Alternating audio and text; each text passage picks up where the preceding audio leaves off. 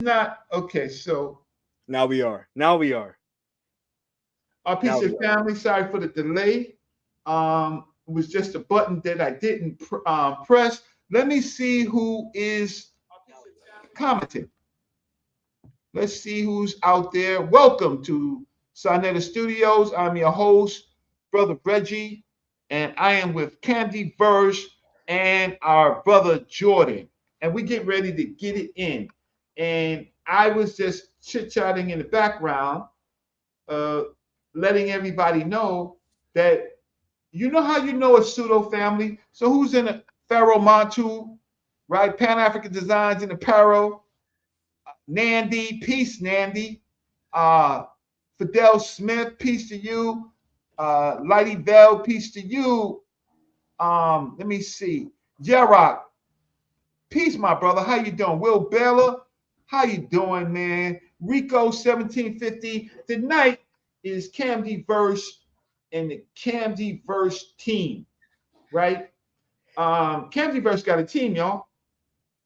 He got a team of people that don't even know. What you say, Camdy Verse? I said a lot more than one. And, a lot of my team, they're kind of like me in the beginning, not really wanting to show their sources or their face, but, kind of watching in the bushes, but helping me out in the background at the same time. But now we're about to, come out and actually expose ourselves and show our talent. Well, Camdy Verse got a real scholastic team. And some of you people say that, oh, we not Kemetic, we not Egyptian, we West Africans. But you don't know nothing about West Africa. You know what you know about West Africa? Book reports.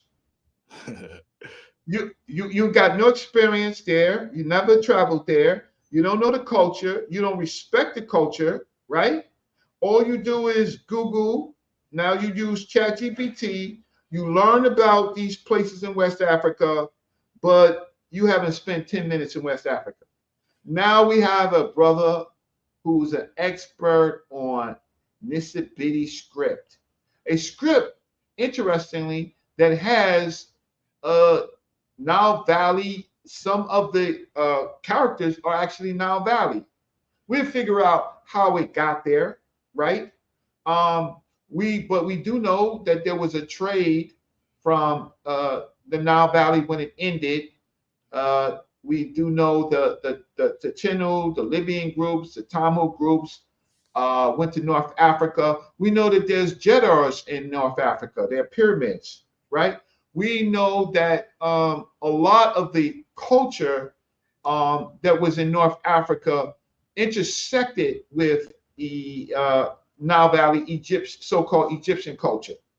That the North Africans ultimately, during the Libyan period, conquered that place, and they did what they say: walk like an Egyptian, right? Talk like an Egyptian.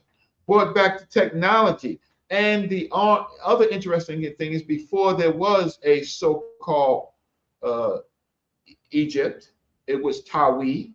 There was the two lands, and that some of these groups of people were the original parents of what became Nile Valley, going through different periods, the Green Sahara period, and the pre-dynastic period to the dynastic period, to further intersections along the way with, let's say, festivals, trade, cattle warfare, cattle theft, warfare, that this is Africa's self, right?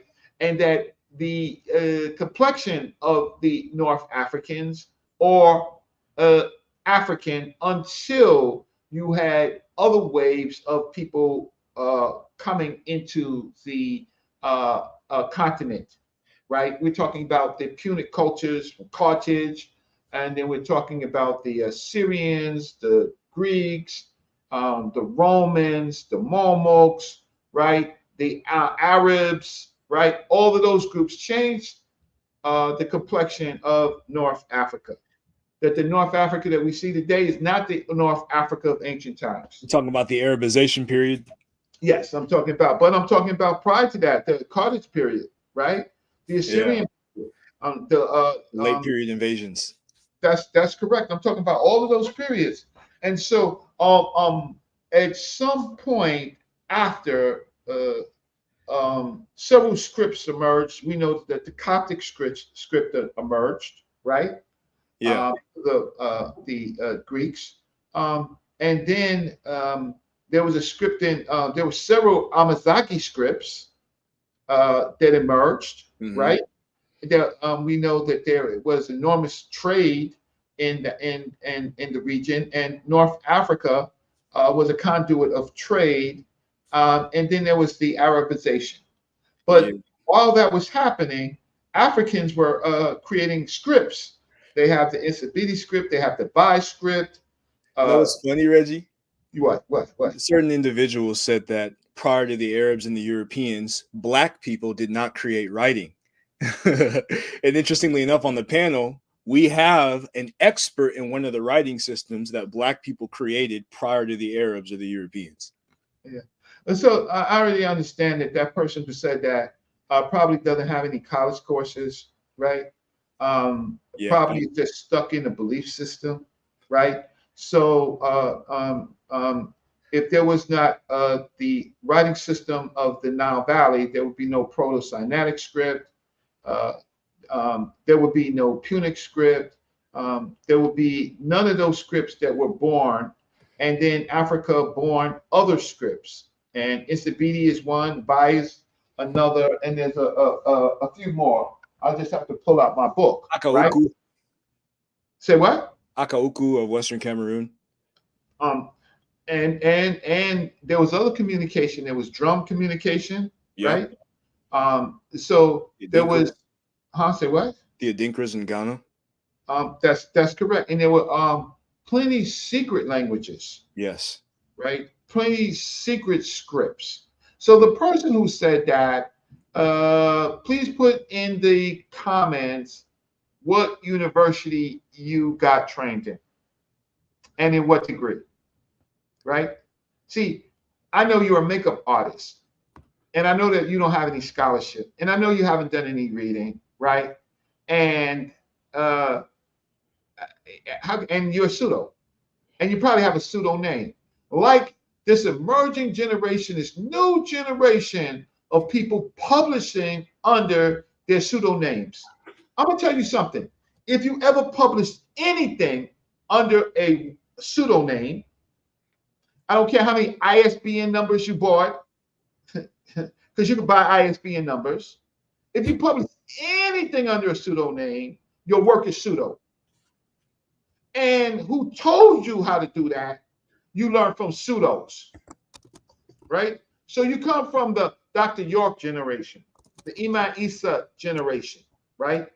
You came as babies to that generation. And many of the people who taught you were members of that organization, taught you how to do that. And guess what? You got a pseudonym, you're a pseudo, and you scamming people because people don't know who you are. Who else popped in? Oh, that was me. That was the slides when we're ready. Okay. So without further ado, I'm just going to check to see who's in. The Fight Doctor. Ha. Shout out to you. Brother La, my brother. Peace to you. Peace to you, Brother La. You say to my fellow brothers and sisters of the Islamic Aila. Well, I'm saying peace to you, Brother La. You, my brother. No diplomacy. Peace to you, my brother. Who else is going on? CC 713.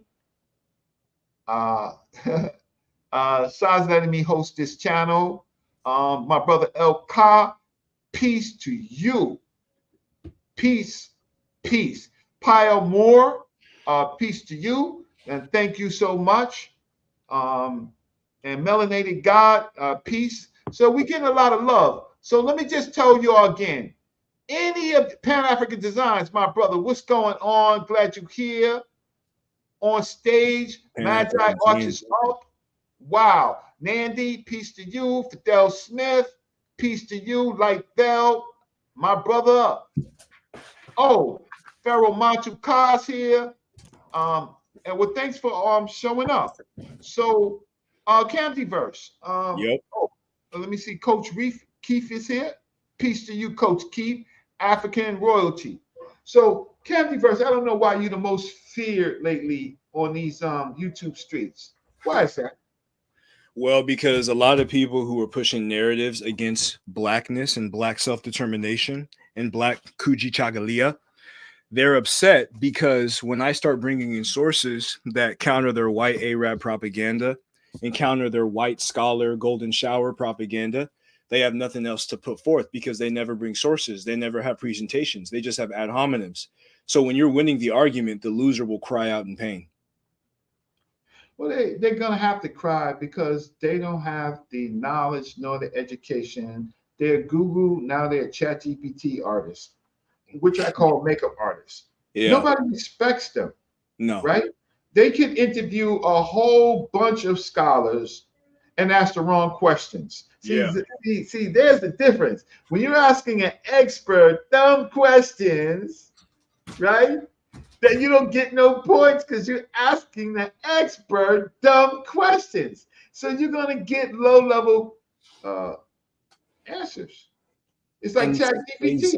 ChatGPT is so doesn't do as well when it comes to African sources. Same way that these white scholars who don't sit up there reading black in the ancient literature, they won't know. That's not the research question. That's not what they deal with. That's not what they're paid for. So black people's job in interviewing them, they're supposed to bring, intelligent questions, as you said, but they don't read the glyphs. So they can't give intelligent questions because they don't read the glyphs. Exactly. So you can't start talking to an Egyptologist who's trained without expertly asking questions related to the field that the person is in. If you want to ask them Sunday school questions, go to Sunday school. If you want to ask about Kemet, any of the variations of Kemet, you're going to have to expertly know the glyphs, right? Yeah. So do-overs, and if you got a pseudo name in your publishing books, do-over. So today we have a brother, lucky for us, that is an expert in Nisibiti script, which is, you find Nisibiti script in the Americas. Not in the Americas, you find Nisibiti script in other variations in the Caribbean, like Veve, Voodoo, right? Yeah. These are West African scripts, right? And they are related to the Nile Valley. So without further ado, Camdyverse, you killed them on your first genetic footprints of Kemet. People still talking about it. They can't respond. So what you got for us today, Camdyverse? I'm gonna put your slide on the big screen. For sure. I mean, well, we wanted to go, in part 2, just to give the family part 2. And, I have 2 brothers. One of them is going to come on a little bit later, but, we have, Gordin here, and he's basically the champion of Nsibiti, probably the best Nsibiti scholar and writer that I've seen. And he's playing a role in, sparking the African Renaissance and rebuilding African memory. And it's a good brother to support because he's got a lot of programs, a lot of connections on the continent when it comes to bridging the gap between classical Africa and contemporary Africa and using our writing systems to recreate our reality in an African-centered way and process. So he's super legit, and we're going to get into some of his work once I get into the phylogenetic subclades at the very, very end of this presentation. But, we're going to go over a little bit of a review just to talk about what we discussed last time. And we were talking about the genetic footprints of ancient Kemi or Kemet, the genetic place of Kemet in the African world. A lot of people, people who I would say oppose the spiritual aspect of ancient Kemetic science and the shrine aspect of ancient Kemetic science for good reason. Maybe you could say they want to throw the baby out with the bathwater. They create personal beefs online and use that personal beef to destroy the respect and legacy of our great Africana scholars. And that's a problem. What we're here to do now is to clear up the confusion, to speak about the blackness of our ancient African civilization, the importance of blackness in the modern world, and why we have to unite as a people. And we're going to do that in this presentation with genetics. And as I said, my dude Jordan is going to come on and explain the importance of Nsibidi and its relationship to classical Africa. Well, so why don't we let Jordan introduce himself first? Yeah, let's do that. And Kathy first. Look, you're my guest, and Jordan's my guest. Put up your Cash App, right? You're my guest. Listen, family, Candy verse Jordan is worth at least $1.99 per person. At least $1.99 per person, right?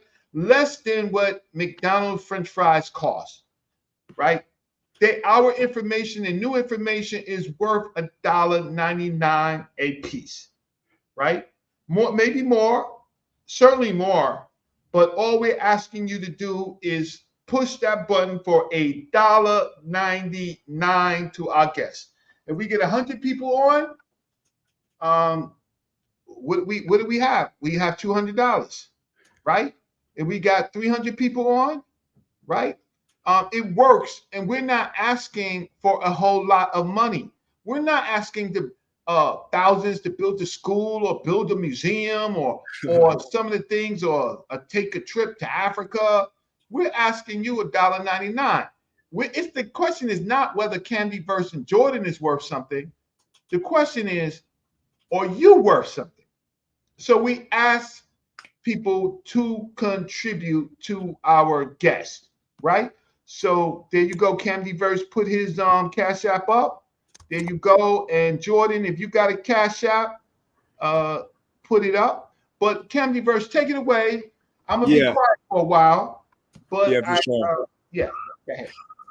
Yeah, and Jordan, are you there? Yeah, I'm here.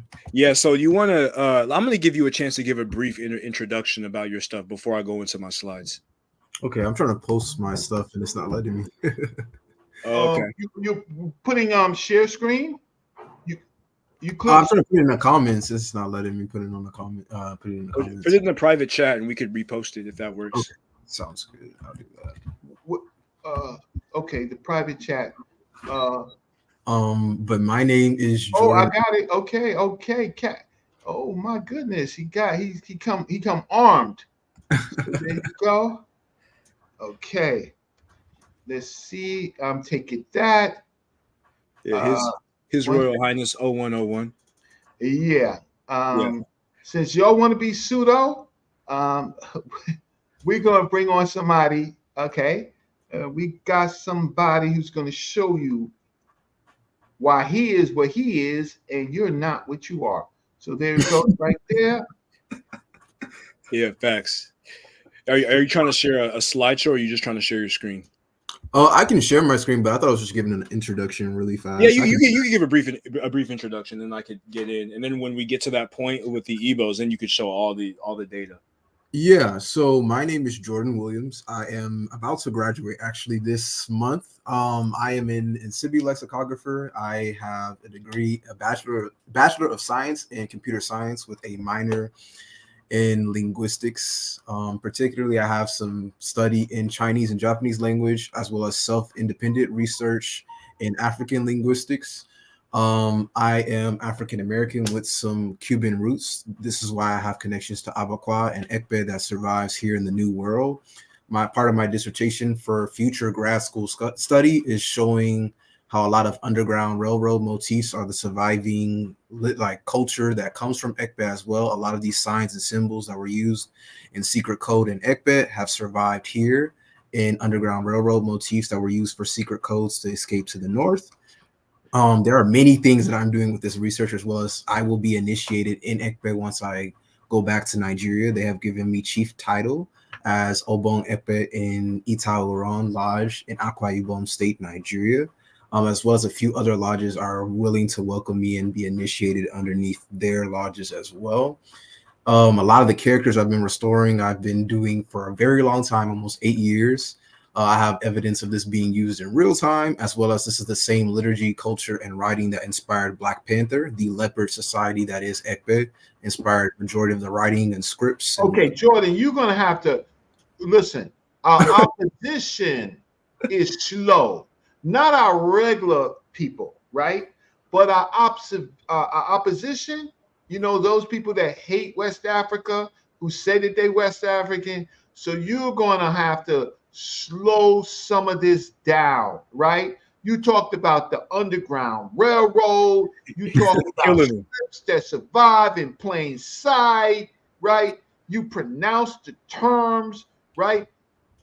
Listen, our opposition, if you don't make it clear, they're going to act like they did not hear, right? So, not saying I understand everything that you're saying. It's just that our opposition plays so dumb because they have no information. So, continue, just be a little bit more easier, you be a little bit more slower. Like baby food them. Be more boastful. I was gonna do a little bit more in my presentation. I have like 9 tabs open, full of evidence, all this other stuff, even a chart with all the different hieroglyphs they're matching with insipidity. I have a bunch of stuff. I didn't want to overwhelm. He's the real deal. He's the real deal, Holyfield. No, we want you to overwhelm the opposition because they are, all they do is talk. They don't show nothing. They don't have no experience. They don't respect Dr. Theophilo Benga. They don't respect Dr. Diop. They get on here and say that Dr. Diop was wrong, right? And most of our great scholars are wrong and they're right. And they don't have any credentials. They don't have any books in libraries, right? They have no journal articles. So guess what? Guess what? We here for the win. We here for the total destruction and win. These are not your friends. Welcome to the Aerodrome. Huh? Where would you like for me to start? I wanted to let Kamji say what he was going to say. I didn't want to do too much. No, that's cool. But just know that I get anywhere between 2,000 to 4,000, right? Views. Do know that a lot of the people who come on are the opposition. Just do know that they're not your friends. They're in the bushes. They're arrogant, ignorant, and not trained. And then there is our great audience, right? Who love what we do. Oh, I got somebody else who's okay. So who is this? Oh, that's my dude. That's my dude. This is one of the greatest, astrophysicists on the planet. He just has so much innate knowledge about the holistics of astronomy and physics and how it relates to us as Black people all over the world. So I'm gonna give him a chance, just to detail all of his information and all of his content, after Jordan breaks down the insipidity. Oh, this is gonna be total destruction to the pseudo, right? Oh yeah. So, hey, welcome, brother Lewis. Good to see you. I love to see these young, bright minds, melanated minds against the pseudo teams who are now old men now. We've seen them so much. They're like 100 years old with no information. They're outdated. They're non-source, right? The only word that they can mention is pseudo, right? But they're the pseudos. Show us your publications. This dude, Kiamo's published. He got published in where, Yale or Princeton? I'm not published yet. They didn't want to put my work out. Man, it's but one day. I mean, I've seen his work, and it's definitely beyond graduate level, postgraduate level. This is definitely somebody who could have been one of the all-time great PhDs. But there's a story about that we may tell another time. In the sense of certain manipulation that they do against our scholars who fight against the status quo and our scholars who fight for the liberation of our people. But we're building our own pathways. This is our own platform of scholarship. And we got ways to get the truth out and ways to change the educational paradigm forever. Hey, Lewis, don't listen. Do not fret about that. It's what it is. It's just time, right? So Dr. Cheikh Diop, after so many years, he has an exhibition on the African origin of civilization in the Metropolitan Museum of Art. He wrote that book in 1956. In 2023, they opened up an exhibition based on his name. It is just what we have to go through. Even though we have African countries and African nations and African universities, right, who are still colonized, who could grant us PhDs, right? Several types of PhDs. Could be a doctor of letters, right? Or it could be a straight PhD, right? Don't fret, right? It just takes time. Listen, I put out a journal. I put out a journal article in the Journal of Pan-African Studies, right? I have 2 articles in the Journal of Pan-African Studies. I'm published there twice. Let me tell you what these Negroes did. What these Negroes did is try to contact the journal to see if they could do a review on my article. But they had no original work that themselves that could be accepted in the Journal of Pan-African Studies. That's what we're dealing with. Yeah. Right? You want to do a review on my work, but you couldn't get in the journal with your own work. That's that crabs in the barrel syndrome. Say what? Yeah. That crabs in the barrel. We all know. We all know. Roaches, ticks, fleas.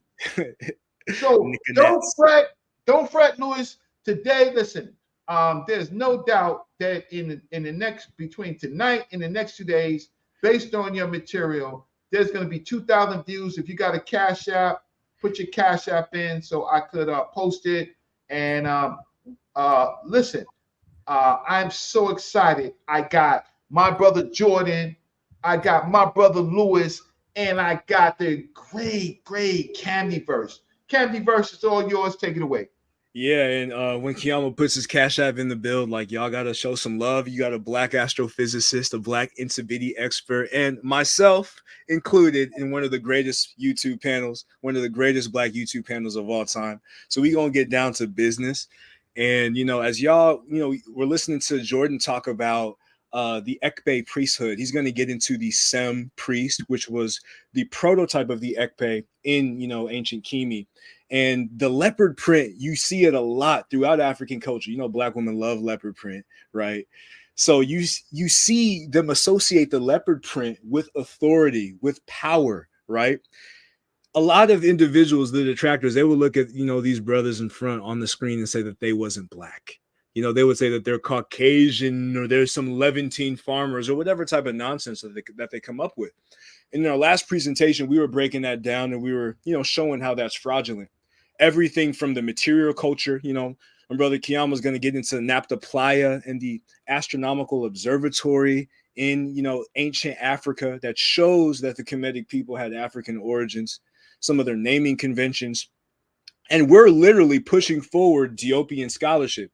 And not a lot of y'all know that one of Diop's students in the hard sciences, so-called hard sciences, Jean-Paul Mbelek, is a physicist and a mathematician. And he's actually written a lot of articles. Most of them are in French, but they're articles about the origin of the universe, Neberger, and the Big Crunch being part of a cycle with the Big Bang, and everything being a holistic one and based upon oneness. So these are a lot of different information. A lot of people try to put Diop in the past, and they act like none of his students are doing work today. But we are the younger generation right now as we speak, continuing on the legacy, continuing on the scholarship, and advancing this truth. Shout out to that good guy, Magi Archers in the building. Shout out to Smash Rockwell, the general. He's about to be back, from his tour in Europe. And we finna get it in, and go over this presentation. A lot of y'all who remember the presentation, like, we use some definitions, super-Saharan African and infra-Saharan African as a substitute for so-called sub-Saharan, which is a racist term. We got into Kemi. Kemi is a vocalization in modern Coptic for the name for Kemet. Hapi River Basin, I use that term a lot. Hapi is one of the indigenous names for Nile. Nile is the name of the river in Greek and Arabic. So these are some of the terms that you're going to see me use. And we talked about some of the issues with principal component analysis, and how principal component analysis is flawed. And if you're presenting genetic data to the public, you have to be honest, you have to be sincere, you have to be straightforward about how it's not perfect. Nothing within these scientific fields is perfect. And we have to be ethical about the ways that this contrast in the ways that genetics can be used against African people. But believe it or not, like with an extensive review of the material, you can see that even with respect to the anti-African bias, the anti-Black bias, you can still find evidence that the people of ancient Kemet were Black, that they were African people, that they were from inner Africa, that they came from the South and the West. It wasn't some white Arab Eurasian population. Shout out to Smash listening from Amsterdam, getting it in. He put us on a lot of game, in terms of making this stuff entertaining. So we know the Magi's are holding it down. It's the Magi era right now. And we about to break these backs. We got into some of the issues with these haplogroup predictors. You use NevGen and Ramses as like J. Ramses haplogroup J. But with Athi is a lot more accurate. With Athi shows that Ramses is E1B1A, right? And you can see, this is a study on Tanzanian Y chromosome markers. And you can see that with Athi in the yellow is a lot closer to the common haplogroup prediction in the green. NevGen's way out there. So the proponents of white Arab propaganda like to use these terrible haplogroup predictors that are not even accepted as more valid in the academic field to try to prove their, anti-Black propaganda. But we're on their case tonight.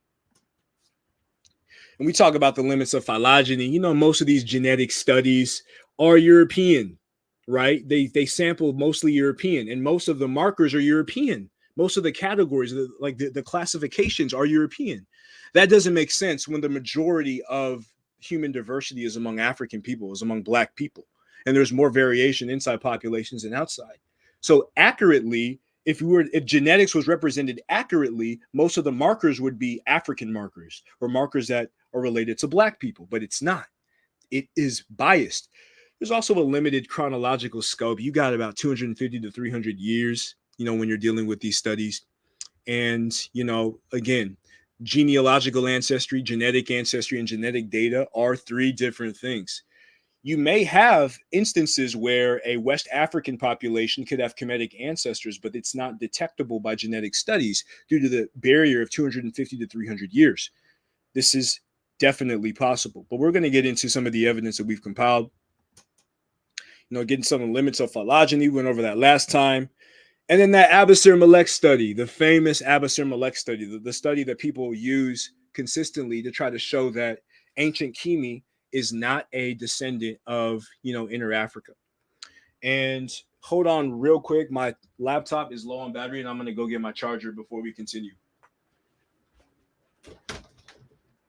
So if you're just tuning in, I got the Camdiverse team. I have an expert on Insibidi script, Brother Jordan, and I have an astrophysicist, Brother Lewis. And I have the great Camdiverse in the building. So there are lots of young, bright people that look like us who are not pseudos, who have college education that pass at least on a Ivy League education. Well, I don't got that. So my son got that. I don't have that, right? But we have them, and we have people with pseudo names publishing book reports under their pseudo names and calling people pseudo. Like, what type of universe do we live in? What kind of multiverse do we live in? And that doesn't work in any multiverse. And whose teachers are pseudos who do the same thing. Not in 2024. So whenever you're ready, Camdiverse, you let me know. We finna get it in. I just didn't want my laptop to die on you, but we got it good. So that Abusir study, them white Arab propagandists, anti-Black racists, they love to use it when it comes to denying that ancient Kemet was a Black civilization.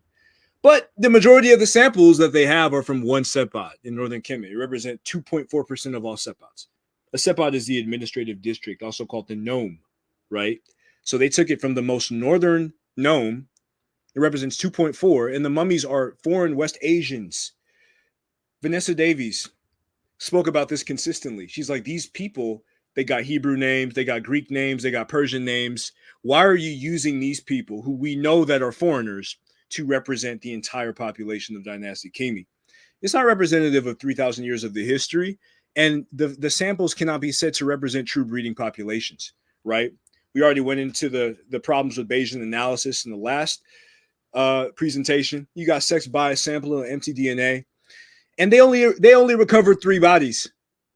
They only have three bodies. So you're using 3 bodies for multiple thousands of years of African history.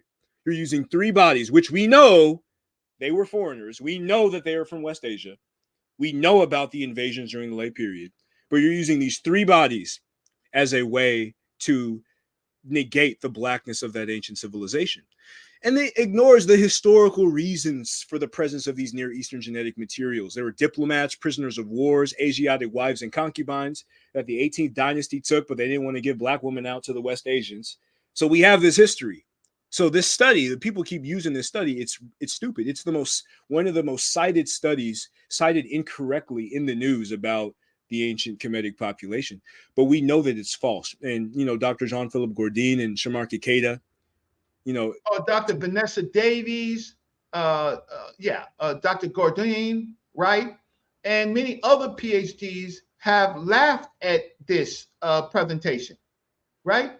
So we have their own peers laughing at them. It is the most, how can I say, red wrong, because even the people that did it, they gave themselves escape hatches, right?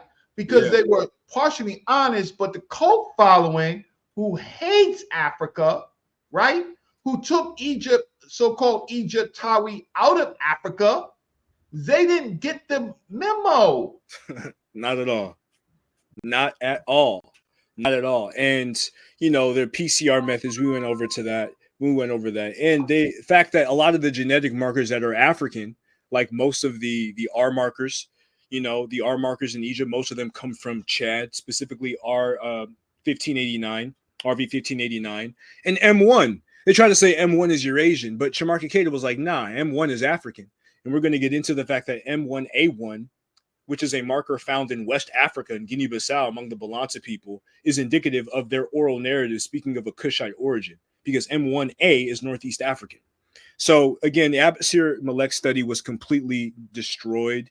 And, to continue to use this to try to prove that the ancient Kemetic population was West Asian or white Arab is just foolish. It's just completely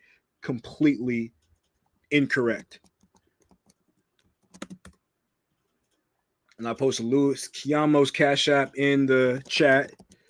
If you like my presentation and his presentation when he gets there, be sure to show him love and be sure to show Jordan love. Like, Jordan is the real deal. Definitely. Real deal Holyfield. So we went over Pop Affiliator. I was on Wiser Doomer earlier this morning, and he asked me a question about the 8 out of 13 STRs. If 8 out of 13 STRs is good enough for the FBI to discern somebody's ethnicity, it's good enough when it comes to population affiliation. And as you can see, the 18th dynasty is predominantly Infra-Saharan African. 90% in most cases, over 90%. Thuya, Yuya, Amenhotep III, Tutankhamun. They're predominantly Infra-Saharan African, right? And this is Soy K's Pop Affiliator. Yeah, again, Vanessa Davies, she called the Abusir study the genetic version of the invading pharaonic race theory. The genetic version of the invading pharaonic race theory from William Flinders Petrie. This is a white female Egyptologist. This is a white female Egyptologist, white woman Egyptologist, Vanessa Davies, expert in the field. She called it racist. She called it damaging and irresponsible. Then you have Dr. Angela Stein, another white woman Egyptologist. She criticized the Takobuti study being reported as H4A, as being more European and African, as part of a racist and conservative legacy. Head curator of the museum confirmed that, Takabuti's ancestors may have not always lived in ancient Kemet. Then you have Professor Ewan Calloway's, analysis of the genetic mistake about the Moda man. And he discerned that the Moda man did not have so-called Neanderthal ancestry. It's an Ari boy from Ethiopia on the right, which scholars believe is most similar to the Moda man. And we're going to get into how modern West Africans are closer to the Moda man in Ethiopia, according to Lipson et al.'s, autosomal analysis of ancient DNA analysis and ancient DNA analysis of the Shumlaka foragers. We're going to get into that. And we talked about, the Coptic component. If the Coptic component is real, and the Coptic component, which shows Egyptian ancestry without Arabic influence, is real. We went over last time how scholars in these genetic studies don't necessarily agree with the number of Ks to use on admixture plots. But if the Coptic component is real, like K equals 4, the Beja, the Ethiopians, the Nuba, Fulani, Darfurians, Maasai, and Luya also have this ancestry, right? So this is the Western and Central Africans who also have this so-called Coptic component ancestry, and some of these Eastern Africans in the Great Lakes region as well. So then you have them playing games. They try to play games with these genetic studies. You have the study trying to show similarity between ancient Lebanese and the ancient Egyptian population. When that JK2888 sample was from around 97 to 2 BC, the late period. So we know that these, West Asian faces, these Levantine faces from the Abusir study, obviously they're going to be related to modern Levantine populations because they're from the Levant. They're from Eurasia. They have Neanderthal introgression. They're not the same as these infra-Saharan African populations. So, they're going to continue to play games. And we went over the plurality of scholars that speak about the Arabization. Yeah, there was an Arabization period. There was a period where there was Arab invasions, right? Now, some scholars, particularly Islamic scholars, they may have certain debates about the skin tone of these Arab populations, like the Umayyad dynasty versus the Abbasid dynasty. And you can get into that. I know, other scholars have got into that on Sanader's program in the past. But the bottom line is there was an Arab invasion during the Islamic period. This happened, and this overthrew some of the indigenous populations, right?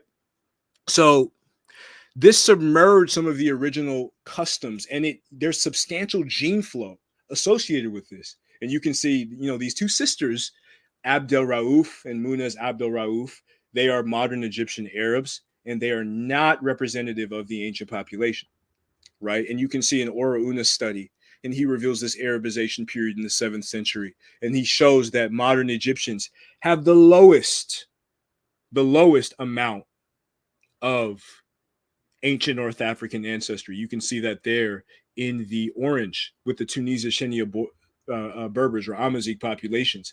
That light blue in the chart is Syria. That's Eurasian, modern Arab ancestry. These modern Egyptians are predominantly that ancestry. They're not linked to infra-Saharan Africans or the Amazigh population in Tunisia. So again, this is another scholar showing that there was an Arabization period. You can't say that the modern are the same as the ancient because there is a genetic Arabization period that is seen by the scholars in the field. Dr. Pagani, they were hurt by this one, right? It shows Arab admixture in modern Egyptians and Ethiopians associated with the Islamic expansion 750 years ago, right? And it specifically showed 80% non-African ancestry in modern Egyptians. When this is masked out, the Egyptian genome clusters closer to the Yoruba in West Africa than it does to Eurasian populations. So when you take out the West Asian, the Eurasian, the white Arab ancestry in Egyptians, they cluster closer to the Yoruba in West Africa, right? So all y'all trying to talk about how there ain't no connection between West Africa and the classical Happy River Valley, this destroys you. You're done. You're completely done after this. And we ain't even finished yet with all of our slides. We just moving through this. Soy Keita from the last presentation, we talked about Em2 and Em35, and he connected them to Pleistocene migrations northward. So Soy Keita, when he looks at M35 in ancient Kemet, he's like, it came from the south. It didn't come from white Arabs. It didn't come from Eurasians. It didn't come from these Hamitic pastoralists. It came from the south. And then he associated Em2 and Kemet among figures like Ramses III with inner Happy River Basin ancestry.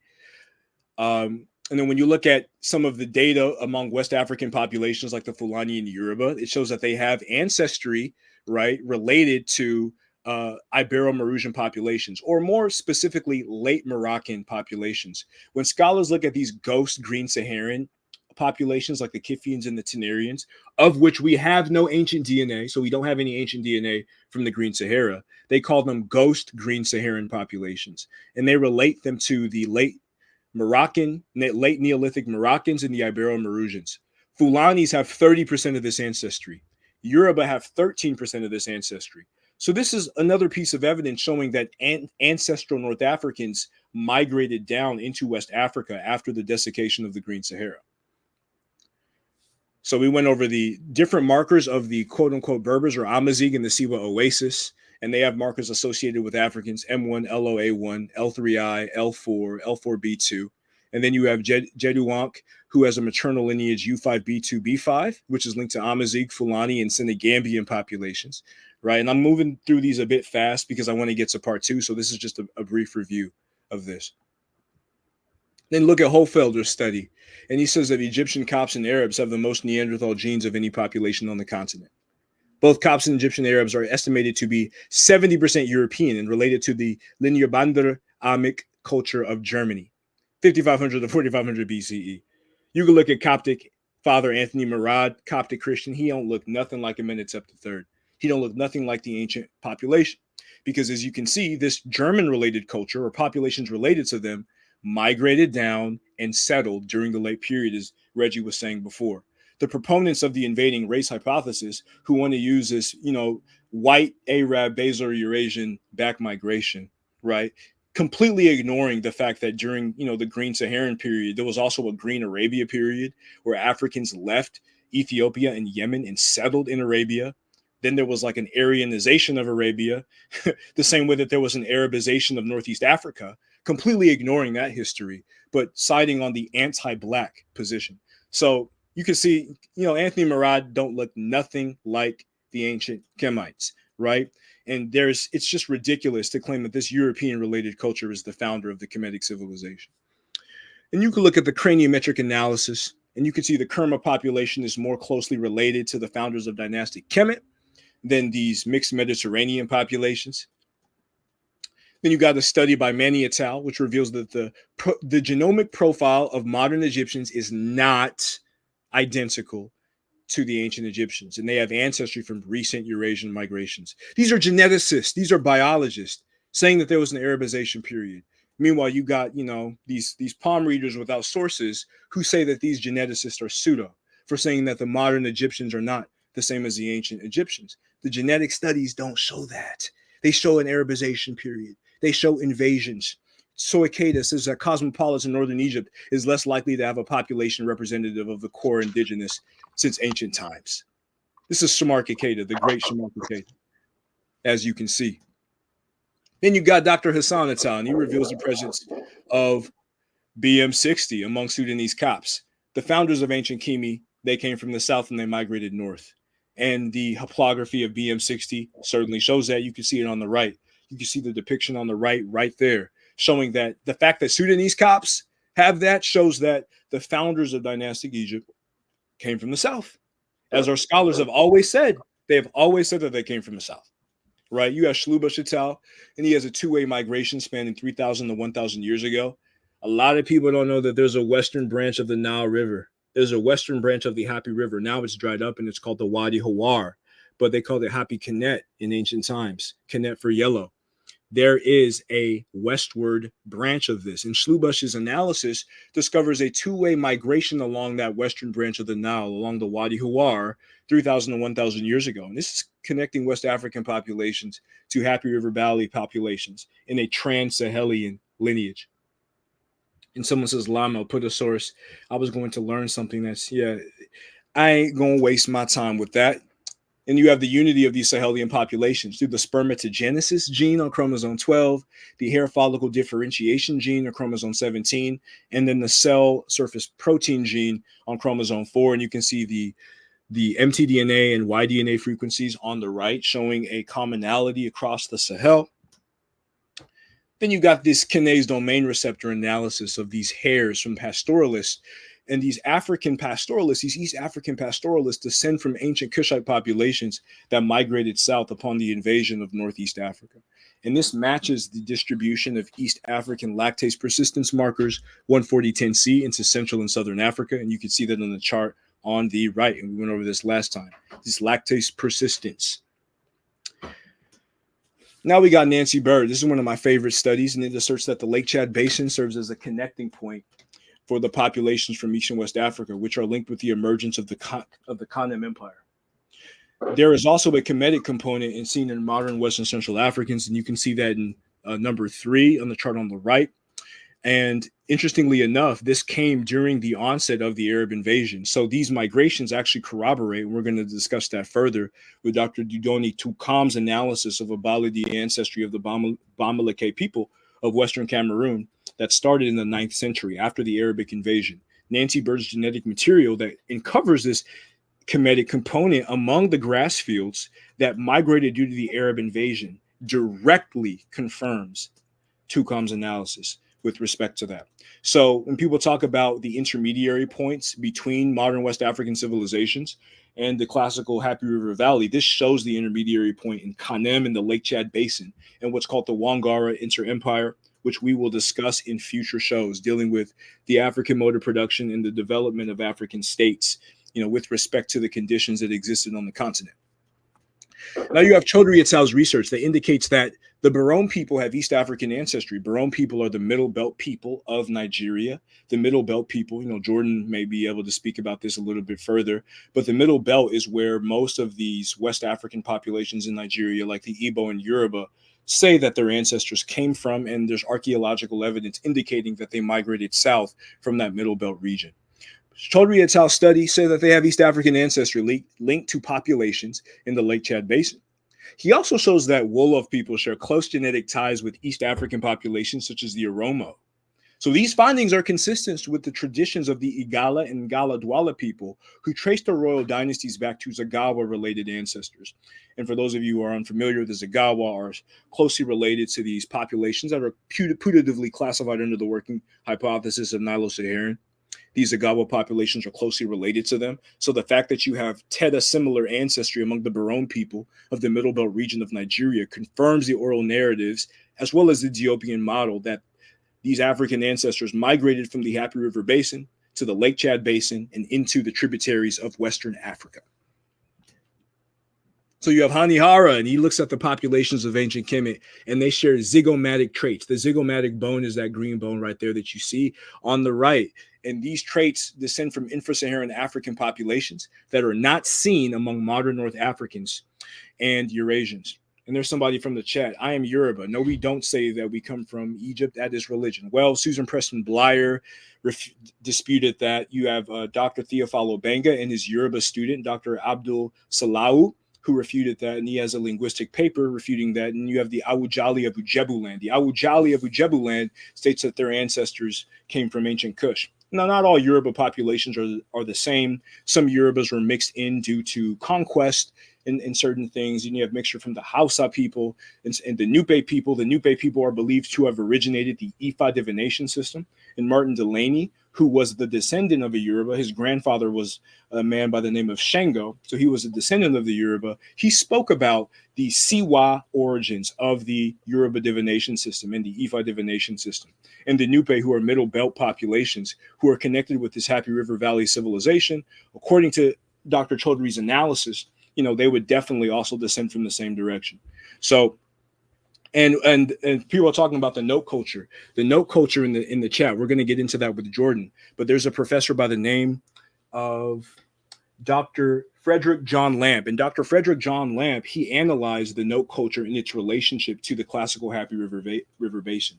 And what he shows is that when it came to beaded collars, when it came to phallus sheets, when it came to the crook and the flail and the axe, when it came to some of these bird figurines with human heads that correlate with the ancient Kemetic concept of Ba, it appears that the Nok civilization, if not directly influenced by the Happy River Valley civilization, and according to the aqualithic analysis of Dr. Boubacar Sall, we can definitely say that it was, right?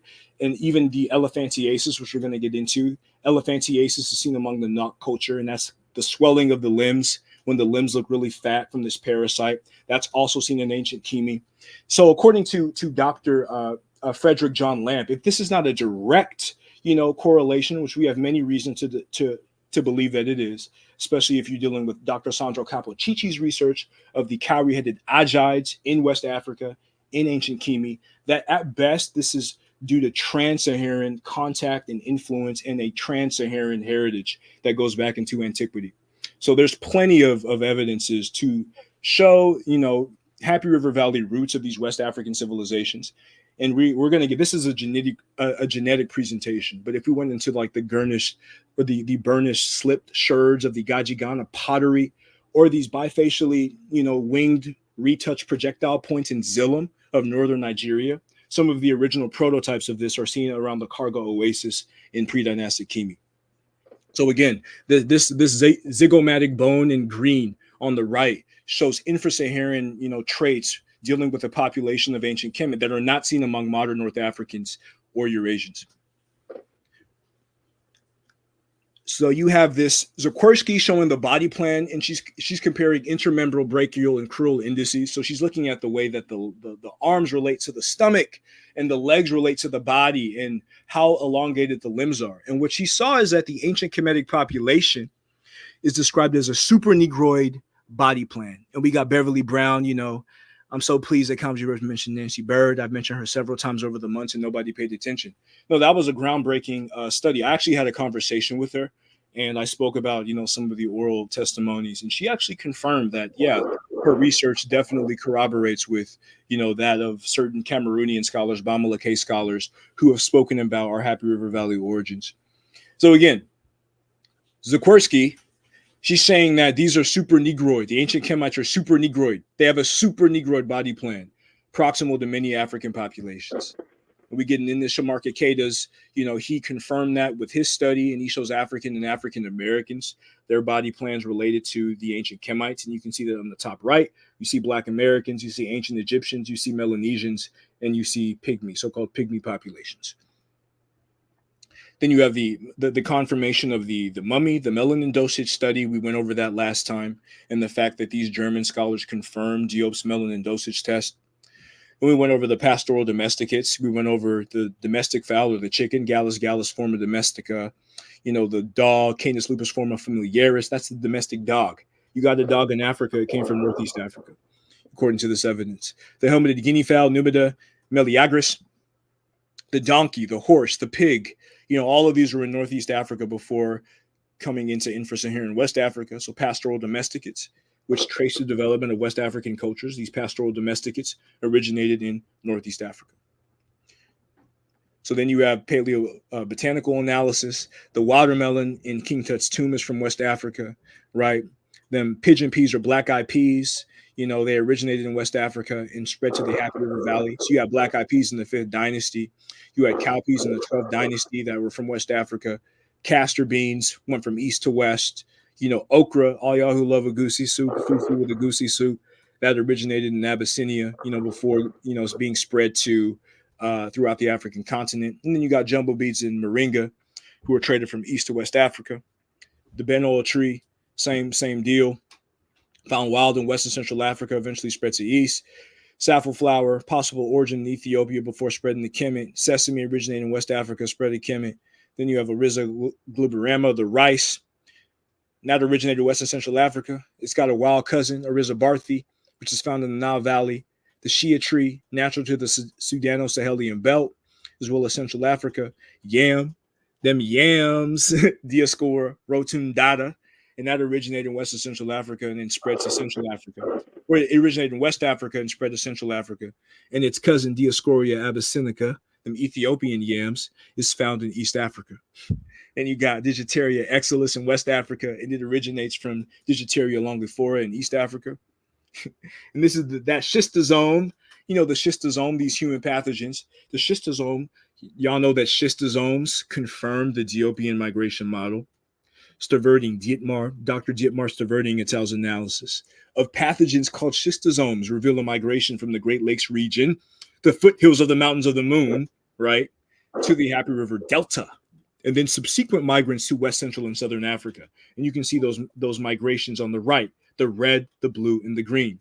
They know these migrations happened, but they don't know whether or not they're associated with a Yoruba mass migration from Eastern Africa to Western Africa, or if they're associated with a Bantu migration. That's putative at best, because Bantu is a linguistic working hypothesis. But they know that from a geographic standpoint, that these schistosomes travel from the Great Lakes to the Delta, then to West Central and Southern Africa. That's been confirmed. Then you got tuberculosis, and all of this is going to come from Jean-Philippe Gordin, right? The chart on the right that you see is actually a chart of the dissemination of leprosy. But when it comes to tuberculosis in the Middle Kingdom of ancient Kemet, you see the presence of West African L5 and L6 strains. And this is connecting the dynastic civilization with modern West Africans. And a vision that Elohim is a fool. He says that I'm using the Hamite hypothesis. Dr. Sheikh-Anta Diop and Theophilo Benga, if you read information and you weren't boneheaded, you would know that during the 1974 Cairo Symposium, they refuted the Kemetic theory by showing the infra-Saharan African origin of ancient Kemet, meaning that these black pharaohs came from the south. They ain't come from West Asia. They came from the south. They came from the south and the west. That is in direct opposition. That's direct opposition to the Hamitic hypothesis. And they don't even believe in Hamido-Semitic. Hamido-Semitic is so-called Afro-Asiatic. You got a lot of the same bonehead glass pipes talking about Afro-Asiatic every day, but they don't know it's a working hypothesis based upon Joseph Greenberg's mass comparison.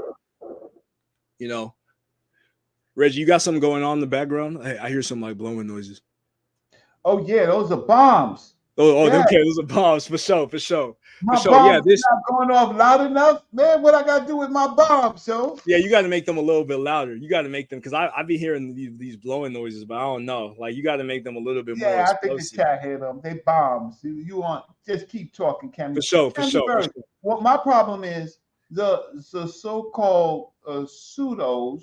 They're acting like the experts, but they can't even pronounce the words. Yeah, they can't even pronounce the words. And I'm gonna just because you got some ignoramuses in the chat. You got some people who never got a GED. I'm gonna keep going, but it irks me when someone who refuted the Hamitic hypothesis, someone who went against the Hamido-Semitic language family and exposed the flaws. I just gotta stop you. Listen. Anybody with a word last name Elohim, that's his pseudo name, right? His God is not going to protect him tonight. No, he's not. We're going to get it in. We're going to get it in. But I'm going to give him those sources. I'm finna cook. I'm finna cook. Oh, he almost got to head out in like 30 minutes. So I gotta. I didn't know he had to leave so soon. Damn. Who's this? Who got to leave? Our astrophysicist has to leave. Okay, so why don't you just wind down? Yeah, I'm gonna give him the mic real quick before he leaves, and I'm gonna let him cook real quick before he has to go. Yeah. Oh, let me put him on a big screen. Anything that you want to show? Anything that you want to show, Lewis? Just share your screen. Put you on a big screen, right? No worries. Well, first of all, I just want to thank Brother Gilles for inviting me over here. Congiverse over here. I really appreciate that. Yeah, definitely the information is very beautiful. But I wanted to I have some things to present, but I want to present that at another time when it's more alignment with the conversation. Really where I come from with this stuff, like I said, just to introduce myself again, I'm Lewis Johnson. My background is astrophysics. I went in my college, I double major in mathematics and physics in undergrad, and then in graduate school I went to major astrophysics. And just along my journey, as well as studying under Congiverse, understanding some of the things that he's talking about, I just started to realize a lot of this information that we have is in our genetics, and not just in our genetics and our facial features, but also in our intellect. So on my more of my story, or more the aspect that I come from, is really diving into the sciences and really understanding our history, and that this is not something that they created, but this is something that we've been created and that we've been the masters of for a very long time. When I mentioned earlier that I didn't have a published document in their journals, it's not because I cannot get published in a journal, or I didn't have the scholarship. It was just based off the fact that I didn't believe in their systems of having to referee certain citations or citing certain journals that already been created. It didn't allow me to innovate in the realm of astrophysics and science. And it doesn't have to do with Sorry, I got distracted by the comments. No, don't read the comments. Stay out I the just comments. made that mistake. I just made that mistake. No, stay out the comments. Stay out the comments. I'm about to go back to the but yes, so like I said, just going alongside with Kamji versus presenting, I'm here as a living testament of the research that he's talking about, and of the product of our environment that we had. So like I said, I just really wanted to just come here and just share that, as you mentioned before, we are here. There are people doing contemporary research and knowledge, not only as elders, but as youth. I said I'm currently working out of Oakland, California, where I'm educating the youth through science, technology, engineering, art, mathematics. And what we're doing is using music as a medium to be able to relate to the youth, especially those who are at-risk youth, who may not be able to dive into the scholarship all the way, into the jargon, but they do have the skill sets of scientists and intellectuals. They just use it in a different way. So like I said, my goals today is to be able to remind the people of today that we are intelligent, that we are geniuses in our own right, and with the backup and information of Comgyverse, using that to be able to show us how we came thus far and how we can continue to go forward, like contemporary people, such as I'll probably notice when we get some flack as well, but Terence Howard is busting down the doors with the reality, and expanding our mindset in the domains in which we can do mathematics, in the domain in which we can do geometry, Brother, and other things of that sort. It's a couple quick things. One is I believe in training, right? So Yes, I yeah. have a degree in computer science, right? And I have an honors award in Black Studies. I do believe in genius, but I also believe in training. And I also believe in papers and debates and opposition. And I know you believe that too. Otherwise, we give credit to people who have good ideas, but who can't write, who can't cite, who can't research. So Terence Howard, I have an open, how can I say, I have an open mind. But when he says one times one multiplies one, Ooh, we getting into the axioms. We getting into the axioms. There's rules that we have for calculations, and so there's always instances where those rules do not apply, but they do apply in some cases. To be making general statements that things don't work, then you have to look at what was the rule. But that has nothing to do with you. That has something to do with Terence Howard, and I'm waiting for him to see him in Egypt, or what we call Egypt. And I'm very interested in his not his guesswork, but the actual applications. So I'm open to listening to him, but I think that you should talk about yourself and don't and not talk about other people. Just simply talk about your work. You how can I say, you took advanced physics in the graduate program, advanced mathematics. What's the highest math that you've taken? What's the type? Yeah. So after differential equations, it's not a linear path in terms of math. So ordinary differential equations is like calculus 4.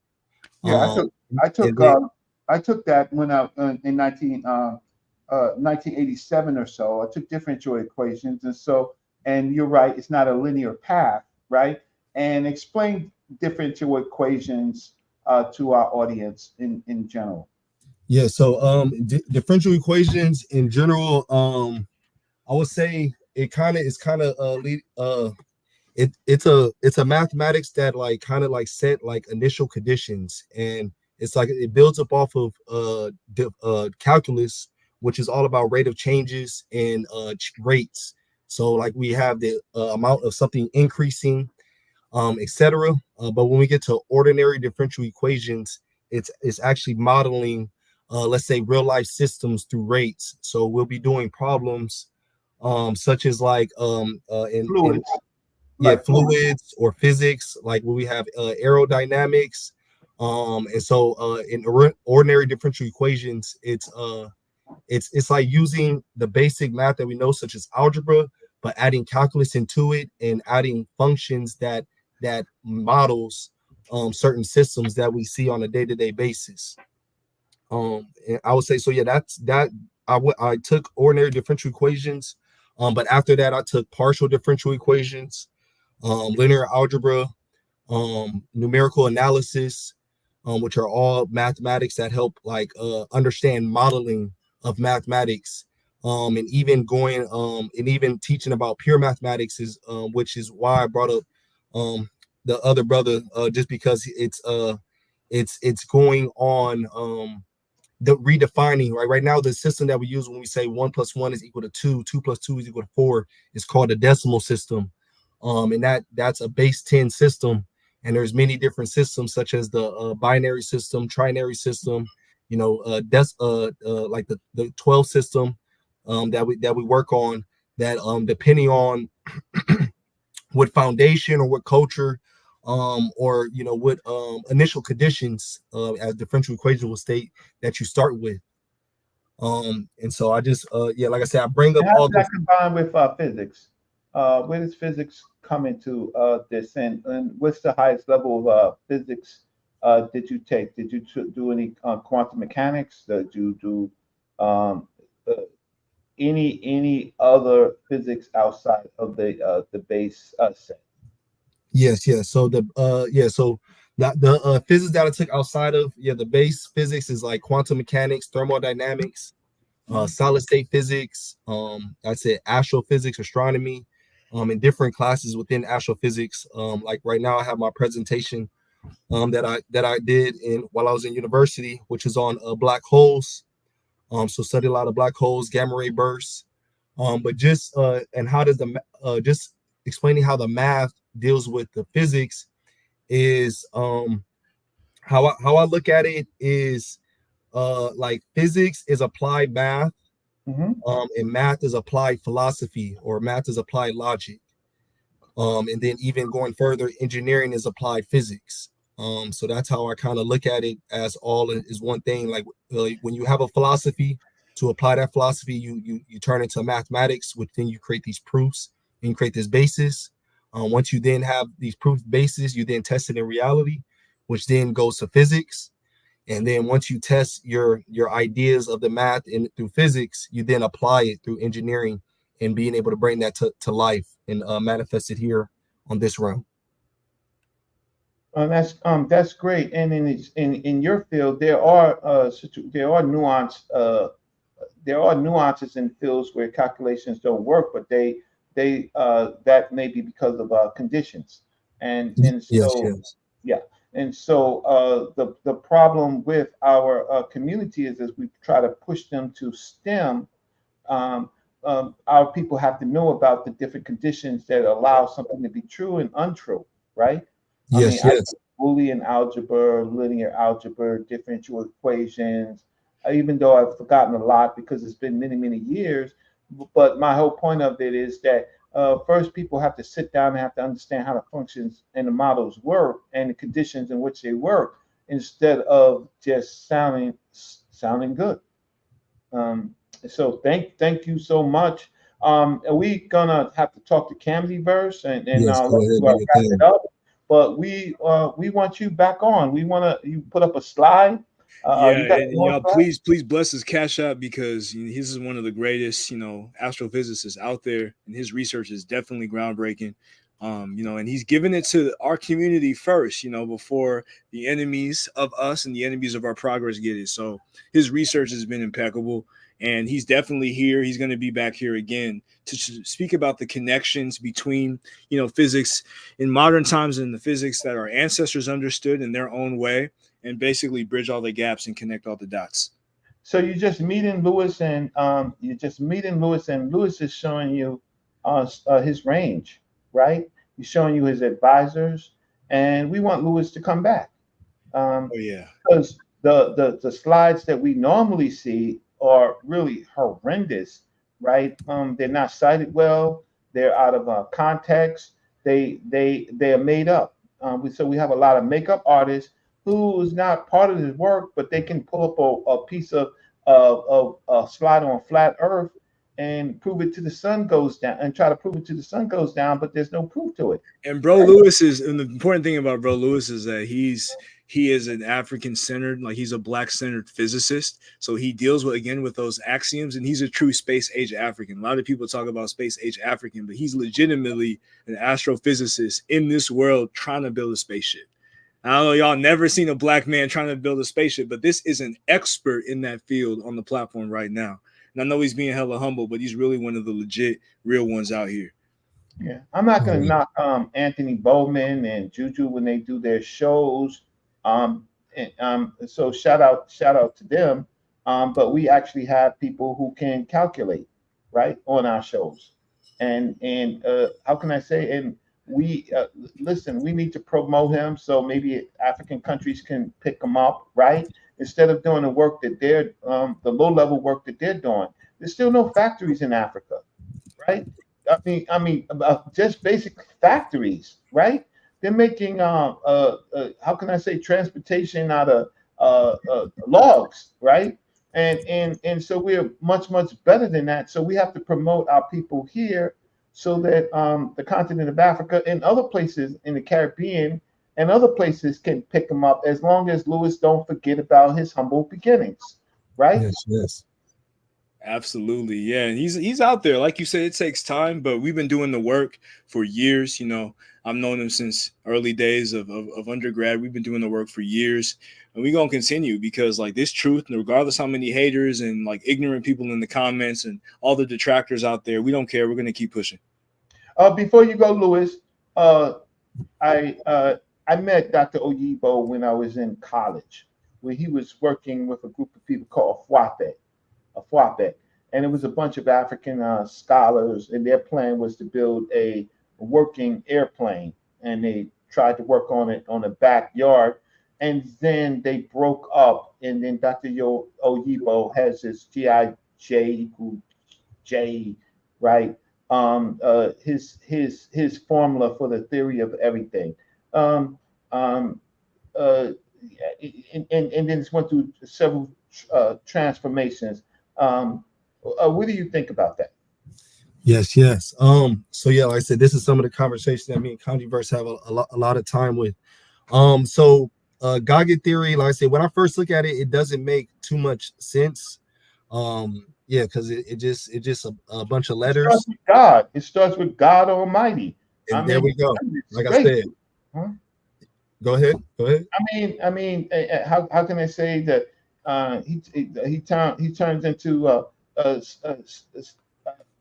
how can I say, what I want to say is he turns into things biblical that should not be related to biblical things. The word of God, right? When he's talking about frequencies and stuff like that, there's no proof. It's just saying.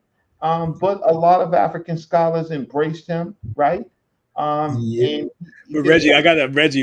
Yeah. When we talk about Ra and Ra being basically, what did Marimba Ani say? She say it was turned into logos, or it was rectified. It was rectified into logos.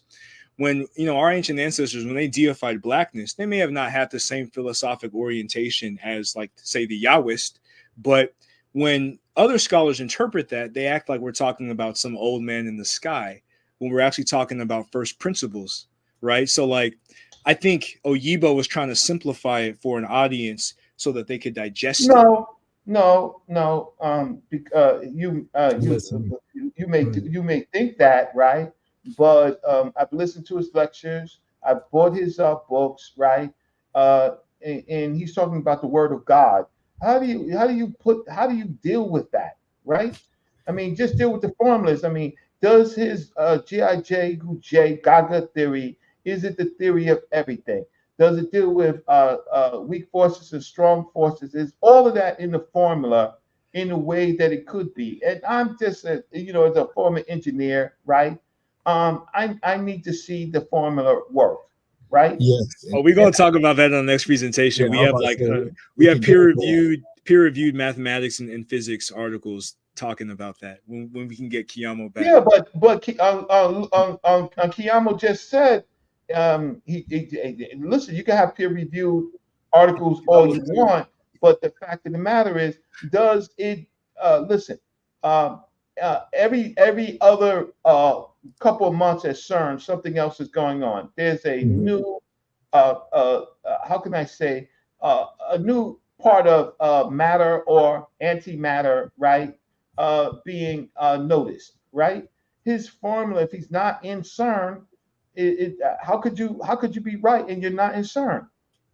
Let's let the astrophysicists break it down. I was about to say, yeah. So like I said, when I first seen it, it didn't make too much sense. But as you get deeper into the math and science of anything, when you do the equations fully out of all equations, most equations break down to two numbers, and that's 1 and 0. And you can always simplify it that way. And when studying with Congiverse, we started to study the basics of mathematics and what it means to define mathematics and what is actually the principle of zero. And when we looked at the mathematics, they explained that zero doesn't exist in this reality. It's nothing that can actually we can't touch zero. We can't feel it. We can't interact with it. It's abstract. Yeah, and so when Gaga defines Gij, comma J equal 0, which is Gaga the grand almighty or God Almighty grand unified theory. Yes, he's saying that all these equations, like when we talk about conservation of energy, conservation of mass, right, all these conservation laws, which are proved to be facts in science, these conservation laws, according to Gaga, is what we consider God and what we consider the everything altogether. And like as you was saying, we can say it's religious or say it's say it's not. It's really just the biggest term that we have to encapsulate our whole experience, not just our whole experience, including all the dimensions, all the realities, all the different domains, all the different number systems, etc. And so after understanding or looking at it some time, to me is more of a statement of fact, more so of equation that could be applied. It's like once you do the research and do all the stuff, at the end of the day, this is a summation of what you're going to get when we continue to break down these quirks, as you said at CERN, when we continue to break these things down, the more and more we break the stuff down, the closer and closer we're gonna get back to the original answer that which we all knew from the beginning, which is like we're not here for no reason. It's not a coincidence. You know what I'm saying? There was something that happened. In certain books, they always started off with a certain statement that was said, and then that then created the reality that we understood. The calculations are actually different, and so there's always special things like special relativity in particular cases where you normalize everything, right? And so and so you put a condition where something may work, but in another condition it may not work. So it's mathematical equations, but then when you start putting real numbers into the equations, it only works if it's a special case, right? So then if zero doesn't exist, right, or it's abstract, right, but so is quantum mechanics, quantum physics, right? These are abstract. So you can do probabilities on where a particle may be, but you never know where a particle exactly is, right? So then to me, what I need a real world application. So using zero in itself, right, for whatever you do equals zero, right? To me is a problem. So in just generally, I think the ancient people of Africa, they got some things right. Abstracts or what they are abstracts and they are special conditions. So the language of the Nile Valley, for example, is built on classifiers. The classifiers help you tell you what the conditions are at that particular time. So I just wanted to let me just ask you again, right? Is it because God? Well, I don't understand that. That doesn't work. That's a Eurocentric concept. I would rather use Netter, and this is someone who comes from Nigeria, right? Who could have used a better term, even an indigenous term, right? But he was searching for a Nobel Prize. So let me ask you again: does it apply, or when does it apply? You know, it applies to every equation that has an equal sign. I said we can do math. We can we can do any math equation, and then we can set it up, and then Gij, comma J is actually the function is notation for a function. So let's say we have like just saying out loud, we have f equals ma. That is a function, f equals ma. Then if you subtract ma to both sides, which will make ma minus ma is 0, and then we have f minus ma equals 0, which is the equation. Then the Gij, comma J, which is actually a matrix, it's group theory. It's group theory. So yeah, right? it will contain that function. So you can make any equation that is out there in math. You can always make it equal to 0 by just taking everything you have on the right side, moving it to the left side, and then making it look like Gaga theory. And so that's one of the things I learned within numerical analysis, differential equations, etc., is that you can manipulate equations to be able to get you the outcomes, and it's still mathematically correct. So I would say it definitely applies. I said the philosophy behind it, I definitely understand that could be questioned, but in terms of the mathematics and the theories behind it is definitely applicable to continue to move forward. But it does, like I said, it's not I don't see it as a tool. Like it doesn't become, after that use of seeing it, what I'm saying, I feel like now we need to go into other mathematics to then try to figure out how to solve it. Like I said, I think it's just it's like a conservation of energy statement, and then from there we have to find out more stuff once we have that as a basis. Yeah, based on the conditions in which you are actually applying it. So what's missing when they do, for example, the gravitational force field, the electronic magnetic force field, the strong force field, the weak force field, right? And then he has something called other force fields, right? Then he has wave component of force field, right? And then he has a general classical Newtonian or Einstein component of a force field. But I don't see where he in his thing starts talking about quarks and other aspects. Those are what he calls other fields, which we don't yet know how all of these particular fields work. Am I wrong about that?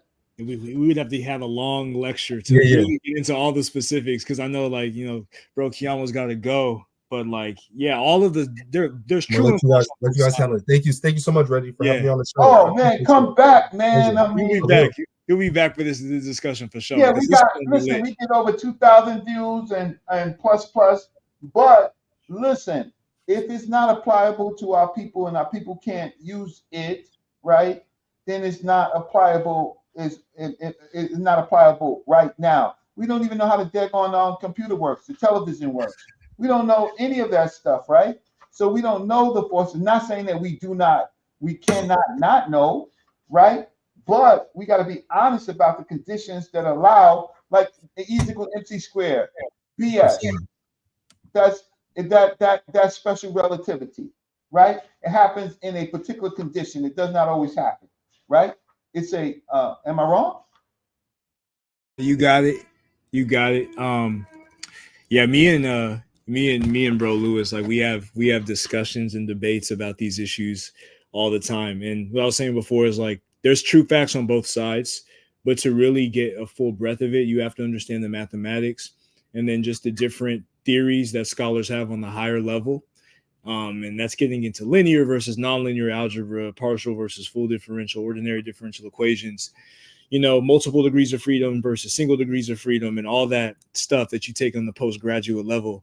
So I want to bring him back. You said what? And it's theoretical. Yeah, it's definitely theoretical. The axioms, the base system, the parameters that you use to define integers, it's all theoretical, but we use it. And that's when people try to say that, black is a social construct. Technically, with respect to axioms, all numbers and number systems are social constructs. So, like, does that negate its usage by us in terms of combating racism? I don't think so.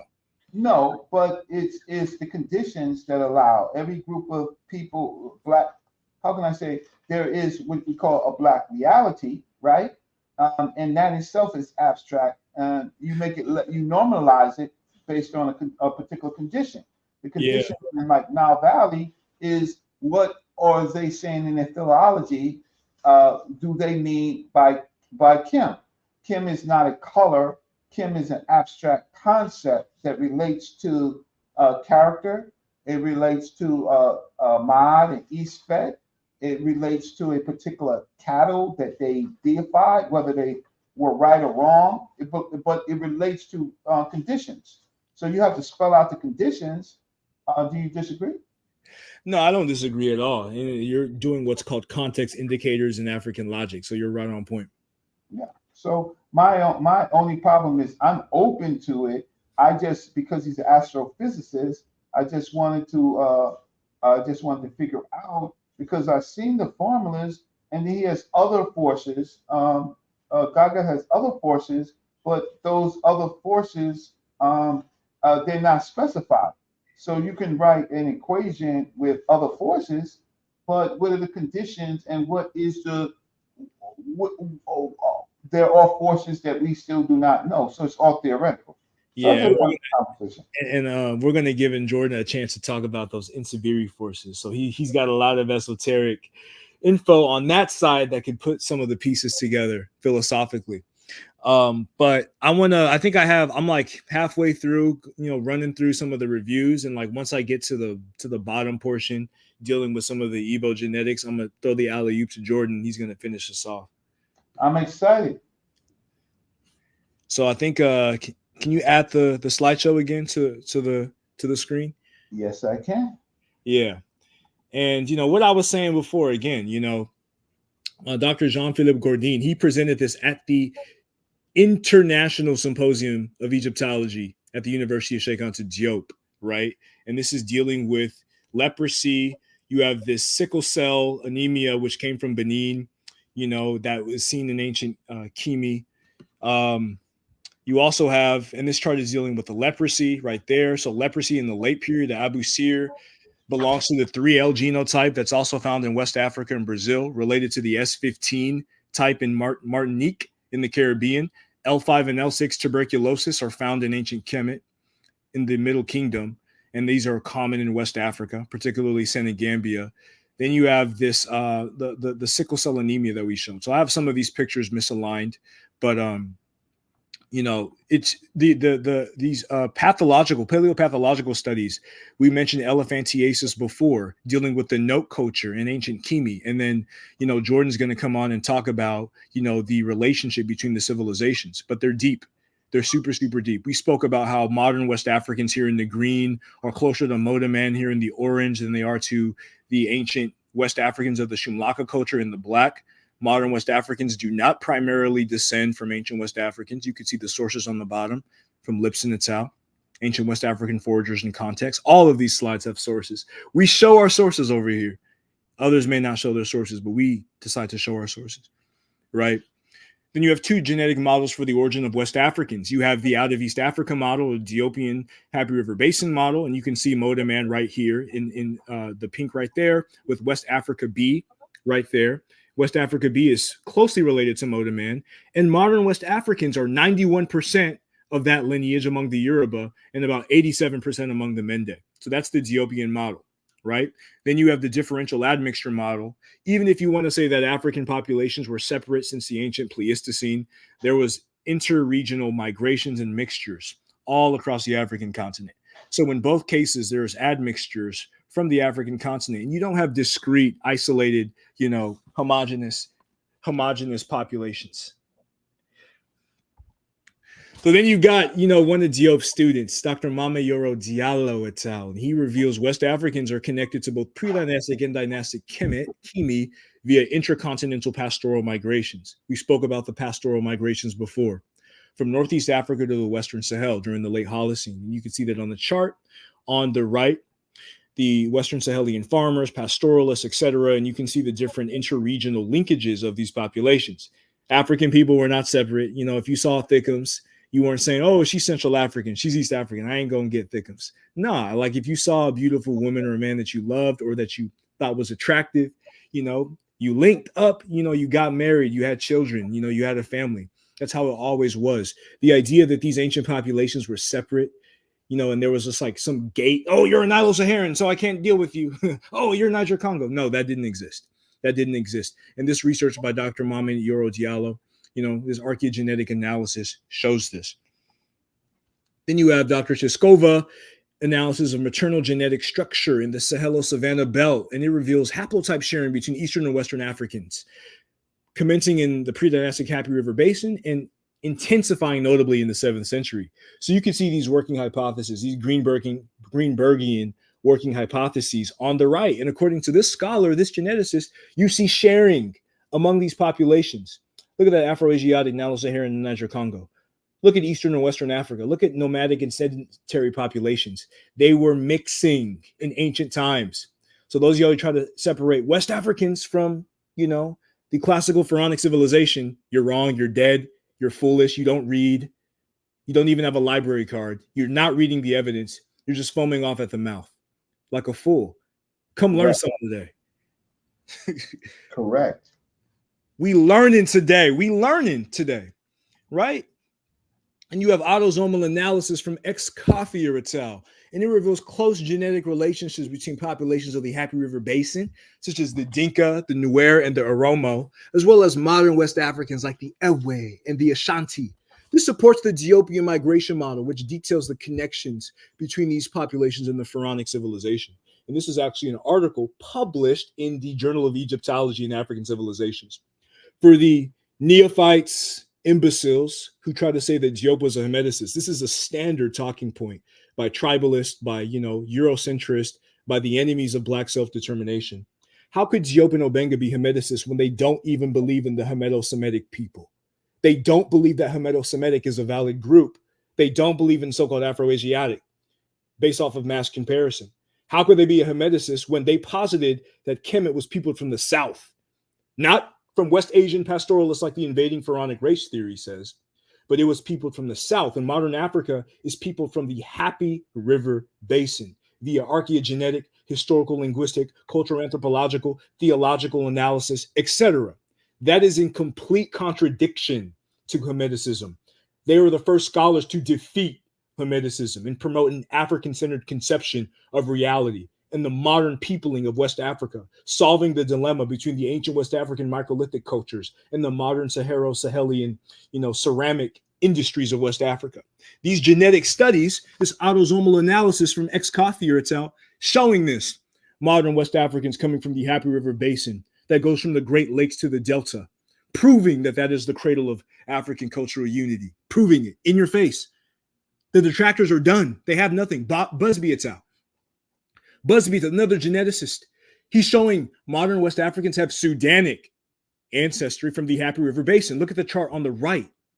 Sudanic ancestry in modern West Africans that reflects a migration across the Sahel around 2,000 years ago, corroborating with the oral narratives. Genetic evidence showing this. Who's denying this? The source in your face. Who's denying this? Obviously, these West Africans have Happy River Valley ancestry. Jordan's going to talk about it with relation to Nsibidi, the Nsibiri script. You can't deny this. Source after source in your face. Look at Cerny et al., showing that the modern Madinka people and populations of the Lake Chad Basin in northern Cameroon share a close genetic relationship with Upper Egyptians from the Gurna Oasis. This relationship stems from their common descent from an ancient group that belonged to the L3F3 maternal lineage that migrated to West Africa around 6,000 years ago. You see the chart on the top right in the close affiliation with the Mandinka and the Remenkimi. Then you see the distribution of L3F. L3F3 went from the Happy River Basin into West Africa. And this is also corroborated in the study by Dr. Augustine Hull, historian and archaeologist from Cameroon, who confirmed that these Lake Chad basins are rooted in the Happy River Valley ancestry, confirming the Diopian model through L3F3 maternal lineage. We were talking about this before. You have Dr. Alexander Rosa et al.'s analysis of maternal lineages in Guinea-Bissau, and it reveals the presence of the M1 MtDNA marker that is associated with the migration of Kushites, ancient Kush, from East Africa to West Africa 2,000 years ago, corroborating with Busby's study previously. Kemetic nobles like Nadankt and Kunumnank from the 12th dynasty have the M1A1 maternal lineage. And you see that in Guinea-Bissau. Look at the distribution on the right. You see these Happy River Basin. You see these pharaonic populations, these Kushite populations migrating into infra-Saharan West Africa due to various environmental and geopolitical circumstances, as is detailed in the oral narratives like the Urere tradition of the Soninke and Euro Diao's traditions of the peopling of Senegambia. All of this is corroborating. The source is right in your face. I mean, I could keep going. The detractors lost at this point. I got plenty of more, but they lost. They're done. They have nothing to dispute this. They have no sources. They've never presented anything. They have nothing on this. They're weak. Forget about them. Useless. They have no letters. Nothing to their name. They're just YouTubers. Ignore them. They're haters. Ignore them. Now look at this. People try to talk about these back migrations, these Paleolithic back migrations. When we look at the Imahag populations of the ancient Sahara and we look at the H1 MtDNA distribution, you see that this is at 61% on the Imahag of the Libyan Faison. Then you also see Em81, which is associated with the so-called Amazigh population, observed among the Tahal Libyan Imahag. These are Black North African populations for, special individual, at 90%. And the Imahag autosomally, looking at the full breadth of their genome, they share connections with the Beja people in the Happy River Valley and diverged from a common ancestor in North Africa around 5,000 years ago. These are Black North Africans, Black Imahag people, also called Tuareg people. They're Black. These are Black North Africans. In your face. And you see K, and H among the royal mummies. They're suggestive of certain Levantine migrations into northeastern Africa, but the predominance of the 18th dynasty was infra-Saharan African. And Dr. Keita, his analysis shows that these migrations reflect the incorporation of Levantine agricultural items into an indigenous African foraging strategy that eventually evolved into a unique African mode of food production. So even though here and there you may have had some incursions here and there, the predominance of the culture was African, was from Inner Africa. Dr. Gordin, Shamarka Keita, Christopher Eric, we showing source after source after source. The haters ain't got no source. We got plenty of sources. They all show that you sound little here, little there, little K here, little H there. But it doesn't change the bioevolutionary trajectory of the population. They're still an African population. They are African population. It's obvious. Dr. Hassan Atal, and he looks at the presence of these Eurasian YDNA haplogroups, such as F, G, I, and J in Northeast Africa. And he attributes them to recent migrations from West Asia and Europe that are unrelated to the founders of dynastic Kemet.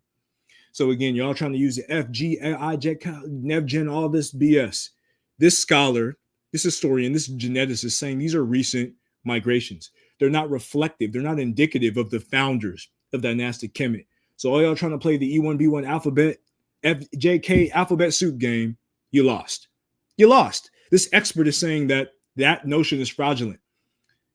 They were recent. These are not related to the ancient founders of the civilization. Now let's look at these RV88 lineages that you may find among Nasut Tutankhamun and the Amenhotep III. They're subclades of RV1589 from the Lake Chad Basin. We spoke about this. The majority of the R found in contemporary Egypt came from Chad. The majority of the R in the 18th dynasty, observed in the 18th dynasty, if we remove the chances of dilution from Western European archaeologists. But the majority of those markers are Chadian. They're not European. They came from Chad. R confirms that dynastic Kemet was founded by Black people from infra-Saharan Africa. The R came from Chad. And we spoke about this before. Dr. Nazio's research confirms this. And then she's looking at AM13 for all the people who talk about infra-Saharan African ancestors of Kemet, infra-Saharan African ancestors of Kemet from the Sahel. You can see that these subclades in dynastic Kemet of A3M13 came from the Lake Chad Basin, and they migrated to Northeast Africa approximately 7,500 years ago. And this is from Dr. Dadanazio Atal, again, one of the great scholars dealing with, Y chromosomal haplography. And she's showing this. She's showing that, no, this is not an invading pharaonic race theory. This is Central Africans carrying AM13 to Northeast Africa, before the founding of dynastic Kemet, right? So these are black populations, obviously. Then you have our analysis of Em35 subclade EV1515 that was formerly called Em35 star. And the descendants of EV1515 can be found in the Swahili coast and southern Africa. And they're related to the southward dispersal of the pastoral Neolithic. And they're defined by Em293. Em293 definitely descends from Northeast Africa. So all of these Swahili populations who have orature, the Zulu and Nguni populations who have orature of their ancestors in Nguni migrating from Northeast Africa, Em293 haplography firmly confirms this. And this is according to Trombetta et al. We got a lot of Italians telling the truth. We got a lot of Italian geneticists out there telling the truth and just dispelling a lot of the white Arab anti-black propaganda. Now let's move on to the EM78 subclades. You find these in West Africa. These subclades, ECTS693 and EV6873, you find that among the Mandinka. You find that among the Soninke. These are connected to the Nakadan culture, right? ECTS693 used to be called EV12 star. These are Nakadan. These are southerly founders of dynastic Kemet. They have a subclade, and descendants of those subclades are found in West Africa. They migrated from Northeast Africa to West Africa approximately 6,000 to 5,000 years ago. Again, Dr. Dadanazio is showing these subclades in modern West Africa that descend from ancient Northeast Africa. The haters lost. They're done. They have nothing. They don't have a source. They've never shown a source. They can't dispute this. They're done. They're completely done. It's over. This conversation is dead. We've beaten the dead horse. We've beaten the dead Equus formicabilis at this point. It's dead. Evidence after evidence after evidence showing filiation between the pharaonic civilization and contemporary Western Central Africa. In genetics, they're done. They're completely done. But we finna keep going. We're going to keep going. You look at these EM2 subclades. EZ15941, prominent among the Fulani people. EL516, prominent among the Igbo, prominent among the Yoruba. Jordan's going to get his turn very, very soon. And then you got EV5001, mainly seen in Northeast Africa. These originated in the Lake Chad Basin. Then they spread north from 10 to 4,000 years ago. Then they were followed by a massive movement south into infra-Saharan Africa. And you can see the descendants and some of the relatives of these lineages in EU209, EU174 across infra-Saharan Africa. And you can see that they're connected to the pharaonic civilization. They were in North Africa before migrating south into infra-Saharan Africa. So we're going to discuss some of the further subclades in the next preceding slides, and you can see that they're related to some of these lineages, particularly EL516, right, that you see prominent in West and Central Africa. So you have Gordin's analysis of the canine Mesio Ridge, also called the Bushman canine, found in the pre-dynastic Amradian culture samples at Adaima in Upper Egypt around 4000 BCE. Modern Adaima populations have L0F. That's Southern African.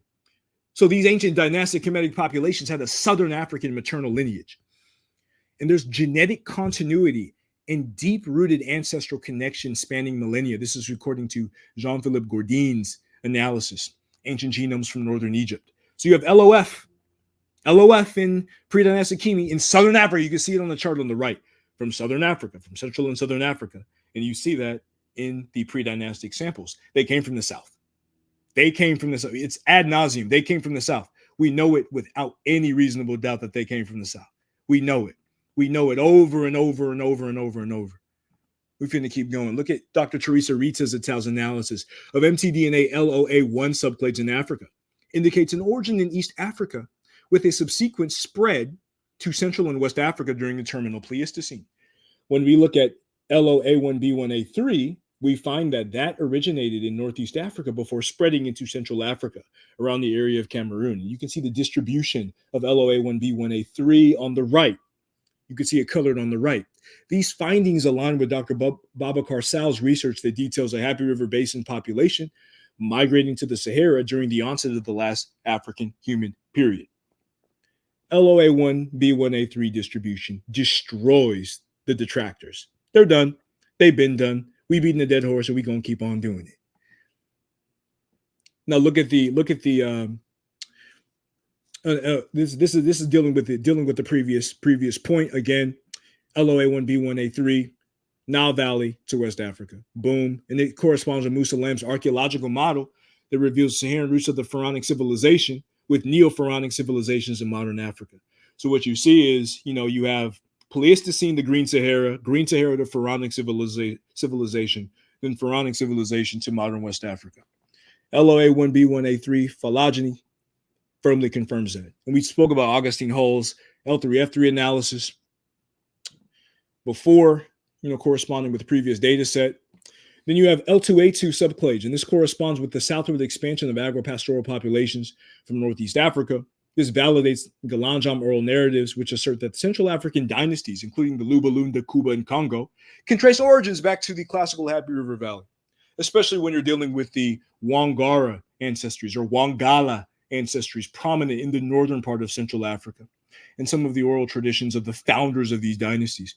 When we look at L2A2A1 haplography, this is originating in Sudan. So this could be associated with the Kushites of the pastoral Neolithic. Then you find its descendants in Congo. So you have a Sudanese subclade in L2A2A1 with descendants in Congo. So this is validating these Galanjam oral narratives, firmly validating that. Then you have Mama Yori Diallo Zatal's research on N1 haplography and historical diversity.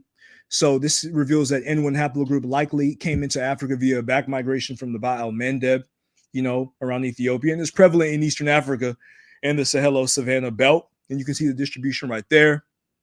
So it details Northeast African migrations into infra-Saharan Africa.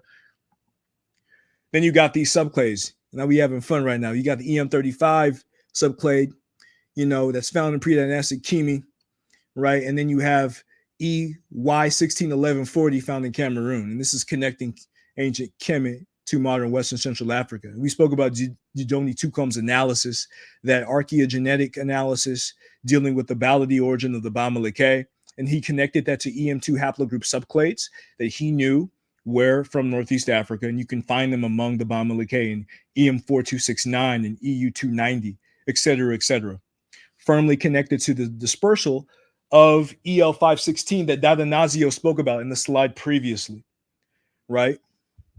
So then you have the autosomal analysis showing the validating the embedding narratives. This is Nancy Bertatal's analysis on the putative, working hypothesis of Bantu. It's used the Bamileke, a Sudanic population, as a proxy for the ancestors of the Bantu. And she found that this ancestry from the Bamileke can be seen, or this Bamileke related ancestry can be seen across Central and Southern Africa. And this validates African Mbedi narratives about Mbedi. Mbedi is an ancestor in many Central African oral traditions that affirm a Sudanic origin of the Galanjam peoples in Central and Southern Africa. And the presence of Em2 haplogroup subclades from pre-dynastic Kemi among the Ganjalam people of Central Africa validates this origin. And you can see it here. Zulus, for an example, in EY 369824. This is descending from that same lineage associated with that dispersal from North Africa to infra-Saharan Africa after 4,000 years ago. We can continue on with the Zulu, same case. These Em2 haplogroup subclades in pre-dynastic Kemi associated with that southerly dispersal can be found among the Nguni peoples of Southern Africa, which they detail in their oral narratives about the origin of Nguni from Northeast Africa. Many scholars have connected that with the pastoral Neolithic, particularly with the evidence of the East African lactase persistence gene found throughout Southern Africa. But now we have subclades that can also do the trick as well, as you can see to the right. And we could do the same thing with the Akan. You see that L514 cousin of L516 in the same vein. And you see that 209 and them 290s going down to EZ5958 among the modern Akan. All of these subclades are linked to dispersals from Northeast Africa, connected to the pre-dynastic period. Same thing with the Wollof, and we having fun now. You see the Wollof subclades of Em2 validating those Euro-Diao traditions, as well as Sheikhan to Diop's pluridisciplinary analysis, dealing a classical pharaonic origin of the Wollof and the Senegambian people. They ain't playing with this, right? Then you got Em2 and Em35 subclades among the Mande peoples of West Africa, validating orature from Yusuf Tata Sise and Samba Jali Jabade in identifying the Mande ancestral nation of Korotumu Ba as ancient Kimi and Kush, confirming that a Baladi man named Yugu Dungusi as the ancestor of the Dinga Sise and the Soninke people. You can move on to the Songhai. We know Ga was filled with, different beads and material cultural evidence from Northeast Africa, especially dealing with the architecture. And you got the tradition of Dia Layaman that details the Kemetic origin of the Songhai people. And you can see Em2 and A1B1 subclades, into the Songhai population. And you could obviously see it all throughout here. So moving on, we see the same thing with the Swahili people. We spoke about Em293 before in detailing the ancestry of Em293 from Em35, right? And you can see that on the right of that chart. And you also have some Em2 subclades found among the modern Swahili of Kenya that detail some of the same migratory pathway. And we going into the Igbo and Yoruba. I think after the Igbo and Yoruba, I got the Fulani, so I'm going to do this second to last. You got them Fulani subclades following that same pattern in EY 230-129, which is found in the 20th dynasty.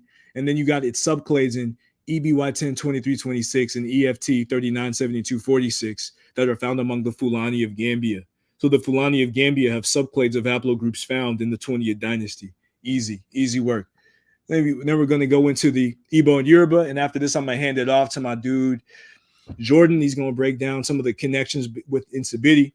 So you got these Yoruba haplotypes, and this is validating these Igbo and Yoruba testimonies, mainly Okpani Okoronkwo and the Awujali of Ijebu land that I spoke about before in our oral narratives that detail classical pharaonic origins of both the Igbo and the Yoruba. When you look at EL 649 and ECTS 1536, among the Yoruba and among the Igbo, this is descending from those same lineages that Dadanazio spoke about that migrated to North Africa before migrating south into infra-Saharan Africa. I mean, we caught hella bodies.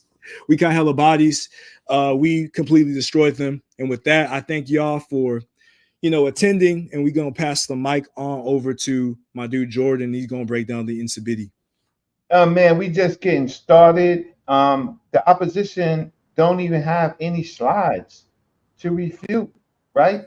That's the problem. The opposition, there's only one member of their group that could even show some opposition, but that person, that good brother, he has to show slides. Camden first showed so much, right, that he can't. He may try to dispute, but Camden Verse and the rest of us is look for the information disputing it, and all the information goes to our side, right, and not their side. So I see Brother Jordan getting ready to load up. Let me get him up there. He is getting ready to load up. This is the final event. This is the main event. Oh, this is just the beginning. This is just the beginning. Yeah, Jordan is different. He's made different. Hold on, let me share my screen. Yeah, I have a lot of stuff, guys. I did not know you guys made this elaborate presentation, though. I wish I would have known ahead of time. I would have done a bit more work. But all your stuff is good enough. Your stuff is definitely super advanced. Yeah. Can y'all see my screen? Not yet. Okay, wait. Now I can. Okay, sounds good. So I am actually an Nsibidi lexicographer researcher. I am 22 years old, doing a lot of undergrad work by myself. I'm about to be initiated in ECBE, all this other stuff. I'm going to be showing a lot of the overlap in a lot of these symbols that have been, found in archaeological research, as well as I'm showing you guys right now these Ukara cloths and stuff like that, because all of these characters are on Ukat, which is referred to as sea cloth. Which has a lot of different overlaps with how they're activated and work in ECBE society. Is very similar to the concept of Heka in Egyptian culture and the use of symbol, image, sound, and memory to create and do things magically and stuff like that. I don't want to go too much into that because that deals with the ECBE society itself. But a lot of my work is restoring these symbols. I've written Unicode proposals. I'll show you guys my portfolio right quick. I have a keyboard. I have research. I do artistic things as well. That's what's on here. I have a Unicode proposal, my LinkedIn page. a whole site with resources and stuff like that. This is just a quick overview. I'm not going into the research just yet. Just to show you guys like all the stuff that I'm doing is somewhere. It is, you know, there are documentations for these things. It's not just me making this up. And I have ResearchGate as well, all the things that I've been doing. But without further ado, the first thing I'm going to start with is this research article done by E.S. Thomas, which does compare ancient Egyptian writings and markings with Libya and South Spanish caves, as well as incivities brought up in here as well. But when he did this, he didn't have nearly as much of the evidence that I have now. Every one of these characters that you see here that align with, oh wait, let me just actually go into this. Yeah, can you make it full screen so we can see? Yeah, it? let me do that. I have a lot of tabs open, guys. Yeah, here we go. So this whole chart that separates the rock drawings, the Libyan cave rock art, Egyptian pottery, all these different designs that you see here, every one of these characters exists within Nsibidi in a very, very, very similar form. I don't want to bore anybody here, but for example, just this character alone with part markings, if you look at Loom, his here documented by Mansfield in 1908, these numbers are not when they were created. However, they were when they were discovered by Europeans. So there are thousands of these characters that are documented. Many of them have overlap with Egyptian hieroglyphs. I have a whole mock-up I made myself that has all of these different characters documented. Let me see if I can bring up. Okay, yeah, here it is. This is just a few. I have a bunch more that, you know, I've been documenting and doing stuff like that. And my goal is basically to help Ekpe not go into extinction, to show people here in the West like the beautiful culture that it is. A lot of different plays and masquerades that are done, the Anang masks that are made as well. Ekpe has said to get Nsibidi from the Diop, which are baboon spirits that lived in trees that taught them how to write. Many archaeologists and anthropologists have aligned this myth with the servants of Tot, which he is a baboon-headed or a bird-headed god that taught people with writing and like scribes, magic, all this other stuff. Many of these same characters found on this mask here are many of the same characters brought up in this chart here with ancient Egypt, Libya, and South Spanish caves.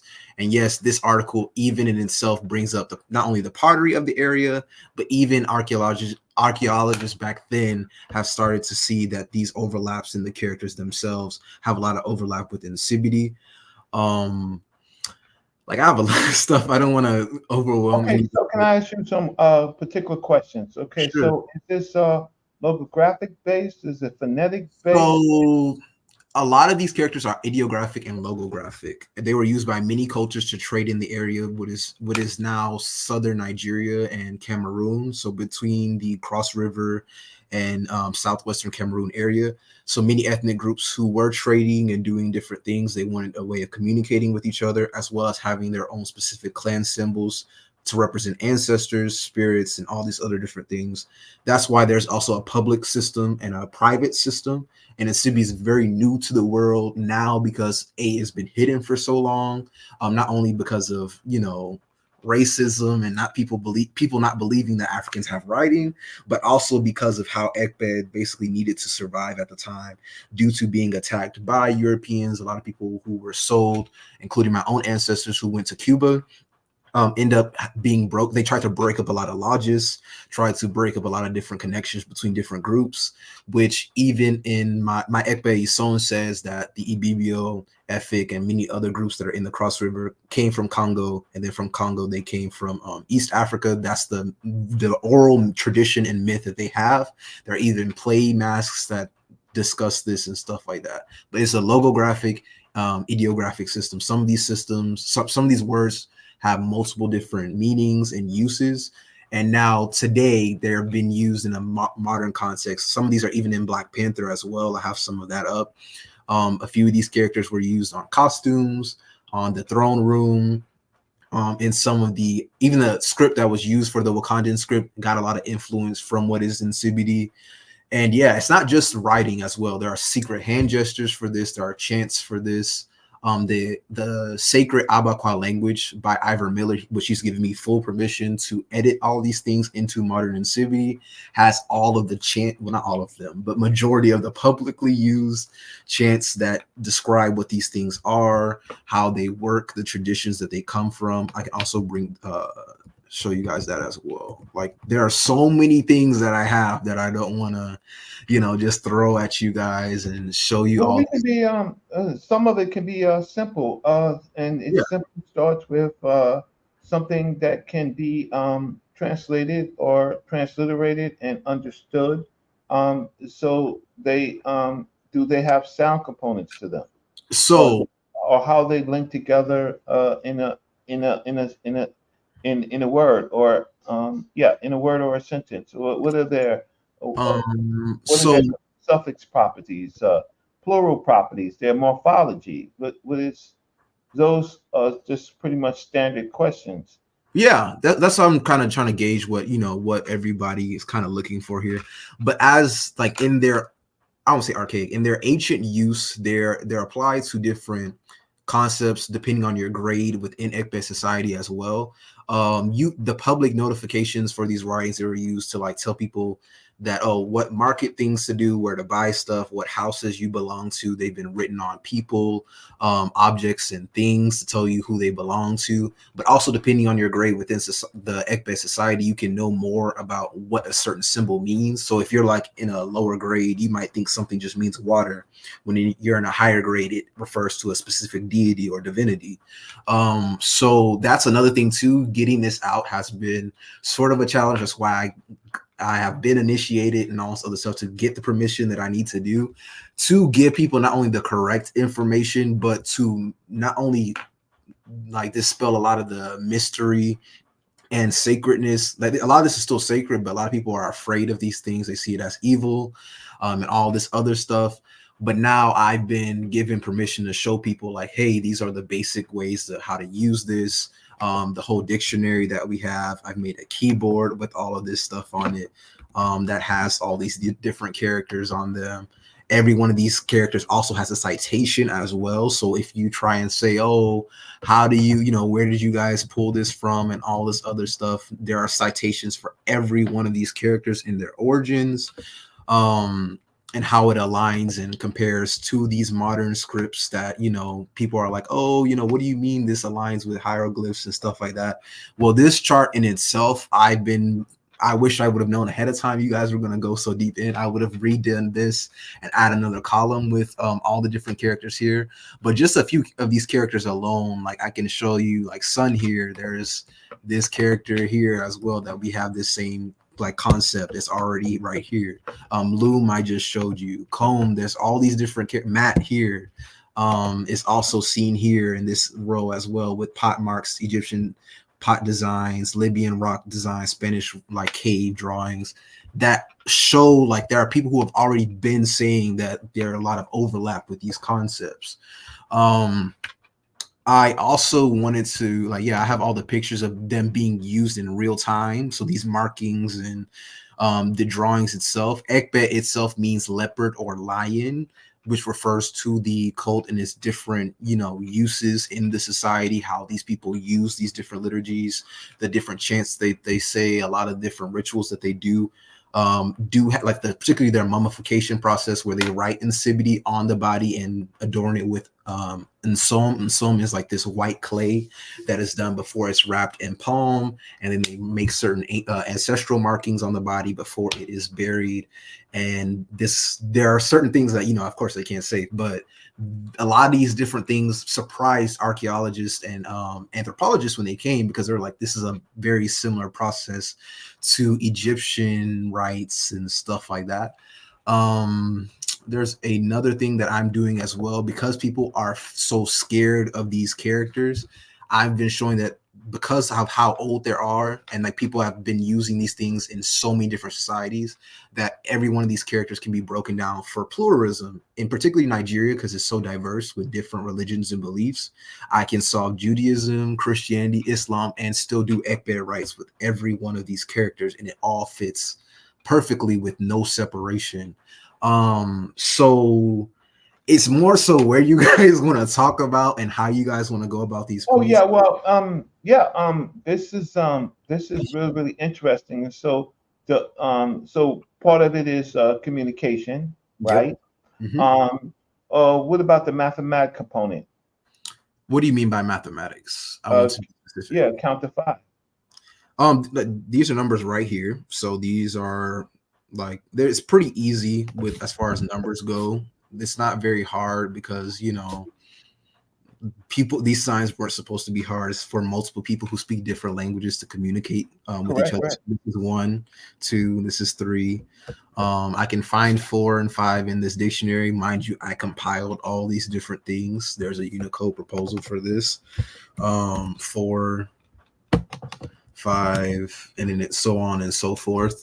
Every one of these characters as well has a connection to a lodge, a different I don't say fraternity, but a lodge that uses these characters in Nigeria and Cameroon, but these also have presences in Ukara and motifs that are used here in the New World.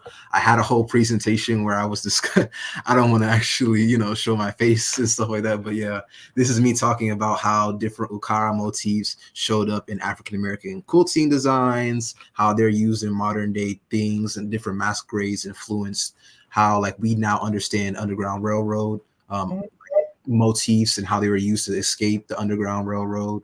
Sorry, to escape from the South using the Underground Railroad and the motifs that are there. And yeah, I really would like to put together a formal presentation depending on what No, the it's time. fine. But some simple things like okay, so there's a digital number system, right? Yeah. What about the operations? So this is mostly logographic.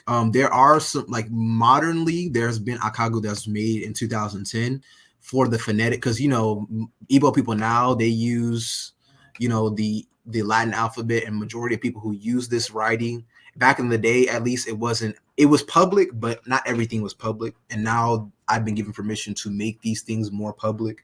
So Akago was made in 2010 for people who are using Latin scripts to now, pronounce all these different things in the Igbo language. All these characters, though, can be used for any language that decides to adopt them in their own character system, which is the strength of Insibity. If a Yoruba person wants to use these characters, they would just remove this middle part and basically replace it with their own language. But for example, male would still be the same thing. You can still use these things in your different cultures and languages. I have a whole dictionary I'm trying to make for not only Abakwa language, which is Ekpe in Cuba, but also Korivini, which is Louisiana Creole, since I do have some research I'm doing there and family members who are doing stuff with Veve and all that other stuff. So it's really, I don't say it's an old but new thing. A lot of people getting it to the public, getting people to understand. I just want to see for because it's practical. There's practical applications, even though it seems to be connected to magic and spirituality. I don't do that, right? It's just my how can I say? Just my pet peeve.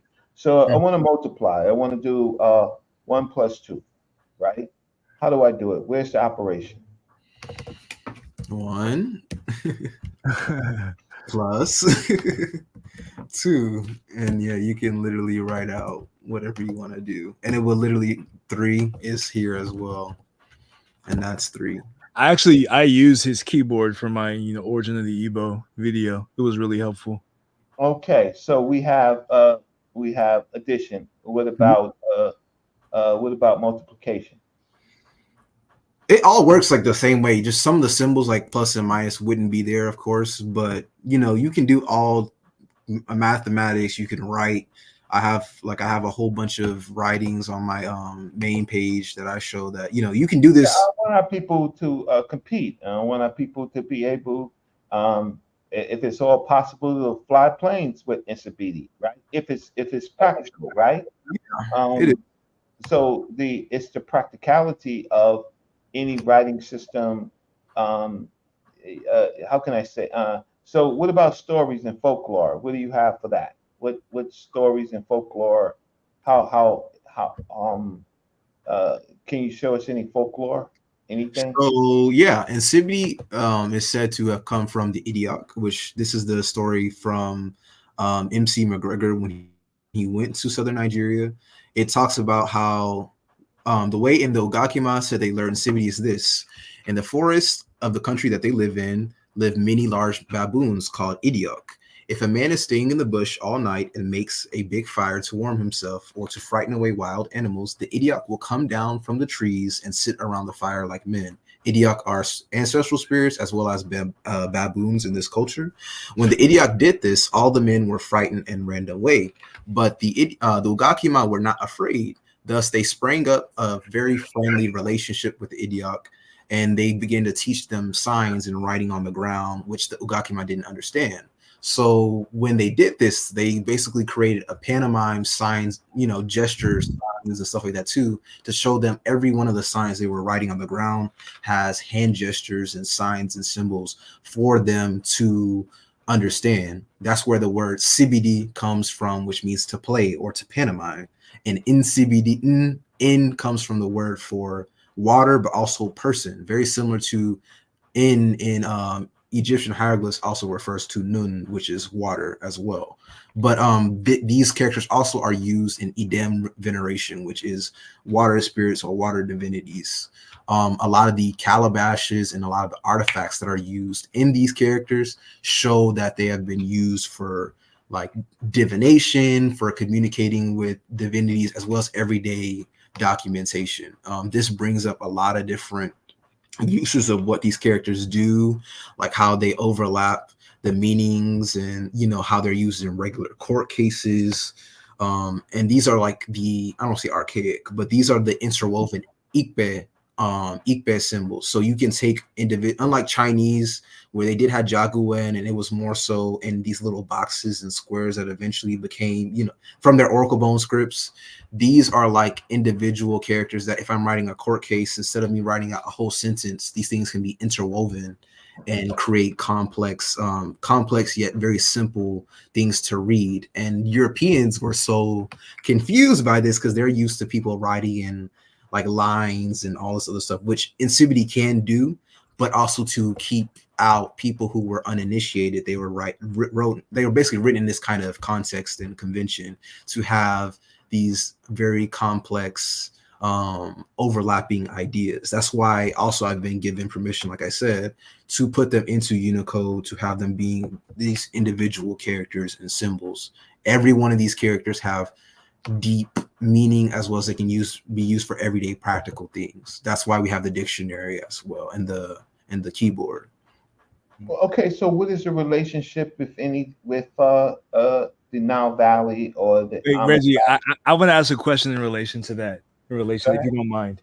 So Dr. Frederick Lamp from Yale University, he actually has an article where he talks about Nigerian terracottas and their connection with the pharaonic civilization. And he details numerous commonalities, such as beaded collars or the Manat collar. He talks about the shepherd's crook and the flail seen among the Nok culture civilization. He talks about the phallus sheath worn by kings. And he also talks about the braided beards that you see among the Nok civilization, as well as gestures such as the black power fist that we may think about, as well as birds with human heads that are indicative of the soul Ba. You see that among the Nok civilization. So do you have any like data that talks about any of these things, or even the Sem priesthood and the Ekpe leopard civilization, and some of the commonalities between the Nok, which people believe are the ancestors of modern Nigerians, and the pharaonic civilization? So what you were just talking about with bird masks and like heads and stuff like that, this is worn by masquerades when they're doing certain playwrights. It has a lot of these symbols that once I just showed you that last slide that has a lot of these same characters from Egyptian caves and all this other stuff on these masks, as well as the hand gestures, the cloth that they wear in Egyptian priesthoods with leopard skin and different hieroglyphic characters that they wore as rappers. That concept exists in Ukara. That's what I was trying to show here as well. I really wish I could have known you guys were gonna go so deep into this. I would have prepared better. But yeah, these similar like rappers that have these symbols here. It's on Jet, like the little loincloth is the same as the pharaohs used to wear. Yeah, and the triangle, not the triangles, the square within a square you see on all these characters represents FL Konko, which all of them are made to be pyramid shape, to represent the Ekbe house or Ekbe lodge, the temple in itself. A lot of the Ekbe rites that are done, especially in Abakwa society, have a lot of one-to-ones with a lot of, there are native liturgies, but as well as I don't want to say Judeo-Abrahamic stuff, but yes, the Aberi Nani, Aberi Sun, they slaughter. Hold on,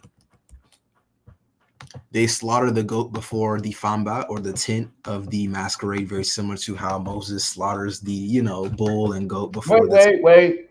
Flag on the field. Flag. What? You said Moses? Flag on the field. Yeah, I mean, like, that's for people who are scared of like basically all this stuff and demonize it. I usually use that concept because but flag on the field because I see mixing in Anglo religion with no proof that there was a person that did any of that stuff, right? Maybe a culture, maybe we can find a culture, but we can't assign it to a fictitious person.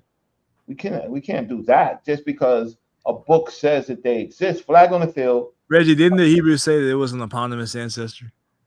No. The Bible, the Torah. That's okay. Well, if you hate that, well, even still, Hebrew, like Aramaic, Arabic, all that stuff still comes from Egyptian hieroglyphs, which still falls into my point of this writing comes from Africa. All these cultures and I got that. No, I got that. No problem. No problem. Right. But the flag is still on the field. So when it comes to Nile Valley culture, in the writing script, right? So because of the decipherment and the method, we understand it and we can prove it. We have uniliterals, biliterals, we have triliterals, right? We have prefixes, we have suffixes, right? Yeah. So we can understand it, even though it's logographic, and he had ideograms but it is how can I say the logical format that makes synthesis. It makes words and synthesis. So I'm looking for a vocabulary. I mean, I've seen instability. I have seen instability in there's a great book, Icon World Go Ways, right? And I've seen Vi and I've seen instability and I've seen a number of other scripts. The only issue is I'm trying to understand the construction of so you're getting ready to show some vocabulary. That's what you're showing.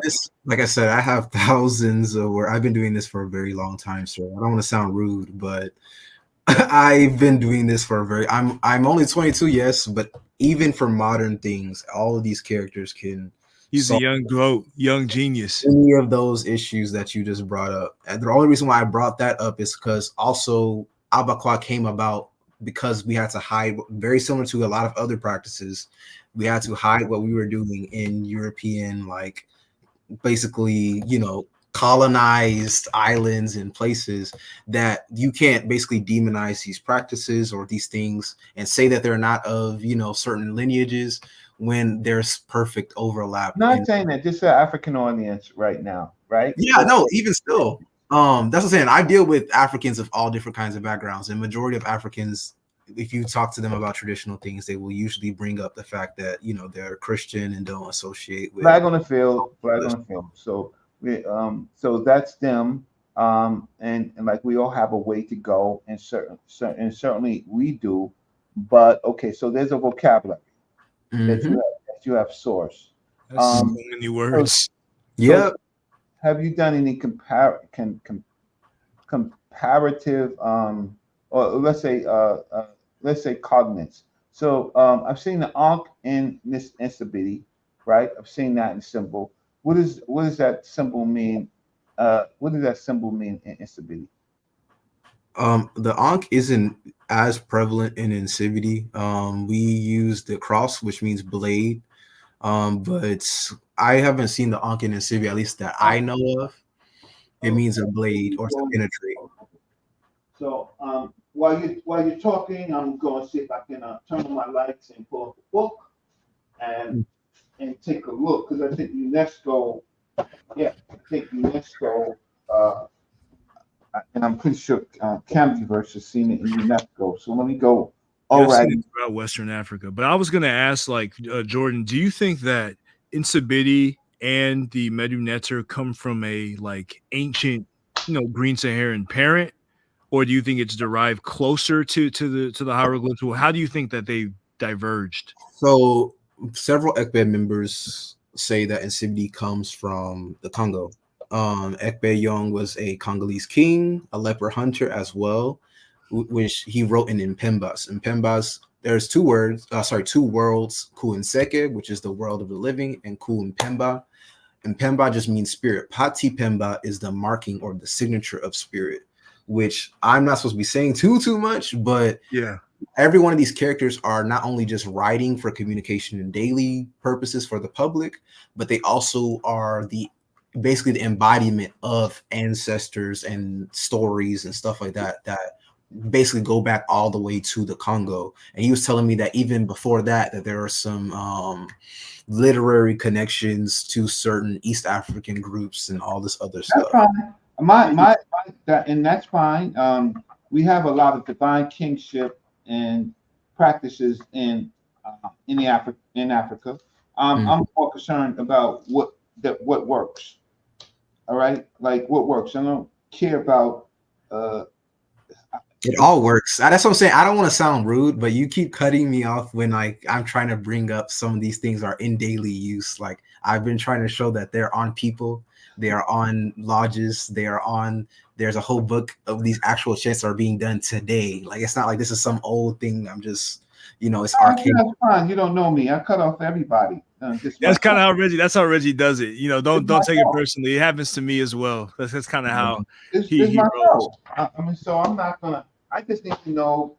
I know stuff is secret, but I know stuff is practical, right? But this is the toughest environment, and listen, you're not gonna get fried. I'm gonna get fried if I don't ask the questions. They're showing a lot of love to Jordan in the chat.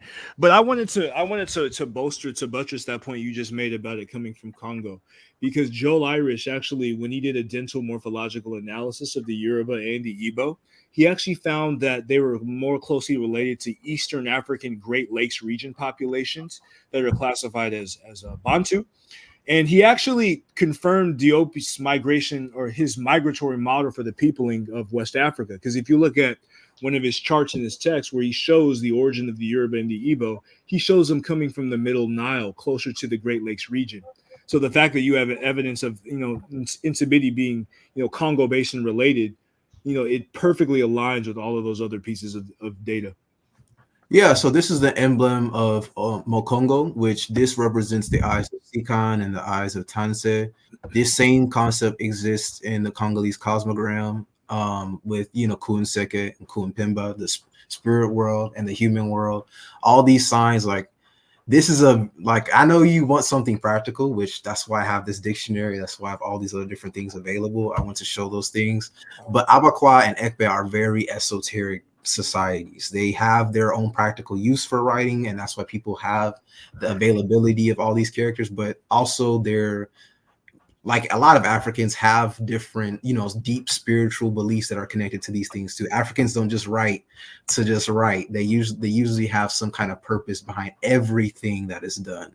So I just want to say that this is very symbol, like here, that this comes from the Cross River region, very much aligned so with the Congolese cosmogram that also talks about the four positions of the sun. The four eyes here for us, the spiritual eyes of Sikan and Tanse, are the same four positions of the sun, which that also, I know that is also a Egyptian concept as well, which goes into like the four positions of Ra as well. Hey, Jordan, I'm gonna ask you a devil's advocate question. Yeah, right? what's up? So with respect to this, a lot of people, when they look at the ancient pharaonic civilization and the fact that they had like a lot of demonization, or they secluded iron workers off to the side within their culture, a lot of military scientists say that was one of the reasons that they were subdued in the intermediate period, because they failed to advance technologically. Some people may say, with all of your work in Nsibidi, Why is this not stopping Nigeria from being colonized? Why is this not stopping Nigeria from losing their languages? Do you have an answer to that, of how Nsibidi could be used to oppose European imperialism and affirm African civilizations in the 21st century? That's kind of what I was touching on earlier before the whole red flag situation. Nsibidi can unify regardless of language, regardless of religion. That's why I brought up the pluralism concept. And it's not that I'm saying that these concepts come from Judeo-Abrahamic things. They're older than that, but they can still solve those things. That if people won't wake up to that there are things older than this, I can show them. You can speak to the enslaved in their own language. These characters can unify, similar to how Chinese is used by thousands of different ethnic groups within China, which even though there's one today, you know, the Han majority, it can be the same concept for Nigeria. If you have, you know, somebody who refuses to convert to native beliefs and they still want to hold on to Christianity and they're Igbo, well, two Igbo people can also still use these characters despite their different beliefs, despite their different, you know, even dialects. These characters can be used despite dialect. If this means tree, it doesn't matter what language I speak in, there's always going to be that same concept for tree. I can say it in Igbo, I can say it in Ibibio, you know, Eto, Osisi, all these different things. Like you can, the character itself will not change. Yeah, any culture can use these characters and it will fit and unify these concepts. The reason why Nigeria is going through what it's going through is not because that these things are, you know, not valuable or not around. It's that they're demonized, which is why I'm doing the pluralism things that I'm doing. They're, you know, people hate to associate a lot of things with traditional culture, which is also why I brought up the Judeo-Abrahamic stuff, because that is a colonized thing in a lot of different they call them demonic, basically, is what exactly. That's why I'm showing, like, hey, if it fulfills your beliefs, even if, you know, they're foreign, that means it's powerful. It means it can still do what it needs to do. The original culture that has these things can protect itself while still accommodating foreign ideas. It doesn't have to change the original culture, but it can protect itself from being eradicated. That's kind of where as a philosophical approach, as opposed to a religious approach. Exactly. It can unify despite language, despite religion, despite linguistic, you know, variances. Tonality is a problem too. A lot of people use Latin script despite having tonal languages. That's why ideographic systems are used for tonal languages often. Chinese, even Mayan culture, they use different things because they have multiple homonyms for the same words. All these characters can solve a lot of that. And this is a very young work. The characters themselves are very old, but people who are putting emphasis on these characters are like, it's myself and maybe a handful of other people, because it's so young. This has been so much of my own research and time, because people don't even know this stuff exists. It's now becoming more popular. Black Panther has brought it up. Different, you know, magazines have brought it up. I've collaborated with music artists who've written this on their albums. So like, I just want to ask for a little leeway, because it is practical. It can be used to write anything. I have entire journals with, you know, I've handwritten this stuff. There are people who are writing this stuff on themselves. There are thousands of people, right? Tattoo artists. Yeah, tattoos. People have come to me for tattoo translations for this, like this stuff on it. Reggie used to do tattoos back in the day. So I'm telling you, there's so many different things that this can be applied to, and I just don't want it to be like, oh, is this, you know, practical, when, you know, it's a very young thing. There are people using it on clothes, like people writing. I use it for my own clothes that I'm trying to design and make. So it has infinite use as any other language. In fact, it has more uses. Because no, I'm certainly not arguing that that it doesn't have use. I'm just trying to track its what you know about its relationship to the other scripts, particularly Mal Valley. So you're on my show. You certainly have a lot of leeway, right? But I have to argue against other the Abrahamic faiths and then people that even take the Nile Valley language too far, right? And you know, they start talking about Heka, and then they make Heka in the spiritual world when it's really just effective action, right? That they made divine, good action that made divine. So I have to argue. I argue against people who seems like they share the same views of mine, because I need to verify and I need to learn. I don't know. Listen. I am not the most I don't have the most notoriety, but I have a lot of notoriety, right? And so I came from a school of people that learned from the greats, right? The people that brought meta nature into this community, right? Dr. Riketi Amen, who was a student and worked with Dr. Sheka Anta Diop and Dr. Theophilo Benga, right? So I've worked with those people, but I've learned enough of the meta nature that I could get around. I could walk into a museum and it's not secret. I could read many passages, right? Straight up and down without having any obligation to be secret about it, right? And so when so I respect the secretness and the sacredness of our people, but the fact of the matter is Islam was so successful because Islam was simple. Surrender, take the Shahada, surrender. You won't be enslaved, right? At least for not a while, right? And then be part of that community, the Ummah. Then they have a script that most people can generally read. They had an oral history, and that was converted later into a script. But the illiterate didn't need that because, okay, so they had a language, and then they had tenets around it that was able to quickly unify people. And our cultures came in contact with this culture, and they felt like hot butter on a knife, right? And that's the reality of now. Restoring understanding is fine, but secretness has to how can I say, it has to be practical, right? So I don't know who the practitioners are. I know people are still writing.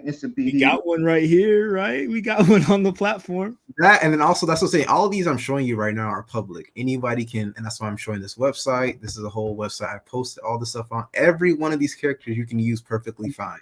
All right. Do you know? Okay, so sometimes what happens is Dr. Diop taught us to be multidisciplinary, right? And so being multidisciplinary himself and Dr. Theophilo Benga, what they did is they looked at the Nile Valley writing. They learned the Nile Valley writing. And what they got out of it is sounds, right? And then they compared those sounds to their own language, right? And through that, they built a relationship, right? So the sounds of these particular words, right? I mean, things are isolate, right? But the problem is that you lose wars being isolate. Do you agree or disagree? Can you repeat that last statement? You lose wars being isolate. Maybe. I feel like you can avoid a lot of stuff too being isolated. Oh, did our people avoid Islam? Ekped definitely avoided Islam. They controlled the forest with these characters because the chance that they had, they were able to keep a lot of stuff out. What was it? The Ekumeku? Is that what you're referring to? The Ekped they were so powerful in what they were able to do. In fact, that some of these people actually turned on other groups and became like slave trade is very like Ekped has a very mixed history with the slave trade as well. But they were able to avoid and even can like avoid Europeans from like doing stuff with them because they were actually afraid of what they were able to do with these characters and the chance that they had. So they were actually do with the characters communicate, or the characters have some spiritual value that warfare. What do you mean? So yeah, there are these characters themselves. These are the public ones. So these themselves, like they don't have as much use. But some of the signs that are on people and on artifacts, make these things active and, you know, do things that if you're on somebody else's land, you're not going to be able to take over them if they can make the things around them move to their ability and stuff like that. Ekpe actually, it's because Ekpe was isolated, as well as they had a large region of control and trade from Nigeria all the way to the Congo, that they were able to avoid being captured and all that other stuff. It's when people within these fraternities, there are different lodges, that some of these people actually broke their treaties and started to do bad things. That's when things fell apart. It's not that they weren't able to protect themselves, it's that greed eventually became an issue among some people, not even all. That's why there are some members here, like my ancestors, and some members that are still in Nigeria who are a part of Ekpe. Not everybody was a slave trader. Some decided to be, but they were able to definitely protect themselves from Christian Europeans, as well as the northern Muslims that were coming through Nigeria as well. Okay, so now how much do you know about Nile Valley language? I know a good little bit about, you know, hieroglyphs and stuff like that, but I'm not the best. I've been looking into it. Majority of my research has been on this, and yes, I have been comparing and doing stuff recently, like as far as like 2 months maybe, with the hieroglyphs and stuff like that. It's been a very recent. So you can read a sentence in the Meta-Netia. I think I could. I've been really, you know, more so invested in this, but I think I could. Yeah, I know some of them are logograms and some of them are actually alphabetical too, to help you with the logographic stuff. That's what's been kind of hard for me too, is finding right translations, because I know Aleph sometimes is a bird, sometimes it's a cow. Finding right sources. You said what, Aleph? Yeah, well, like I don't say Aleph, but yeah, or A or stuff like that. Like the character for A is used in different contexts and stuff like that. It's finding a correct source to know these things and study these things. This has been a lot of my focus, and CIVD has been more everything, because I'm West African. I have connections to this. This is my immediate ancestry before, you know, Kemet and stuff like that. So this has been majority of my research. I've only recently, with meeting Kamji and stuff like that, gotten into the comparisons with the hieroglyphs and stuff like that, as well as my Ekpe song has been. So for the purposes of unity, right, then things can't be really isolated. And for scholarship, like for example, in the African, let me see if I can share my face. And by the way, we're inviting Jordan to join the Magi Archers, you know, because we got a server where we talk about, you know, some of the connections between these different writing systems, and this wealth of knowledge is going to make us, you know, that much more stronger. Yeah, well, I don't have a problem. I don't have a problem with that. So in the Icon Book of Gold Weights, it's kind of like move back a little bit, because you're kind of right there. Right. We see we see the first page and then like half of the second page. Yeah. So in the first page, they have a symbol that looks like an ankh, right? In this context, it's a running man. But the more important thing about the Nsibidi script in this book by Noan Gabora, right, who was an Akan, and he broke down for us the gold weights, right? What we have is from Nsibidi, what we have is sounds, right? And those sounds correspond to words, right? And things like the loaf of bread, right? How can I say? There's a sound correspondence with it. There's a sound correspondence to let's say the knife. There's a sound correspondence to the sun. And what we try to do is look in the Nile Valley and other languages for the same sound and similar symbol, right? And so there's a number of these scripts. There's the Nsibidi scripts, there's the Toma script, there's the Mindi script, right? I do understand that you are connected to your own particular culture, and that's fine.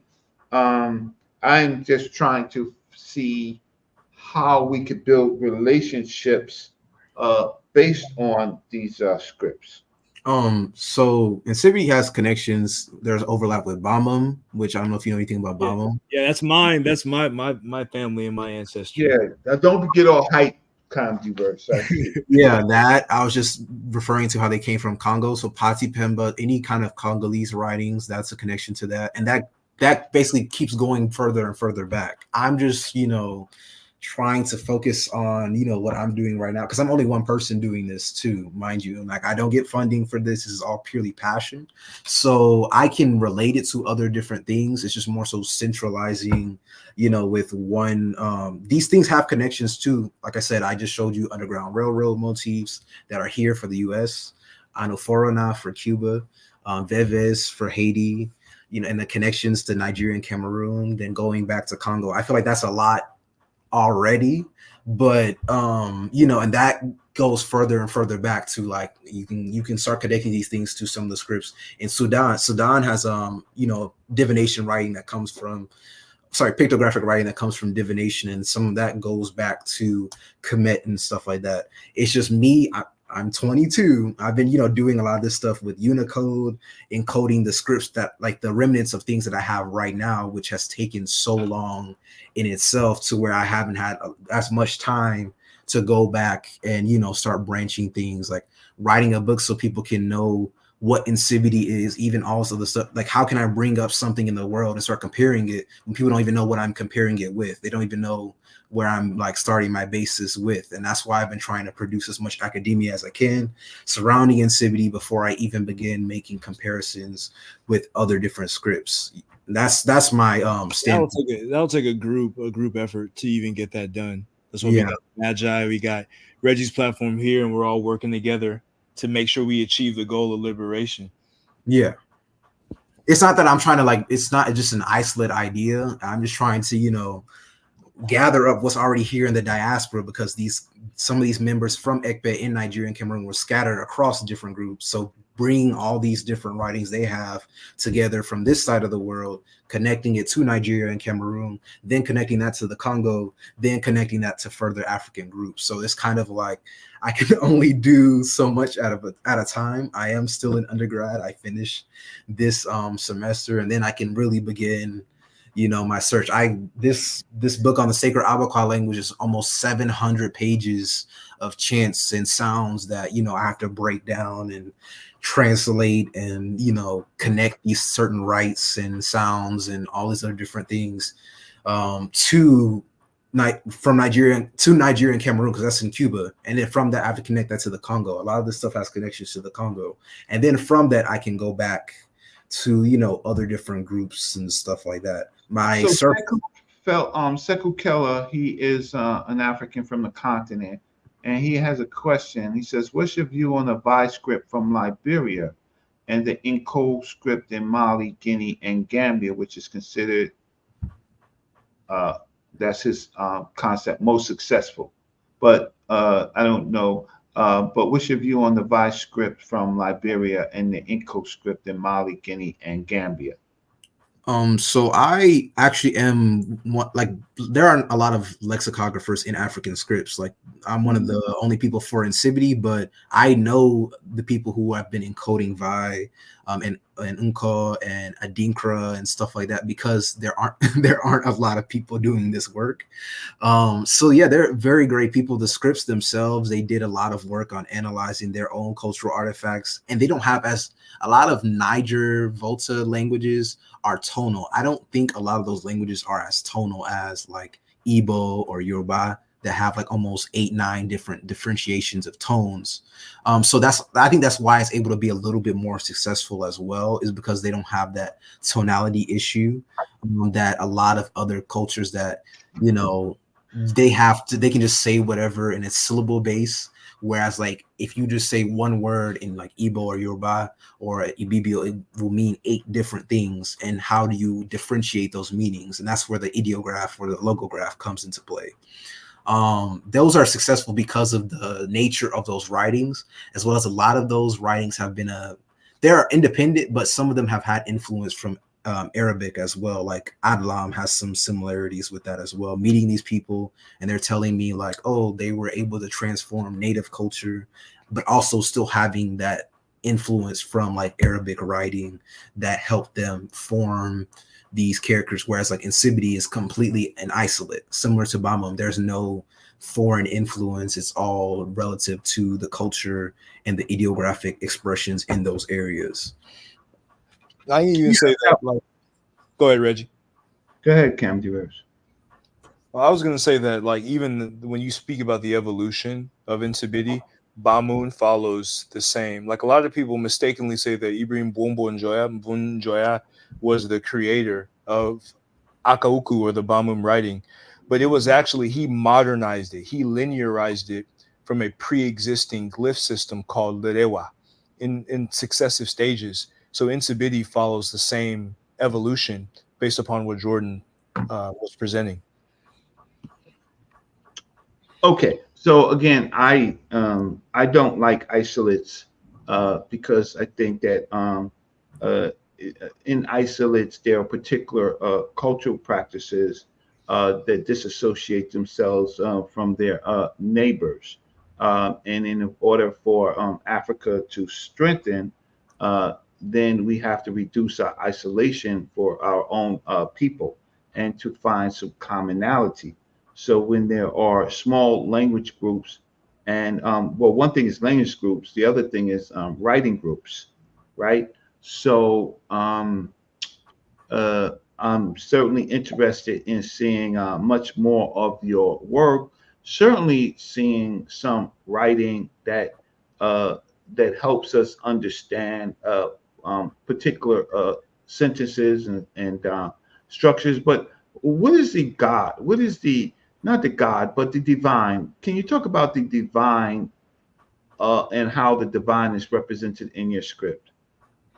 So Abasi Ibom, the great god, which mind you, this I wouldn't say this necessarily is isolate. Like I said, it came from Congo, like human migrations, the Ndop, all these different grassland groups. They also have some of our characters have overlap with different cultures. So I wouldn't necessarily, and Ekpe spread because it was a like fraternity. People, everybody would adopt these things. You open up a lodge, you're now a part of this network of trade.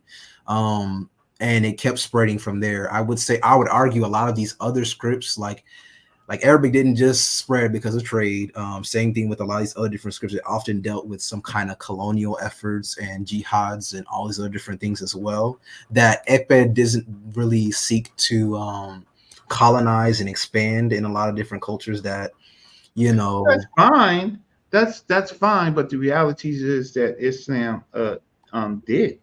That was part of their design to surrender and be saved, and so it became very successful for them in the trading routes, right? And so they were able to use lots of different groups of Africans and North Africans in their unity, right? So I can't fight against that. That's the reality. I'm not a Muslim. I don't understand but I understand the dynamics, right? But they didn't really unify though, because a lot of Black Muslims ended up being traded, regardless of being Muslim. In a different time. I mean, you during the time of Morocco, when the Moroccans invaded Timbuktu, yes, but prior to that, that was a reason for joining Islam. If you surrendered, you got saved, or you got taxed, and so how can I say you have the travels of Mansa Musa, right? Mansa Musa, he joins Islam, he brings captives or enslaved, he brings gold, he brings it to Mecca, right? Yeah, how can I say? There was lots of that was extraordinary what he did. It did not help African people per se, but it did spread Islam, and then Africans did ultimately embrace Islam. how can I say? And it brought unity to Africa until the slave trade became a need for Egypt at that time, and for the caliphs, right? So, I mean, if you don't see the reality, and then the Arabs then when they invaded Spain, right, and then they encountered the Spanish and the Portuguese, right? They learned, those groups of people learned to slave from the Arabs, right? And then after that, you have the first Portuguese ships coming and beginning to raid Africa, right? And so now you have Christianity involved in this contest as competitors with Islam. So now, if you're a small group, for example, how many practitioners or writers of Nsibidi survives today? There are lots. So that's what I'm saying. With Nsibidi, it's a lodge. So as you open up different things, but also like You I don't keep know. saying lodge about that. What do you mean by lodge? Secret society, society of secrets? Well, lodge is just like the house of like you would have in the center of a city. So Ekpe is for social like fraternization. It's usually for the entertainment of the people as well as connecting different places. So if you open a lodge in Igbo land, now the resources and culture there would spread to other lodges that have lodges. Like it's not just people when they hear that they think like masonry, Freemasonry, stuff like that. It's not like that. Ekpe was basically the unifying factor of almost like 70 ethnic groups across different cultures. That's what I'm saying. It wasn't just an isolated thing. Well, Jordan, can I ask you a question on that point that you just made? I've read some scholarship that says that some of the enslaved Igbos and enslaved people from the Cross River who were trafficked to the United States incorporated some of these Ekpe traditions into the Prince Hall Lodge. What do you think of that notion? It could be possible. I'm not a part of any Masonic lodge, so I don't know, but there's a possibility that can be true. Like that's with Ekpe too. It's not associated with, unlike with what Reggie was saying, Islam and stuff like that. Ekpe members can be of any belief, of any language and background, as long as they have acknowledged what the Ekpe lodge is, and it's a unifying factor, that they don't disrupt that unity, that they're for advancing the culture, for opening their network of trade. So they could be of any other religion. Yep, the Ekpe isn't a religious, like there's a native religion, in individual clans and households, but there are some people who are Christian, there are some people who are atheists that are in Ekpe lodges. It's not necessarily just, you are forced to have these beliefs. That's what I was kind of bringing up earlier. That's why I was able to be so successful in spreading, because it's more so that we're unified by this socio-political means of keeping stability and trade and peace, rather than unified by any belief or like religious rhetoric. There are things that keep things in check, but that's not tied to any individual belief, but more so that we don't want to ruin our prosperity, so we're willing to trade and connect and have different. But you are if you're incorporating foreign belief systems into your culture. That only happened until, just similar to what you just said, didn't Islam come to West Africa via different people? Didn't Christianity come to, like, similar thing? Europeans, like Ekpe was on the coast as well. Like they interacted with Europeans eventually. So some people decided to be Christian, but they didn't. If one person decides to be Christian, that doesn't change the whole lodge. If it doesn't change everybody around them too. That one lodge will, if they decide to be Christian, that's great for them, but they're still, prone to, if they're trading. What's the Nsibidi word for lodge? Let's just do that, because that is getting confusing. Because when you hear that particular word, like in Nile Valley, okay, they might call it a pra'ank, right? Efe means lodge or temple or house. Okay, so now in this house that you have, the language, the written language is taught, and the written scriptures. I mean, sorry, yeah, the written language, which and the script is taught, right? Correct. Yep. And you could be anything. You could be you could be a Christian. You could be a Blind Muslim. spaghetti monster. Yeah.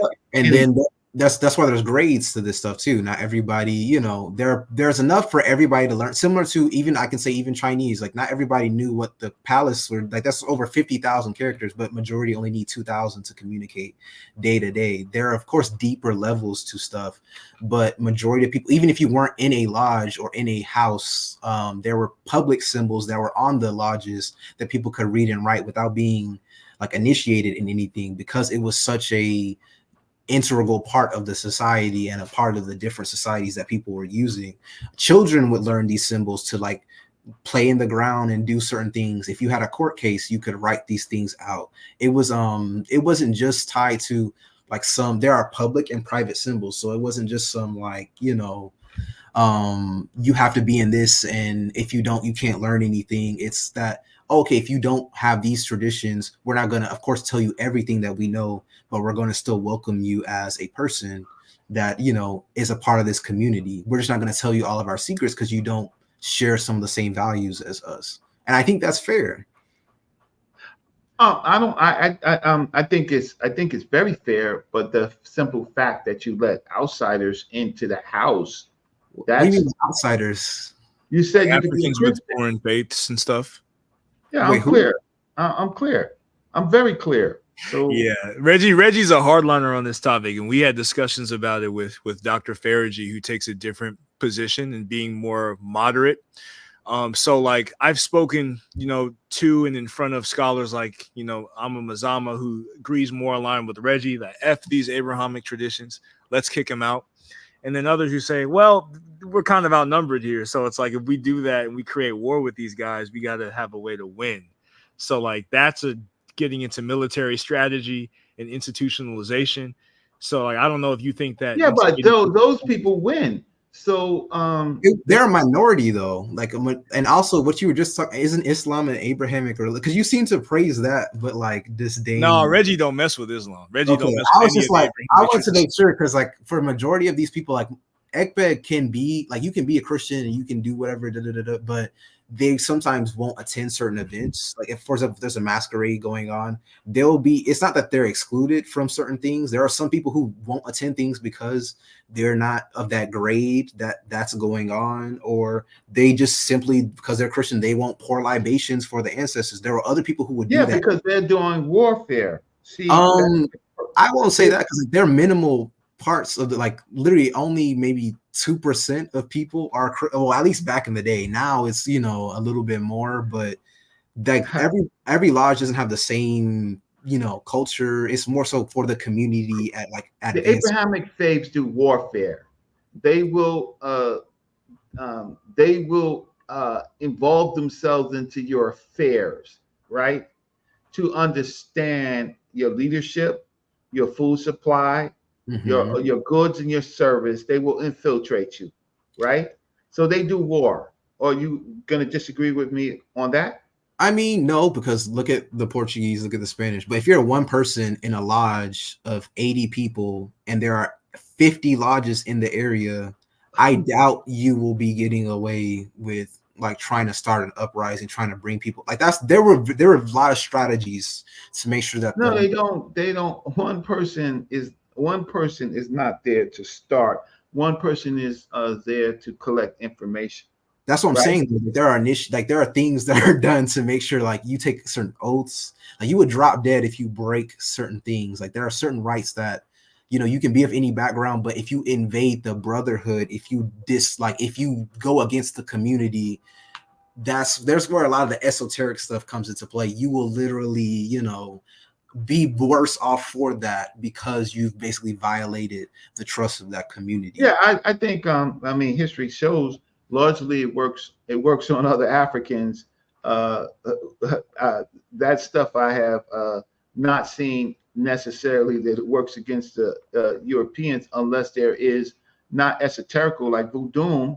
Voodoo how can I say, there's a cover with the religious practices, but there are lots of herbs. There are lots of nothing. There's a lots of cover with magic, but it is more so chemical warfare, plant warfare, intelligence gathering, right?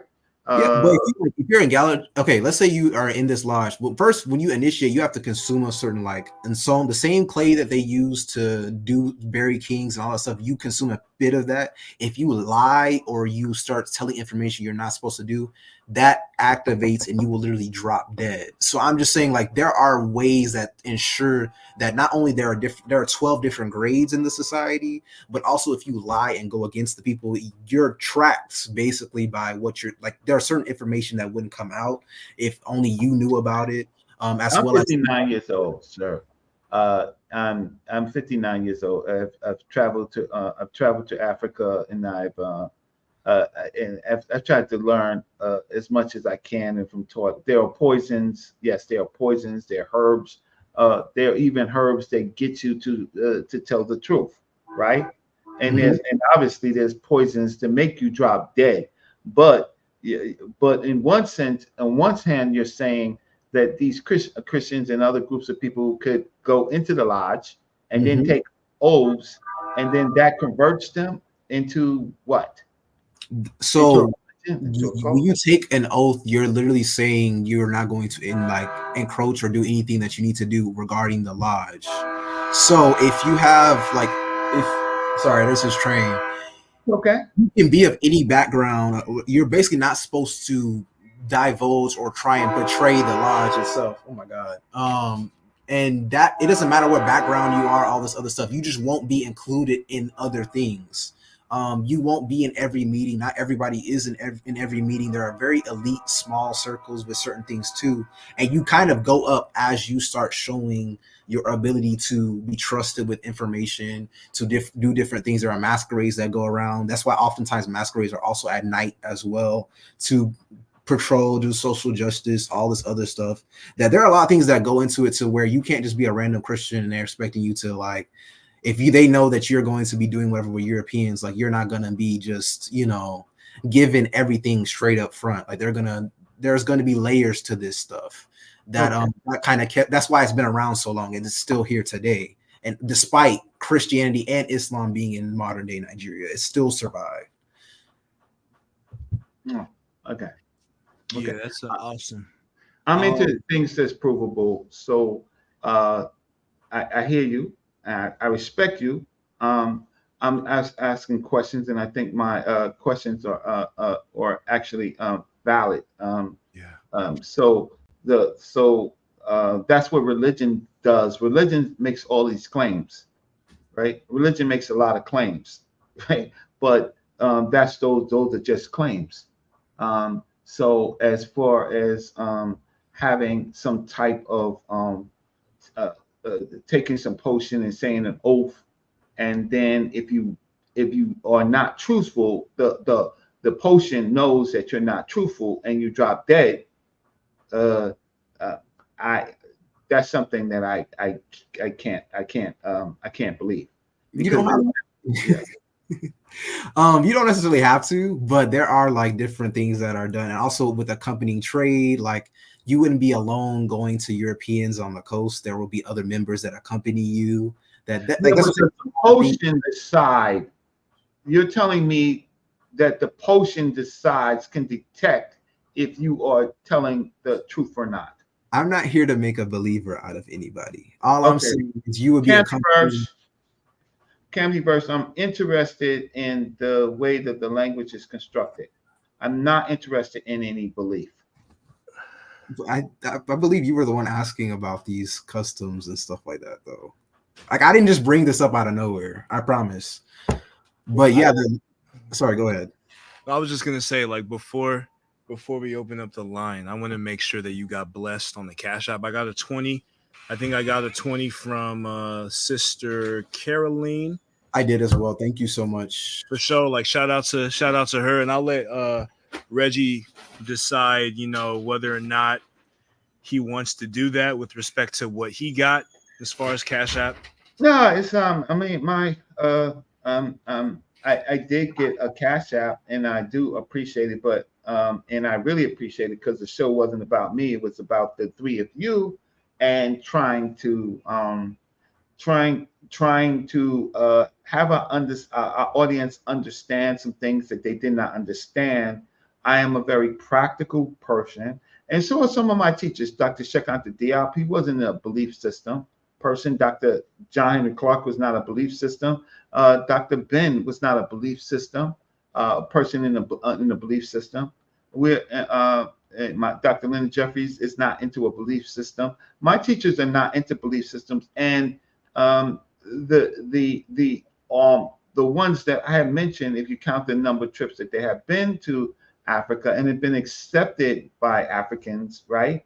Then one thing is we respect Africa, so, and we respect the traditions, right? So I've been in the bush, I've been with Africans in the bush, I've seen ceremonies and stuff like that, and you say it's not a question of whether I believe or not. You're absolutely right. I don't believe. We lost a war.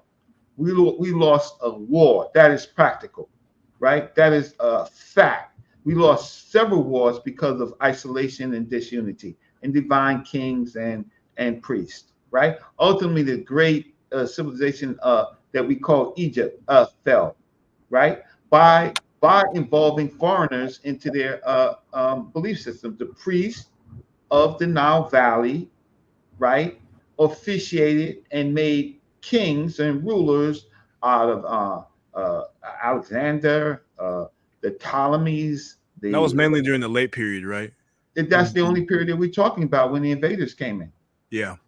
That's all. What other periods can we could talk about? Unless you consider the foreign kings, the Hikakasu of the intermediate periods in that category. Well, these are the Hikakasu.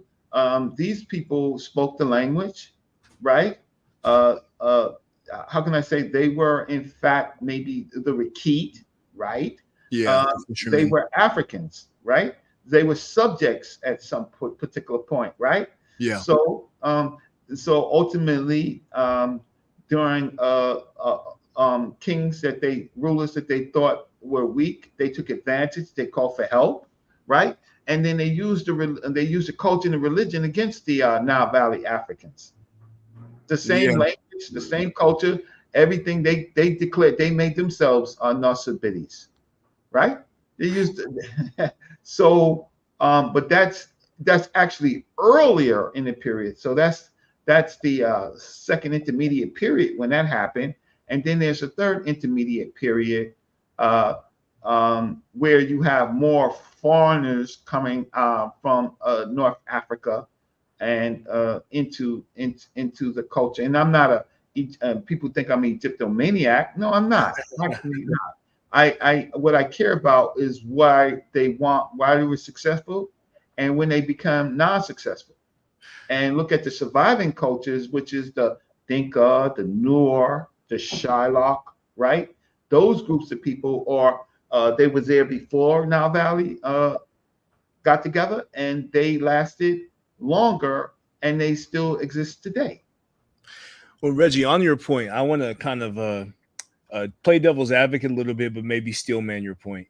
When you say that the isolation and disunity, I think most people here on this platform agree with your point with respect to that. However, if we look at the different arguments in Africa and African Union about Kiswahili, what you may find is a lot of tribalists, particularly those from West Africa, can say, no, I don't want to learn Swahili. It's not local. And the African Union say, hey, this is an African language and we want to continentalize it. But they say no. If someone tried to do the same, let's say for Nsibidi, because Nsibidi is one of the infra-Saharan scripts with a lot of users, even more users than Bamum, if they say, hey, we want to incorporate this and make this official, this is the official African writing system for all African people. Some people may say, oh, I'm not Igbo, I'm not from the Cross River, I don't want to use that, I want to use my own. So there's the flip side of that. If you try to do it for unity, some tribalists may say no, and they may try to attack you, and they say keep it among those people over there. What do you think? And that's what I'm talking about. So you're more on my side. They try, but young people of every different belief in these countries have been taking that on. It's not the older people who will be tribalists, but I know Yoruba people who are using this stuff. I know other people that are still like they're proud to use these things. They want something I don't African. have a problem with the writing. I don't have a problem with the script. I have a problem with the magic. That's the problem. Magic's private. I don't understand why you have unless you're going to the lodge and wanting to be initiated, you won't even see it. I'm like, that's what I'm trying to say. Like, what if it's just like a public magic trick? What if there's nothing bad about it? That's what all these characters that you see and I've shown you are public. None of these are attached to the liturgy, the customs, and all that other stuff. They have some influence from some of these like things that were made in lodges, but those aren't the things that activate. Like they wouldn't have that out in the open. The things that are esoteric are the hand gestures, the chants, the music, the drums, the masquerades themselves. I have a problem with that. Why do you have a problem with private culture that isn't? I don't have a problem with private culture. I have a problem with that. With a claim of that the language in itself, the logos in itself have power, and the potions have power beyond it being what it is. I have problems with that. I don't have problems like so not like physical having their own beliefs. Oh, but hold on, Jordan. Like, what if it's just like psychological or philosophical power, but not connected to actual like physical change of matter? I need you to go to Nigeria. I need you to go see some of this stuff. Let me hear Reggie respond. Candy Burst, then you want me to believe the miracles of it's the same thing. Believe in the miracles of Jesus. Believe in it just sounds like you're, not agnostic or atheist and stuff like that, which is fine. But like, I don't want you to like hate someone's culture or like. I didn't say that. Don't talk to me. Reggie's just against the esoteric angles and the angles of the spiritual. I can't. No, I can't do this. That's what I'm saying. It's somebody has their own beliefs and systems, like, and they're literally just like Chinese, for example. There are people who do things with make talismans and stuff like that, and there are people who use it in day-to-day writing just to do regular stuff. You're not going to tell them to not. I was going to say on Reggie's point, just to help Reggie out a little bit on the walking on water thing. There are people who maybe they don't believe any of that stuff, but they still attend church because their family's there and they want to be with their family. Right, especially Christmas and Easter. So it's like, yeah, you could say that I don't think that any of this has any physical power in terms of changing matter, but you could also say like, hey, I like the culture. I think it's cohesive. It gives me some, philosophical sustenance. And even though I may not believe in any of the other stuff, I'm going to use it for this and then go on about my day. Literally, Japan. I don't have a problem. I don't have a problem with that. What I have a problem is saying that it does two things, right? But that's the culture. Like there is a private use of insibity, there's a public use of insibity. That is what it is. I mean, problem or not, that is the same thing. Okay, so it's then you do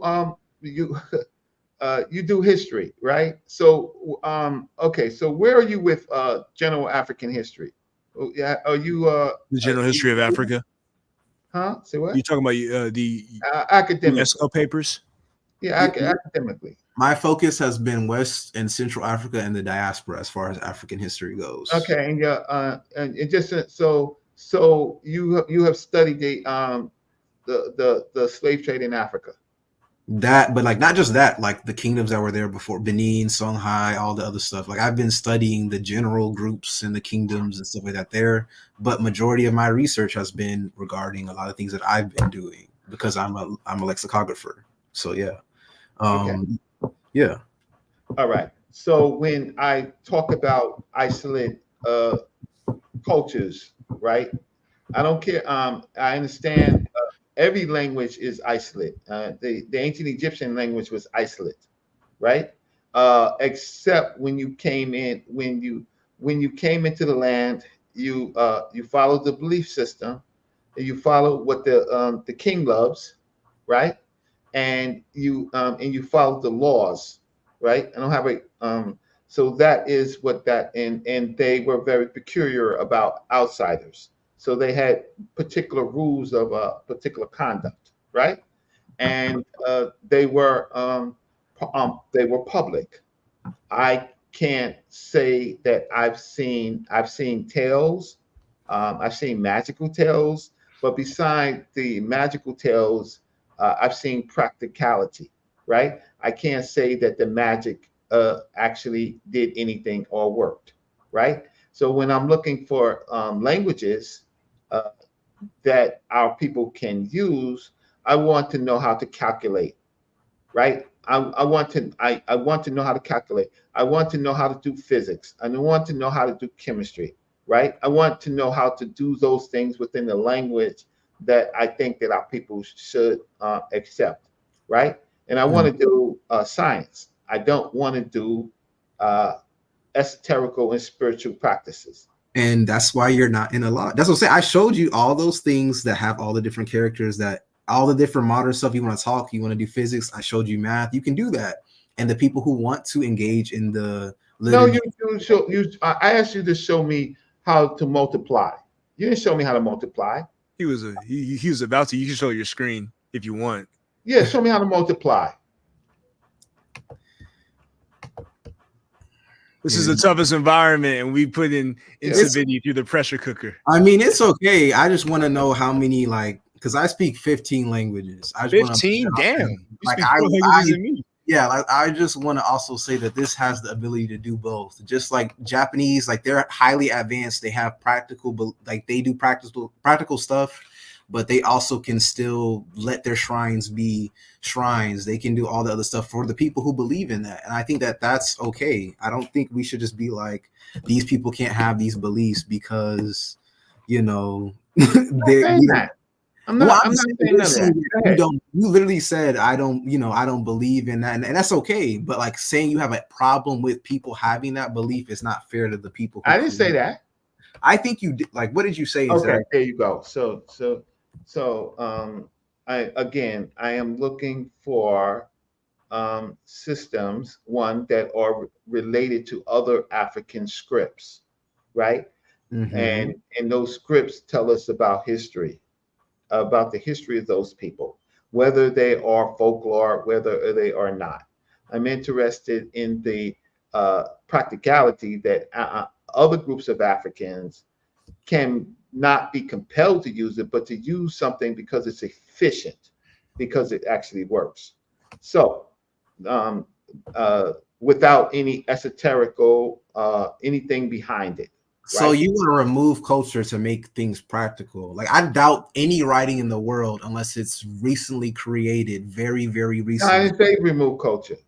Well, that's kind of culture goes with you oftentimes have some kind of belief or some kind of origin like that. I doubt any culture in the world came about just from completely. That's fine. That's fine. Is that on the screen? Multiplication, right? Yeah, there? This is multiplication right here. You can do the numbers are the same. You can do anything that you can do in Western stuff. But I doubt even Latin script, even the stuff that we're using today, ABCD comes from hieroglyphs, comes from Latin stuff, come from all Say that again. Say that again. A lot of the Latin scripts that we use today come from hieroglyphs. They use even Greek. They had their own beliefs before. Now they use it in daily communication. Japanese, they have their Shinto shrines, but they also can do technology and stuff like that. Almost every culture that has Hindi, they do coding and stuff like that, but they can still go to their temples and do what they need to. I would say that Yeah, but that's what they're doing. They're doing technology in their language, and it's efficient, right?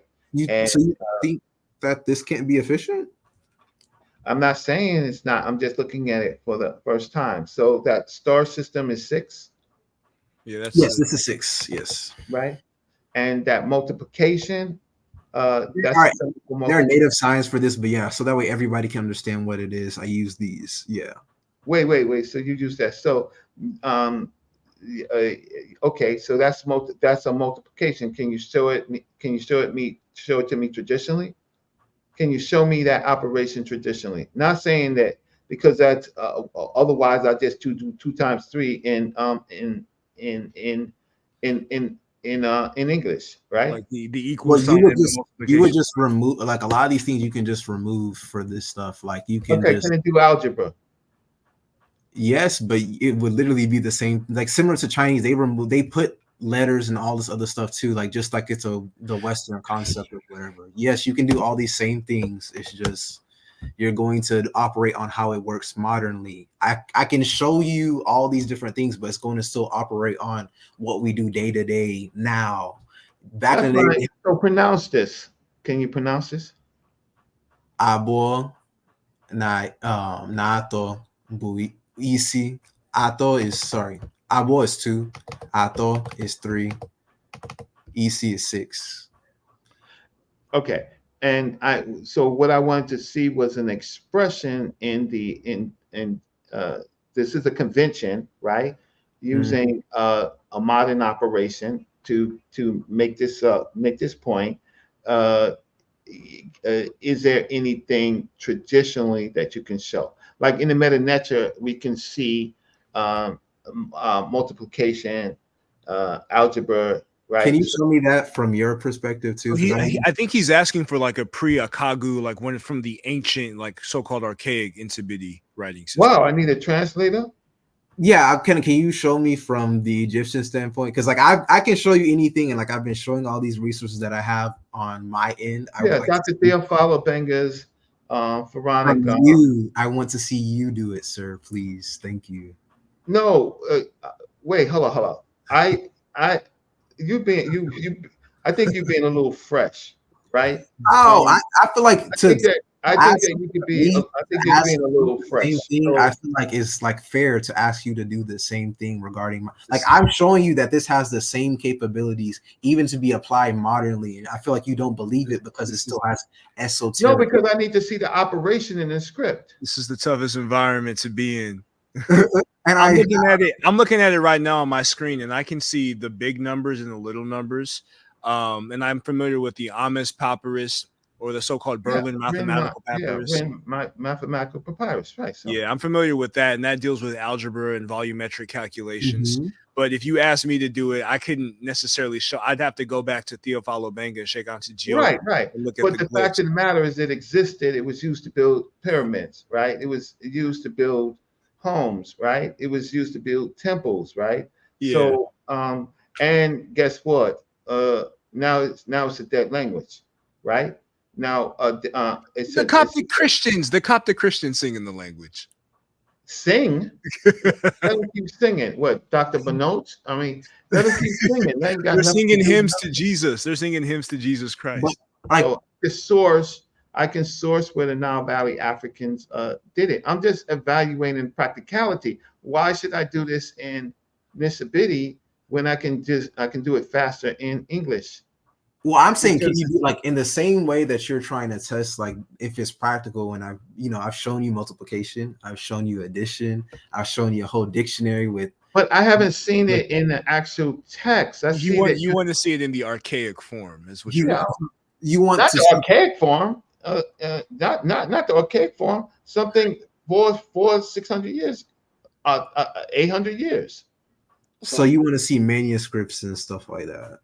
Yeah, because this is a keyboard. This is a keyboard, so he wants to see like a manuscript showing the mathematical operation in antiquity. A lot of these things are on like lodges and stuff like that. That's why I'm saying all these different scripts that they have these things. Maybe I don't probably have a mathematical equation here because that's not what's written down. Also, a lot of West African cultures still put emphasis on oral tradition as well, but these things that are written down are for what needs to be documented. These aren't only on like written down on paper and palm. It's written on skin. It's written on. Jordan, you as a computer scientist, you're about to get your bachelor's. You took differential equations. You probably took linear algebra. You took multivariable calculus. So you have the literature. Could you translate some of your coursework into Nsibidi? Yes, I can. So there we go. I mean, so like if we have the ability to translate it, is that good enough, Reggie? That's what I'm saying. Like there are words and concepts for these things. It's just I think you kind of want it in a format that didn't exist at the time, or didn't not at least in the format that you would like. No, I don't mind using the language as a convention. I just Can you mind. show me why? Can you show me I why? just mind the spooky stuff that's This, associated. none of this is spooky though. Civil War. Reggie's holding the line. I have a whole I'm periodic gonna open up the line. I'm gonna Yeah. open up the line. You open up one of my Yoruba. He's an aeronautical engineer, and he wants to come on. Okay, because like I'm just saying, like there are different conventions for this stuff. Like it wasn't just like juju and stuff like that. People did do war plans. They did do like writing things out. It's just, of course, that's not going to be, you know, open source information, or a lot of these things are on artifacts that are no longer in my, you know, reach right now. So I feel like it's kind of, you Jordan, know, we got the general of the Magi Archers trying to support you in the chat right now. like kind of unfair to be like, hey, you know, like show me an Oracle bone script that had from China that has mathematical equations on it. That's not what they were focused on at the time. They were focused on different things. Like Egypt, of Okay, course. so let me answer the question to Smash. Smash And, Rock, let me put out the Magi link. General in the building. I didn't bring them over to support or to refute. I didn't do that. I brought them over here to listen and to ask questions. That's what I brought them over here for, right? So here's the invite link, right? So the question is, not the question, but my general statement is, I respect all African scripts. I'm just looking at the usefulness and where it actually applies, and to find scripts like we can say in the meta-nature that tells us something about the culture and the people, right? And that's what I'm interested in learning, right? So then, even in the Nile Valley culture, yes, there's Heka, there's magic. Yes, I understand that. But I don't really want to talk about that because I'm not so sure that it worked, right? I want to talk about what works, and what works is important to its usefulness. Not that it can't do it, right? Just to learn and to see it. Otherwise, I got to give the Hebrews a pass with Abraham, right? I got to give the Arabs a pass. I got to give even like with all of these writings that they were writing, they were doing both. Also, I think it's kind of unfair to compare the two because like Egypt has what, almost 6,000 years of like documented unbroken history, whereas like, you know, people that were in Nigeria and Cameroon that were doing this were maybe, you know, 2,000 years with different stuff and different. And that's beautiful and that's great, and I respect that. I respect that. I mean, some context too. And also, like both, they were doing both. A lot of the things that they were doing mathematically were for these temples that were doing religious things too. Like it was in hand as well. They were doing these complex equations and evolutions to still maintain the religious societies and customs that they were doing as well. Look, you got a lot of defenders in the chat. Yeah, the chat's all loving you, and I was gonna add the context that you're invited. You got a lot of defenders. People like the spooky stuff. I'm not trying to make it spooky. I'm not trying to make it spooky. No, I was gonna say, Reggie, Pathy Diang, one of Diop's associates, he wrote an article in the General History of Africa about the similarities between MtDNA and the Dahomey writing system. And according to his analysis, a lot of these things went secret because of the Arab invasion and because of the invasion in Africa. And these different groups didn't want to lose their knowledge, so they forced it underground, and that's what made the evolution from pictograms to phonograms in West and Central Africa happen a lot slower. So there could be a reason why, you know, certain African populations didn't want it to be out like that because they were afraid that it would be bastardized in antiquity when they were invaded. Okay, you're giving me a rational answer, right? I know you, right? I respect that. I just don't want a spooky answer. I don't want to listen. I don't want to read something and die, right? Because I don't believe that reading something is going to make you die. So that's all I'm saying. I'm the viability of the script. And other scholars have said that there is some relationships to neighboring scripts and Nile Valley scripts. So I'm with Nsabidi. Right, I'm with Nsabidi. And so I'm interested in certainly in the culture, right? And actually what you say, but uh, but understanding warfare, understanding what is happening in Africa, African countries can't unify with each other. Simple bordering countries like the Gambia and Senegal can't unify with each other. Same people, right? Same language, right? Can't unify. That's troubling. That's troubling to me. I mean, well, look at Black America. Like, are we all unified politically, socially, culturally, linguistically? No, slightly different circumstances. I mean, but that's unfair to put on other people too. If we want to start saying that, like other people have had their histories, China unified, colonization. Europe unified, right? Israel, Jews unified under Israel. Right? I don't know about that because like there's a lot of stuff going on underneath like all these different things. Like they're what are you talking about? Based on their system and their thought, they basically almost exterminated the Palestinian people, right? For their with the help of who? Of the U.S. It government. doesn't matter. That does matter. That does matter. Not being isolated.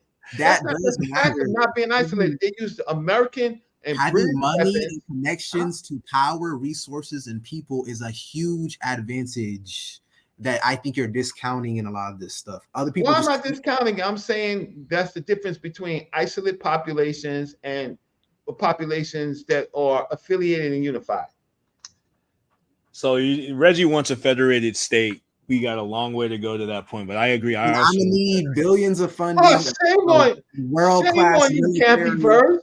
I'm just saying. No, I want a federated state. I do want a federated state. I'm not against the federated state.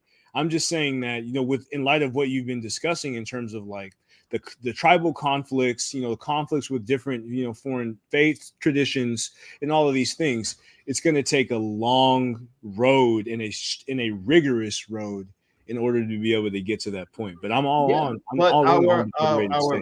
Our best scholars, based on what they saw with the Europeans, it's possible. Yeah, of course. It's possible. So I'm like, to even, it's the effort of the people to be cadres to that system, to Pan-Africanism, right? Yep.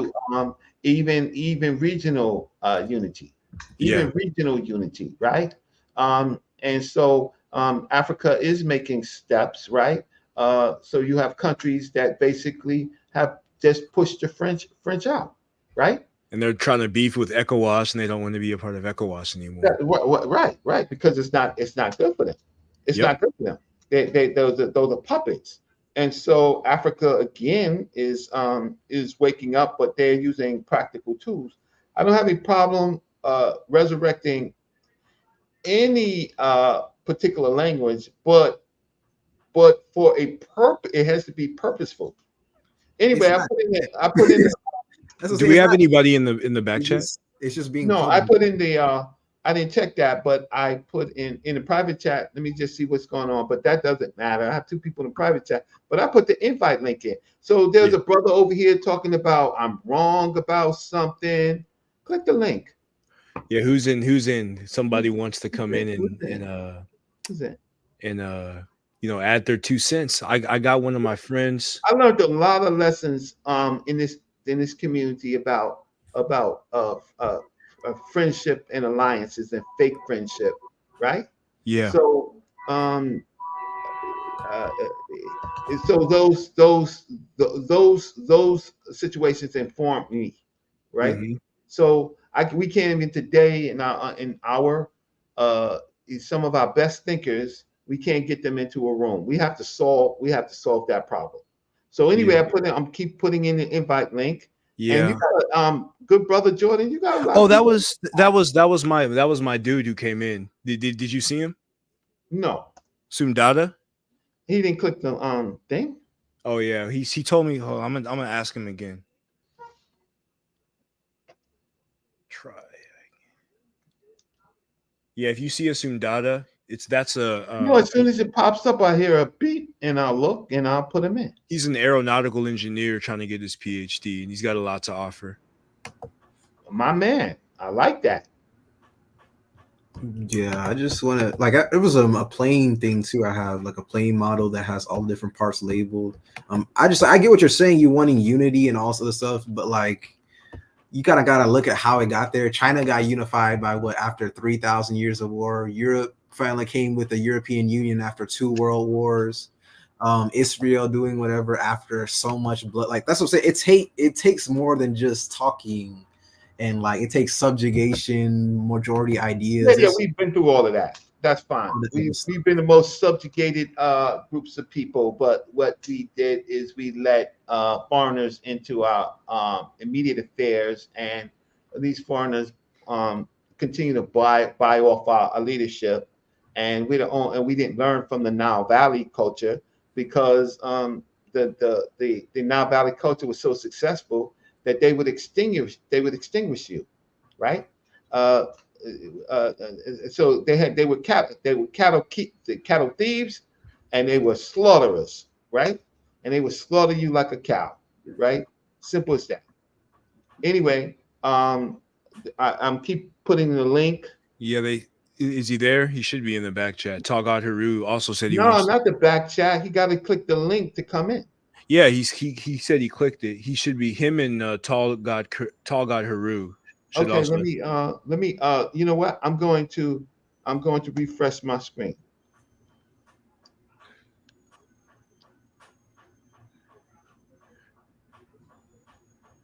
Good show so far.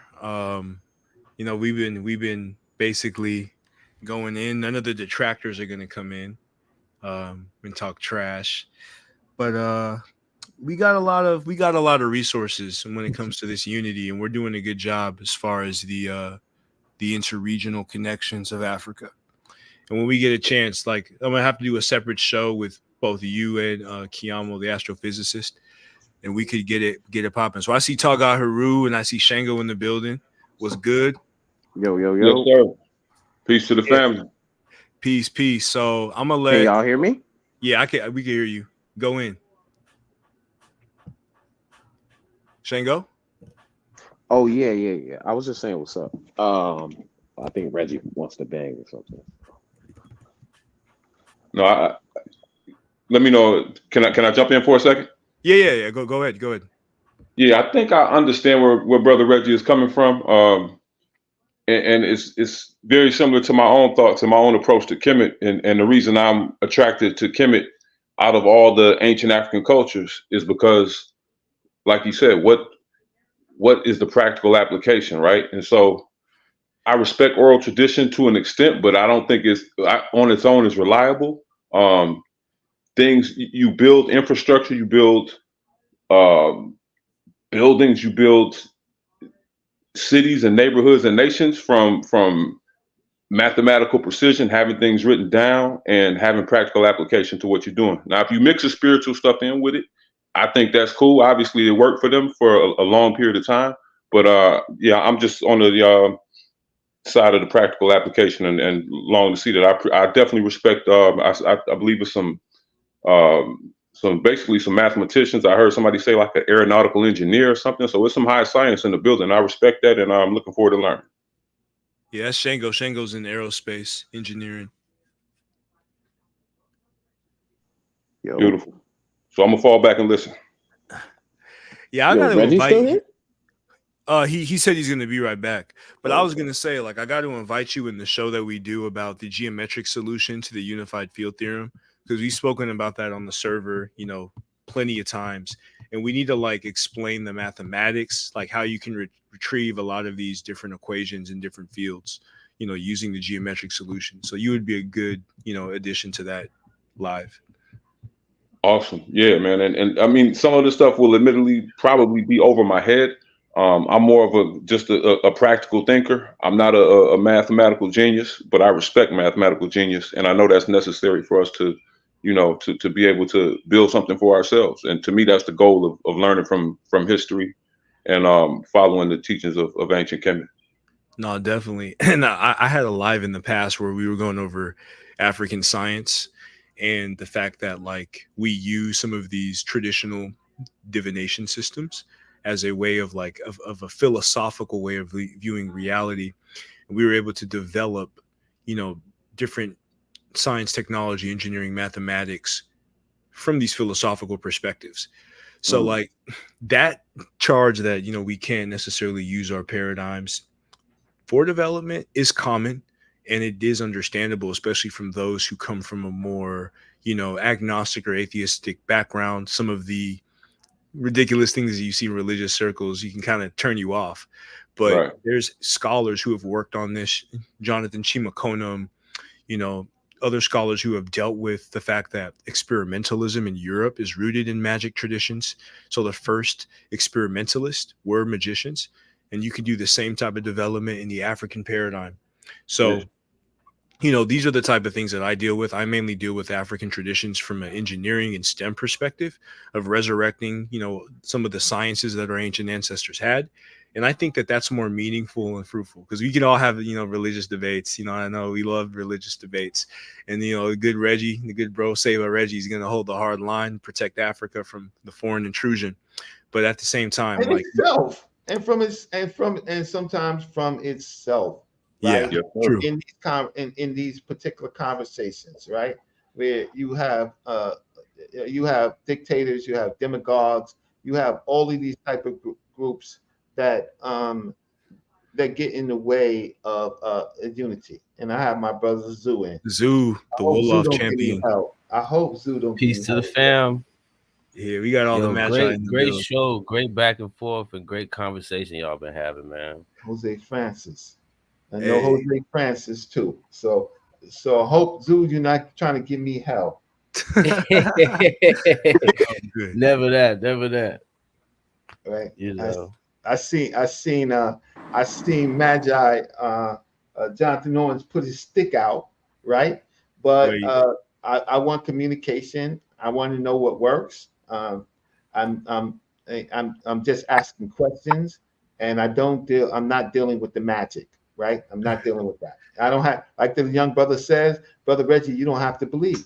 Okay, I don't have to believe. But I bet you one thing that you have an IP address, right? I bet you have power.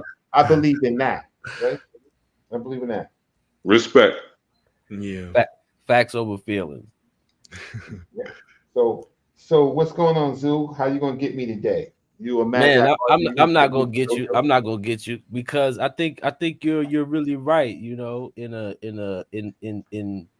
the large sense of what we're talking about. You know, but I do think also that West Africa does have an opportunity, and it's been following kind of like this course of disunity that has allowed, you know, the slave trade to progress in the ways that it has, for foreign ideologies to take root in the way that they have, you know, and a lot of African traditions have spoken about it, you know, but I think there's a lot of opportunity because in West Africa, I just did a video on my channel, shameless plug, on Brer Rabbit, the Tar Baby, and the Sanankuya tradition, you know, which is Kul and Wollof.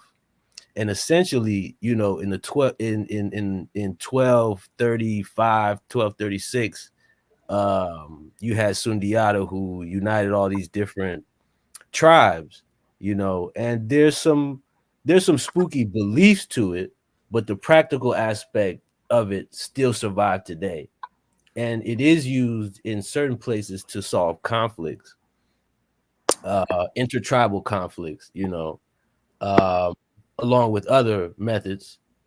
But we need to be able to, going back to what you said, Reggie, be the ones who have the power and the economics to be able to, you know, push that agenda to people who can make it a palpable reality. I hope I'm making sense. I'm gonna land right there, though. Oh, clear. Because I believe that, but it's based on the practicality. Right? It's got to work. It's got to work every time. It's got to be the 10%, right? It has to be the correct method. It can't be for an elite group of people, to call the shots, that control people, fear and stuff like that. You did this, you're gonna die on the spot, right? But if the language can do what the language has always been, is that it has a secret component to it to communicate with that, just not with the spooky stuff on top of it. Exactly. And Brother Zoo, can you cite some of the practical applications? Because I'm in that camp where, and I know some people might have heard me kind of go in on some West African traditions sometimes, because we got to be realistic in terms of, I think we should throw most of it out, because look at the results that came about of it in the last, we'll say, 1,000 to 1,500 years, right? It's all about the results and if it works. I definitely hear you. I think in some ways, I think in most ways you're right, because beliefs at the end of the day are just beliefs. And when they come outside of the cultural paradigm, they easily become counterproductive. When they come outside of the scientific paradigm, they could definitely become destructive, But again,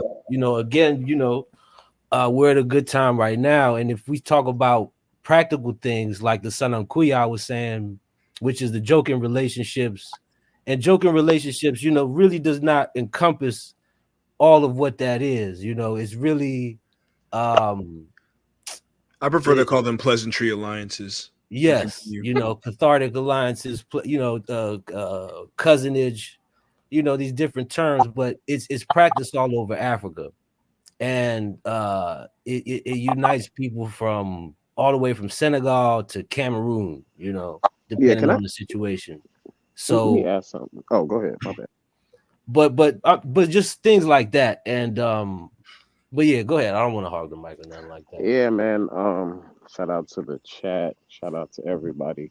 Yeah, I'm interested in the practicality thing because I love practicality, but I think there's practicality in a lot of the knowledge we're getting out of different areas in Africa, just not Kemet. I think one, we need to be realistic in that Africa is big. So I'm claiming the whole continent. I'm just not gonna lay my claim in Kemet, because if Kemet was so practical, how did they get beat so many times? Like that. I would give you some pushback. That's a big on that, question. Though.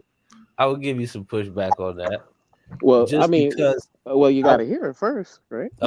Here's his whole point. Yeah, here's his whole point. So, like, if we're talking practicality, I can name multiple things, like palm oil. Like, I'm just saying, we just have to do deep dives into what we're talking about. So, one is palm oil.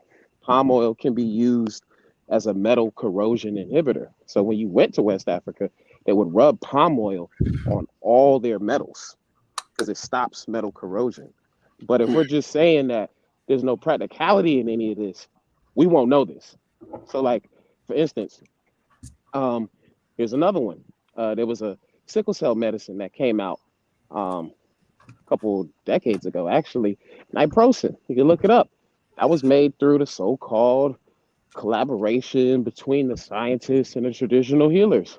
I think there's a lot of knowledge we can extract. I mean, that was Sophie Oluwole's whole thesis on anything in Africa. She was like, well, you'd be stupid to condemn the entirety of your culture, but you should do a deep investigation, find out what works, and then, sort of get rid of the rest. Fine. So that's fine. But I don't agree with the notion that practicality is on the basis of Kemet, because there's some serious problems with Kemet, especially in terms of practicality. Indeed, but I wouldn't say there are no practicalities. Even if we look at simple strategies, I think one of the reasons that Kemet is such a recurring topic is because it deals with so many questions that we deal with today. Actually, you know what I mean? In a perceived way, if at least. And so would you guys? Oh, sorry. Go ahead. Yeah, so just saying that there are things like that are immaterial, and there are other things that are, all these papyrus, scientific papyruses and all that kind of stuff. So I wouldn't say there's no applicability, but there's definitely overemphasis. In terms of what Reggie was saying, it's about documentation. The fact that it's one of the earliest and most extensive written narratives of these scientific paradigms, and you don't really see it in other parts of the African continent till later. That's kind of falls in lines of what Bintu Dukure, a Mande linguist, when he spoke about Kemet being a reciprocal reference system, not necessarily the universal truth, but something that we could say, hey, this African civilization did this here. How do these innovations affect the other areas of the continent in their own respective evolutionary trajectory? I think that's a more meaningful conversation to have with respect to both. Yeah, but it's not about belief. It's understanding why the civilization was successful until it was not. To understand that they had taboos against fish, right? That they weren't they didn't do well in the Iron Age, but the Southern cultures did really great in the Iron Age, and then went through the Wadi War, spreading it, right? And then you have great civilizations in West Africa that pop up using iron, right? But Egypt itself was stuck in the Bronze Age, maybe because of the lack of resources of iron. That the iron was not there naturally. It's from the sky. Populations, right? Right. So those are the things that you factor in, but you factor that in based on analysis, right? Proper analysis and the limitations. The religion and belief system was used against the same people at some point. When you start making foreigners pharaohs, right, or Narcissids, right, and it was the priest that did that. The priest could have just isolated and died with the died with their, not their secrets, but died with their applications. They did not. They traded it to the foreigners to save their own lives.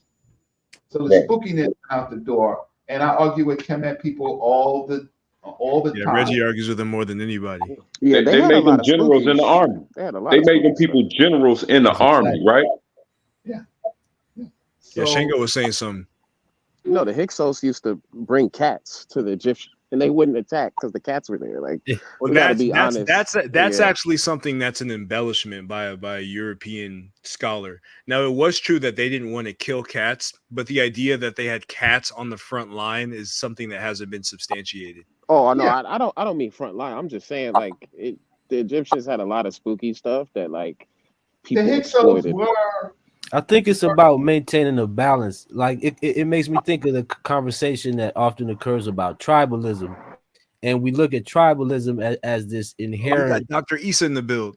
Sorry, keep going. Oh no! Now I'm gonna be ruined. Now I'm gonna be ruined. Dr. Issa in the chat.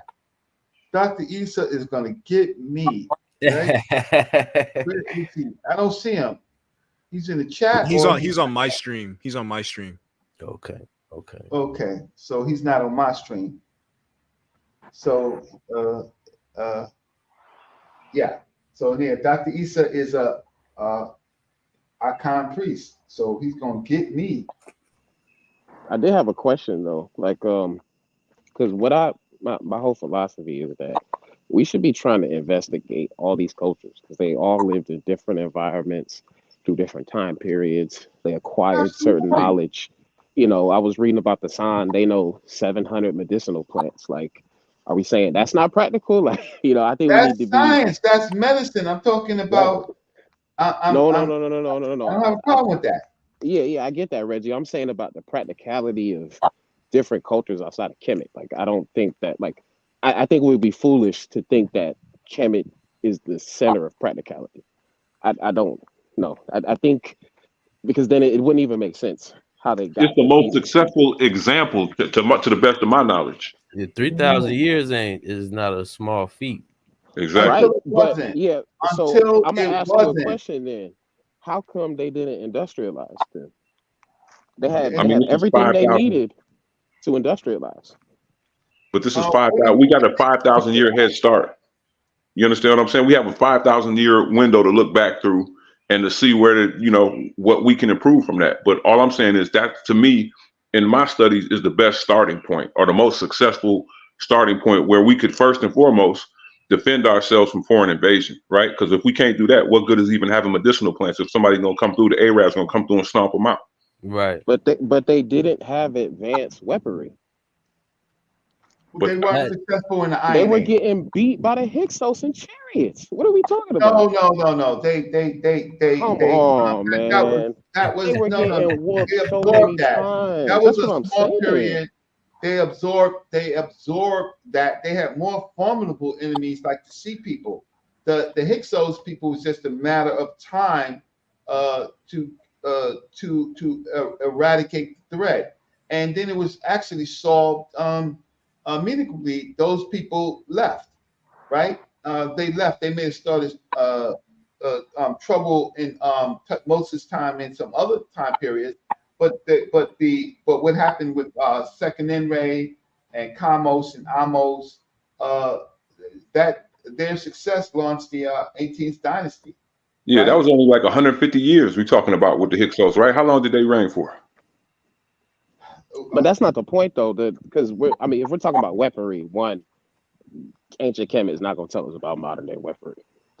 No, of course not. Those Of were course not. Yeah. So, like, the era I would actually be going to West and Central Africa because they had more advanced, and East Africa because they had more advanced metal production, which you do need for modern day weaponry.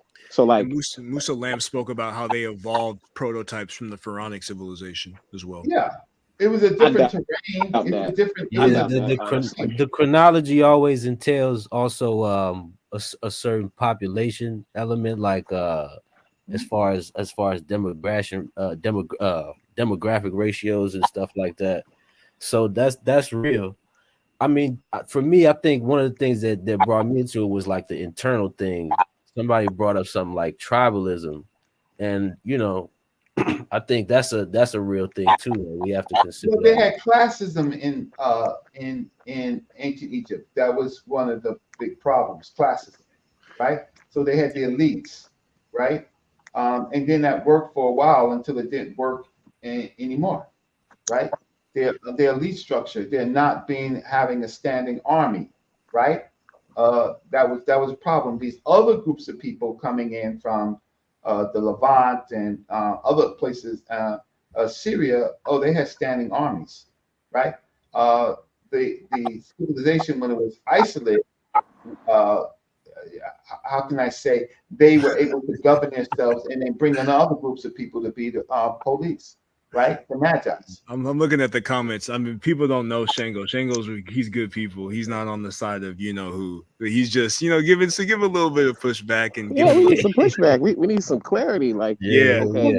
There's no real. He's making it a good conversation. We're actually more unified than we are separate. Right. For sure. And that's one of the points I was making for real, because we look at tribalism like this inherently negative thing. And the more I look at African traditions, they looked at conflict as something that is just a part of nature. It's not something that you run from. It's something that you have to master. Yeah, but they didn't evolve into nationhood, right? So because they remained in those tribal traditions, those tribal customs, they weren't able to defend themselves from outsiders when they came in, because people were coming in as nations, and we were still divided in our tribes. But I get that. That thesis doesn't make sense, though, brother. But one point, no, they weren't nations. Understand is that they people just are made always some going to split mistakes. up. They didn't have a standing army, and then they didn't do well in the Iron Age as producing weapons for their standing army. Right. Wait, Reg, we talking about Kemet or West Africa now? We kind of all over the place now. Where are we focusing on? When did we go to West Africa? Tribalism. Tribalism in West Africa. That's what you want to talk about. You want to talk about West Africa?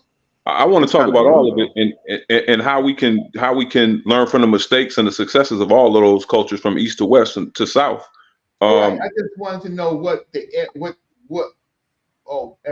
particular part of the pie that you want to talk about, because what's happening in West Africa is a number of things. You have divine kingships, right? You should read not you, but people should read Pre-Colonial Black Africa by Sheka Anta Diop, right? Divine kingship was a very problem. It was a big problem where every group of ethnic group had their divine king. Agreed. Right? Kemet solved that problem, right? Kemet had the Sapats very early. The gnomes. Yeah, the Sapats, which we call gnomes, right? They unified the Sapats. The Sapats contain groups of people from different African ethnicities, and they were able to unify them, let them worship their own city gods, right? Leave from one gnome to another gnome, right? To best fits, to work in those gnomes with a particular craft. So these gnomes had particular crafts, and they had particular small armies, right? Small cultures, right? And language was very helpful in unifying the Sapats. Big time. Reggie Right? Jais has and the calendar as well, Reggie. The calendar as well. That's how they performed that. I don't see Dr. Issa. Oh, he's on my page. What he asks is, why was divine kingship a problem in West Africa? Wait. Simply. Oh, I had a question on that. Simply, when you have, you can go up to the modern period of slavery, where you have the Ashanti, the Fanti, the Gaga, the Ewe, and the other groups of people, right? The divine kingships of each of these kings felt that if they unified with the Portuguese, or they unified with the English, right? The Europeans took advantage of that, right? They took advantage of the disunity and the people believing in their own divine kingships, and we were routed. So I don't see how you can argue with that. But I think that's new though in the history.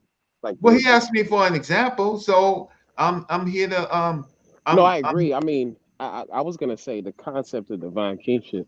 I think when Dr. Diop was talking about it, we didn't have as much info as we do now, and we didn't have as much what? We didn't have as much information as we do now. You think we are wrong about it? But we still know no. I'm not saying he was quote unquote wrong. I'm saying the time frame, like the time frame, right? So if I ask, what's the earliest time frame for divine kingship? From my studies, you're gonna be talking about like 1200 AD, 1000 AD. Like, it's not that common in most of West Africa. Like, and if you look at Roderick, well, I mean, 1200 AD is late. That's really late. You gotta look at no. Listen. Because if I ask you, what's the earliest Yoruba kings you can think of? Oranmion. What time period? Oranmion's got to be 11th century. Okay, then there we go. Like, that's for the Yoruba. See what I'm alone. saying? That's the Yoruba alone, though. I know, but that's the point. So, like, for instance, if you pick up historical Nigerian architecture, they did surveys. So what, like the Benin walls, that's not like unique. It's stuff like that is all over the South, right? But what I'm saying is, when they do these surveys, they don't see any sort of kingship or divinity structures. Like, what they're seeing is like very horizontal level hierarchical structures. Meaning whether it's divine kingship or just tribal chiefdoms, the point is it failed us miserably. I believe that's the point. And that's where I wanted to interject because Reggie even said that Kemet solved the kingship problem to an extent. But what do you say to this though, Reggie? This question before you go in.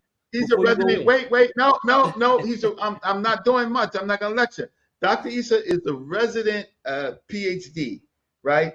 I sent him the link, right? So there's nobody who studied this probably more than Dr. Jahi Issa, and so let him in. But can we at least acknowledge that what we're talking about, the whole tribal setup, whether it's divine kingship or tribal chiefdoms, failed us miserably because we failed to unite and form larger nations? A little bit of pushback against that. And I would say that instead of instead of emphasizing the problem being or lying solely with the kingship,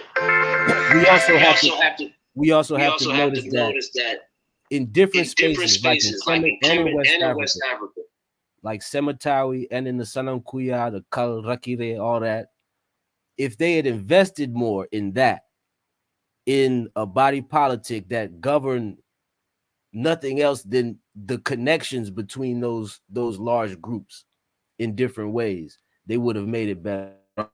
And we can't also think that we're going to make a perfect situation where nobody's going to have ethnic allegiance or anything like that. I think that one thing about West Africa with joking relationships is that they realize that we can have our differences and we can be, you know, who we are, but also kind of, you know,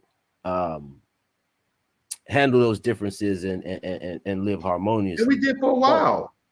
And space and climate helped us a lot. African people were very separated up until larger populations, right? Mm-hmm. And so we didn't have long warfares, and then we had intermarriages. We had intermarriages between kingdoms for a while, right? It's but the elephant in the room is divine kingship, relating to some that leader is somehow connected to the spirits or God, right? And is chosen. Exactly. You don't think they did that in Kemet? I would say it's slavery, man. I would say our major sin is it comes out of slavery. You know what I'm saying? So what do you so Africa had a different system of servitude, not chattel slavery where you're selling up until the Europeans, right? True. Right. Was there a slave trade before the European came through, before the Arabs came through? Wait, not in that type of. So first there's really a system of prisoners of war, right? And warfare. What do you do with prisoners, right? That's different, right? That's a whole different story. How do you incorporate them? But it's all part of the same process, you know. It's all part of the same process. No, it's not. Yeah, that's not making a market. You're not making a market for the people who are living there. You don't think that the lived experience ties into each other. You don't think there's any overlap. That's not what we're saying. We're saying that they making an industry out of something and having people that you have to make slaves to, because it's much more efficient than to just kill them and have to bury them or leave them rotten and spreading diseases all over the place. You have to do something with those people. Absolutely. But there was a time when the Europeans came and we were still doing our own thing, and those two worlds collided. It started. So we got to be a little bit more nuanced, right? Okay, so Dr. Issa is trying to come on too, but I sent him another link. Who? Dr. Jahi Issa. He has to come to this platform, and he has to come on. So listen, there is different type of relationships. So we have the cartridge relationship with Africa, right? These are based on classes, because it certainly was intermarrying with the Africans, the Amazighi groups, the Afri, right? But they were they created a system where they would marry African women, but the children were raised to look at the paternal line, right? Mm-hmm. So we have that system. We have the system of the Garamantes. Garamantes needed a labor force, so they found another group of Africans that they used for a labor force, right? That is probably the beginning of what you call indigenous chattel slavery in Africa. The Garamantes. Agree. Disagree? Anybody disagree with me? And so that really softened the and then you have the Roman system, right? But the Roman system is really interested in absorbing people into their armies. Yeah. So you have those systems. Inter-Africa, independent of that, you had disagreements. Largely, people would be they had high morals, unlike the other groups of people. Conducts against this, against long-term enslavement. They would enslave you for your crimes that you did. And so that's known throughout. Or they would take whole populations and repopulate you, like with the sea people, right? Or bring you in. The other the system that was most problematic, and that's why I want the brother to pop in, because he doesn't, is the Arab system, where it did not start out. It started out recruiting people for warfare with the Byzantines. It started out like that. It ended up as something else. It become a systemized religious offering, where you bring people to as Hajj presents, right? And then it became a free labor force. On the grounds of a so-called moral religion, right? Yeah, I think for me, my thing is, like, we have people who resisted to the slave trade, but we had less systems that looked at the slave trade as a thing to be to eventually eradicate. You know what I mean? And I think that somewhere to move forward, we have to answer that question of accountability and you know, all of that kind of stuff. You know, how is that relevant to now, though? Because that's all you know, things in the past. But like, how is that relevant to like how we move forward?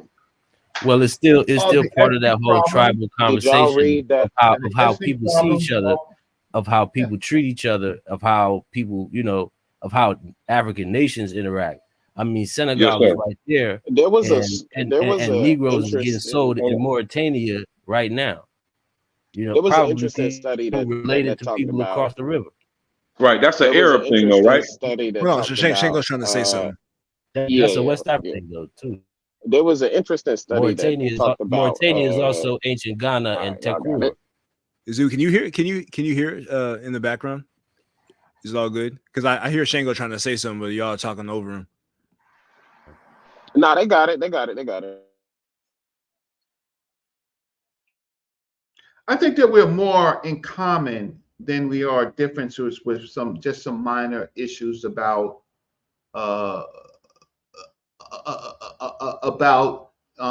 ethnicity, right? About divine kingship. I think that is the I think that's the elephant in the room. So who's got a proponent? Who's a proponent for divine kingship? I could say that I am a proponent under certain context. Which context? Yeah, what context? If it's a context that's dealing with a federated state, or a context that's dealing with greater Pan-African nationalist unity, I think it could be very good. So you would take that over the elect of the people, affecting a qualified leader instead of somebody with some robes. And I don't support Western democracy per se. I think that we should look towards African democracies, which Chancellor Williams said are more democratic than the European democracies. But it's still the structure of an elected, of an agreed upon leader. And the Council of Elders, who are a check and balance against it, and then also deep state institutions. I think we should do that. And in that sense, it's good. I'm against Brother Cam, elders, because we need to have a presentation about that. I think the concept of the age grade is not working right now.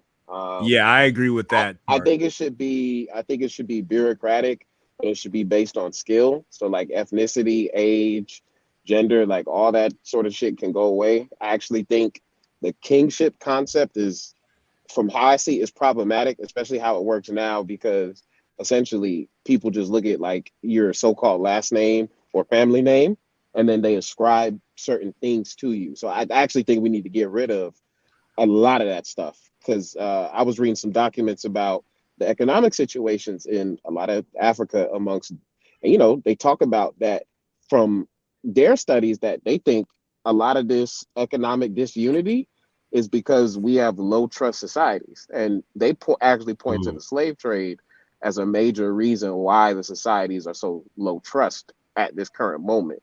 So I mean, I do think it's important, and I just don't really subscribe to the whole, you know, my family is XYZ, because I mean it gets pretty toxic. It shouldn't be based on really family though, right? But I'd like to say to that a degree, the thing is, like a lot if of you these look at things Chancellor are, Williams in Destruction of Black Civilization, where he talks about the African Constitution, there are checks and balances to kind of negate or diminish some of the problems that Shango's bringing up. So like if a family became too despotic, or if they were basically taking over too many resources and not distributing it properly, in the case of the Fan of Dahomey or the Obam, the Yoruba people, they were deposed. They were taken out in the traditional coup d'etat.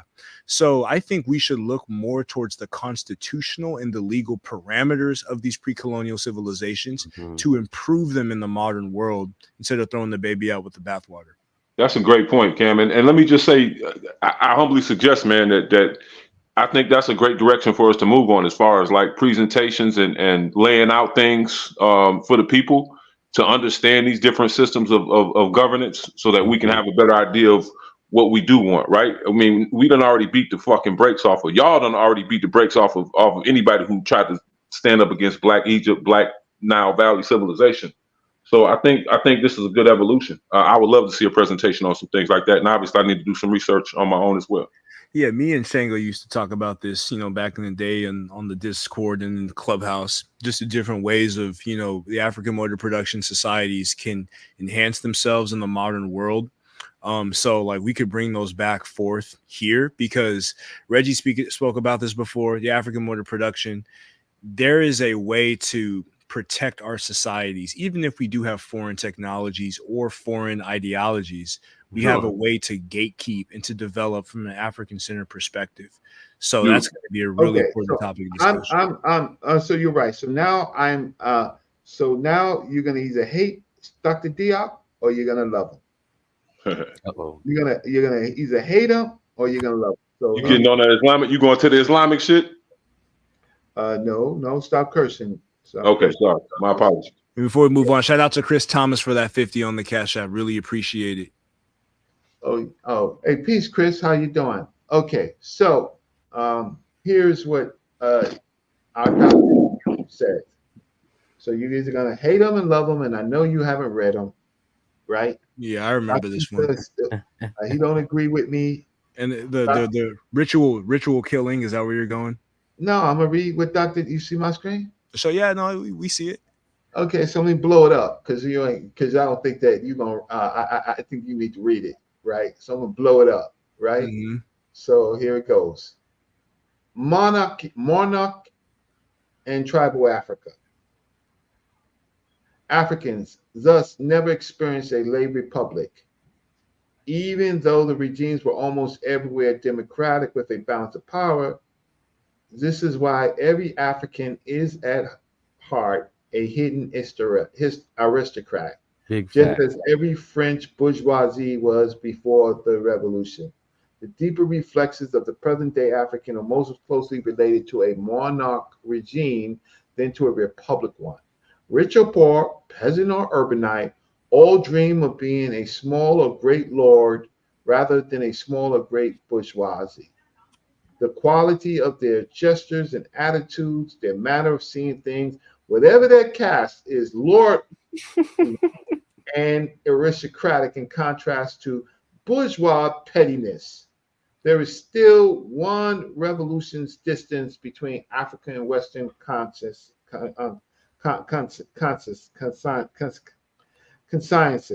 In terms of instinctive behavior, these after effects of aristocraticism would have been extirpated only if the African, in the course of his history, had become responsible for his own destiny within the framework of a republic regime. Western colonization even when Republic could not change these facts. That also explains why many blacks adjust perfectly to the matters of the British aristocracy. It is hard to trace to this factor a certain aesthetic approach of the black, although it does seem to be an important trait of the African character. This judgment, contrary to what one might think, is applicable to all Black Africa to different degrees. In the pre-colonial period, the entire continent was indeed covered by monarchies and empires. No spot where man lived, even in the virgin forest, escaped monarchic authority. But we must recognize that not all people living under the same political regime had the same cultural level. Some outlying populations still lived in scarcely shaken or liberalized clanic organizations, whereas the large numbers in the cities were detribalized. A striking example is this: the Ghana, Mali, and Sonai. One can indeed contrast on the basis of the remaining documents al-Bakari or Khartoum, the teeming city life of Timbuktu, Gayo, Ghana, Guinea, or Mali, which contained only isolated individuals, with the collective life that still held sway in the outlying clans of the gold-bearing regions to the southwest. So now, we're not going to read what Idrissi said. We don't care about what Idrissi said. What we care about is what Sheikh Anta Diop. I don't see any problems so far. Yeah, me neither. I do see some problems though. Yeah, they petty bourgeois like the French. I think he's making a very definite statement. Like, so that's what I was talking about earlier. He said nowhere in Africa. The Igbos would disagree with that, right? That's what I was saying. All Negroes think they all that in a bag of chips. That's why I'm saying that with Dr. Joe, we just have more info about certain things. Like, one, he that's such a definite statement. Everyone should know you can't prove that at all. So if we're like actually trying to be scholarly, that's almost an unprovable statement right there. Because you would have to prove throughout all of African time and through every culture, was that the case? And we all know that's not the case. Because was what the case? The monarchy or the republic? The monarchy. But he's talking about like post-Paleolithic societies where you actually had like settlement hierarchies. He's not referring to like Stone Age. But I'm saying even that's not true. So for instance, he quoted Jenny Zhao. We already have the archaeology. I mean, it's literally a whole book on Jenny Zhao, 1500 BC to like 500 BC, right? So before we thought that Jenny Zhao was established like 400, 500 AD. No, that shit goes back. Sorry, it goes back 1500 BC, right? Yeah, easily. And then when you get into the archaeology, there is no kingship structure. There is no hierarchy. Wait, do you agree that the Tichit culture is connected to Jenny Zhao in that period? It could be in some way, but because there is definitely a settlement hierarchy. I mean, I don't necessarily completely agree with that, but there's definitely a settlement hierarchy in the Tichit culture in the 3rd millennium BC. Sure. But it's not there in Jenny Zhao. As a matter of fact, in the book I was quoting, Historical Archaeology in Nigeria, this was done by like in the 60s actually, and it's like a 400 or 500 page book on historical archaeology. They're citing, they don't even see those in the South for the majority of the people and the structure. So I mean, look, but that's kind of what he was saying though. He was saying the urbanized Sahelian belt, was this place where they were all, looking. Everybody was looking up to the monarchy and to the kingship. And I'm saying that's not true, because the guy I'm quoting, Roderick McIntosh, that's literally most of his research is on the Sahelian belt, and he's pretty definitive on. And when I start reading more and more of it, you don't like. So if I ask you like, what's the evidence of the kingship structure? It can't be the settlements, because the settlements are all the same. It can't be like wealth. 1 second, I have to ask a question. I have to ask a question. Candy verse. If someone is blocked, do you know how to unblock them? from on the YouTube, you have to go to their YouTube page. No, on StreamYard. On StreamYard. I've never like if I click his name right now. Hold on a sec. Yeah, it doesn't allow me to because I think it's yours. But if you click on the 3 dots next to their name, you should be able to. Unblock them from StreamYard. Yeah, I've never blocked somebody from StreamYard, but you should be able to click the dots next to their name. Yeah, it says the delete comments, put user in time like ban user, and delete their comments. But that's on the but I don't see how I could how can I do it? Yeah, I don't see how I can get him in. I don't see any access. I'm gonna reboot my screen again, and maybe he'll pop back in. Dr. Issa, please try to invite yourself. Here's the invite link. Try that. But y'all didn't say I'll stop. But Dr. Diop says that every African was like a petty bourgeoisie, right? And y'all just ignored that and wanted to be the Lord. Well, he studied under Marxist scholars, so some of the language that he used, petty bourgeoisie, comes from that tradition. So I don't really see a problem with that. Yeah, I'm saying he's wrong with that. I just think he's wrong. He didn't study he had his faults. Diop had his faults. Like what are we talking about? He didn't study every African culture. No one has. That's impossible. Well, what do you think I of? don't think he was being that definite though, and I think I was gonna front as an apologist for a second, and not to scoff at Diop's research, because his research is definitely for a specific time period. But when you look at Chancellor Williams, who had 16 years of field research, and then he created his constitution based upon some of the different features that he saw within these societies. In many cases, like the Igbo, for instance, the Igbo are horizontal, but they still have the Ezinri. Now, a European may say the Ezinri is the equivalent of a king. Some other scholars disagree with that. But the bottom line is they did have a certain lineal rulership within those societies. Even if it wasn't vertical, it still was like concentric, so to speak, with the leader or the Ezinri at the center and then all of the families at the periphery. I don't think anybody could disagree with that.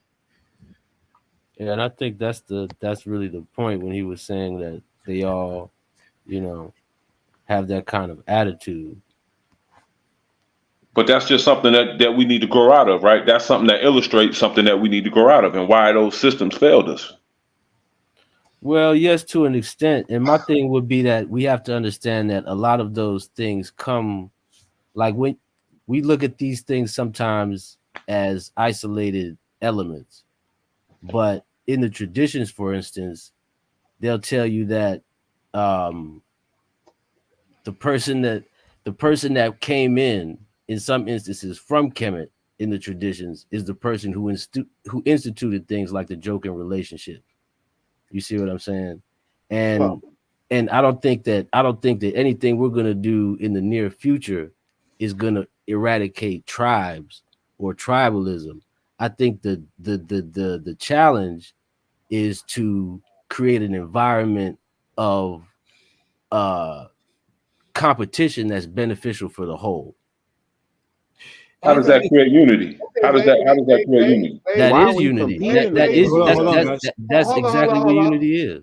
No, wait.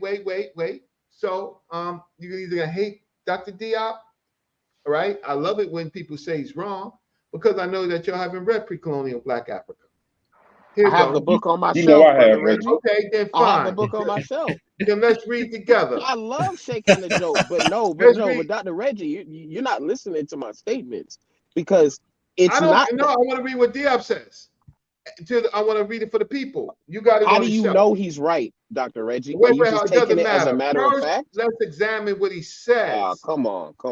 At any rate, monarchic vestiges being less prominent within clanic life, we can proceed to these partial conclusions, which have a measure of moral and social significance.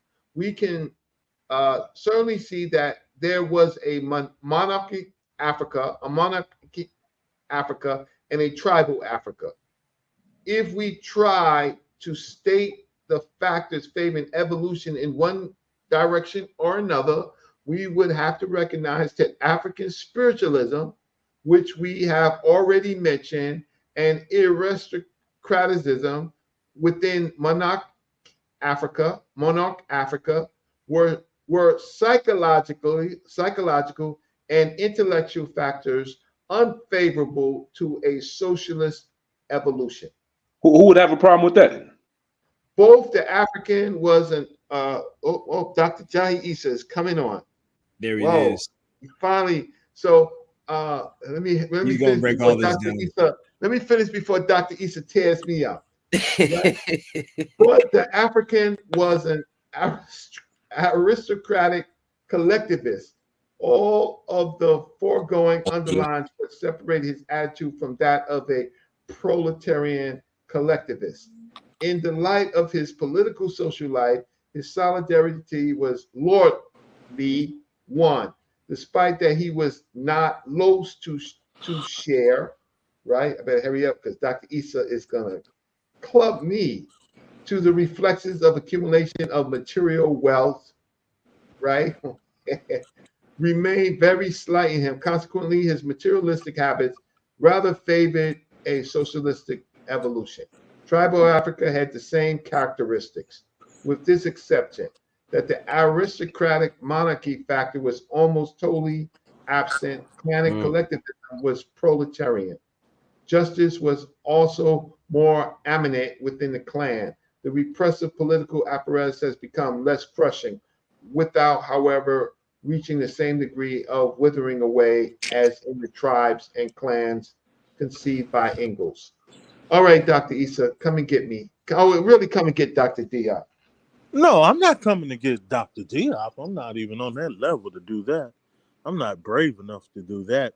My whole thing is that, you know, from what I understood, what you said regarding the problem with divine kingship in West Africa as compared to what was going on in ancient Kemet. And from my understanding, I'm not the sole expert on divine kingship. I think we both know people who have published a lot on that subject. I know what I know from secondary sources and from just ethnography, being in a lot of villages and talking with the leaders of these who really run these divine kingship. Me and brother Cam Universe have had this discussion over the last month over who runs the divine kingship and what is the role of the king. Is the king really a custodian of the people? Meaning that, is it possible that the king, even in Kemet, could be ruled not necessarily by the people, but by the people, the spirits of the people, or the ka of the people, but more specifically by the divine frequencies or netters, right? And I choose the latter. And even like if you go to many of the contemporary African villages or kingdoms or city-states where there's a divine king, he is first ruled by a god or a netter. In case example, I heard you bring up like the Ashanti. A lot of people think that the Ashanti Henny is the king, but he's not the king. He's the Ashanti Henny. The king is the golden stool. And the golden principle, stool right? has his own pantheon, his point. own priest. He even has a wife. And now he's Christian. Now No, the divine king could never. No, now the Ashanti Henny can be Christian, but he's not the king. He is he operates like the manager or the prime minister. The king can never be a Christian. The golden stool is the king. He has a name. He rules over. Now the Ashanti can be a Muslim, a king, anything he wants, but the real king, the soul of the people, he can never be a Christian or a Muslim or a Hindu. He can Would that only appease the frequencies of those what we call bassoons or netters, or the frequencies of the universe. He can never be a Christian. Never, ever, ever. The Ashanti who's the manager or the prime minister, he can be whatever he want to be. But he still has to adhere to the Ashanti, to the golden stool, the spirit of the golden stool. Would that golden stool be analogous to well, my? hold up, let me finish. And even still, this is from my own observations in about 20 villages dealing with kings.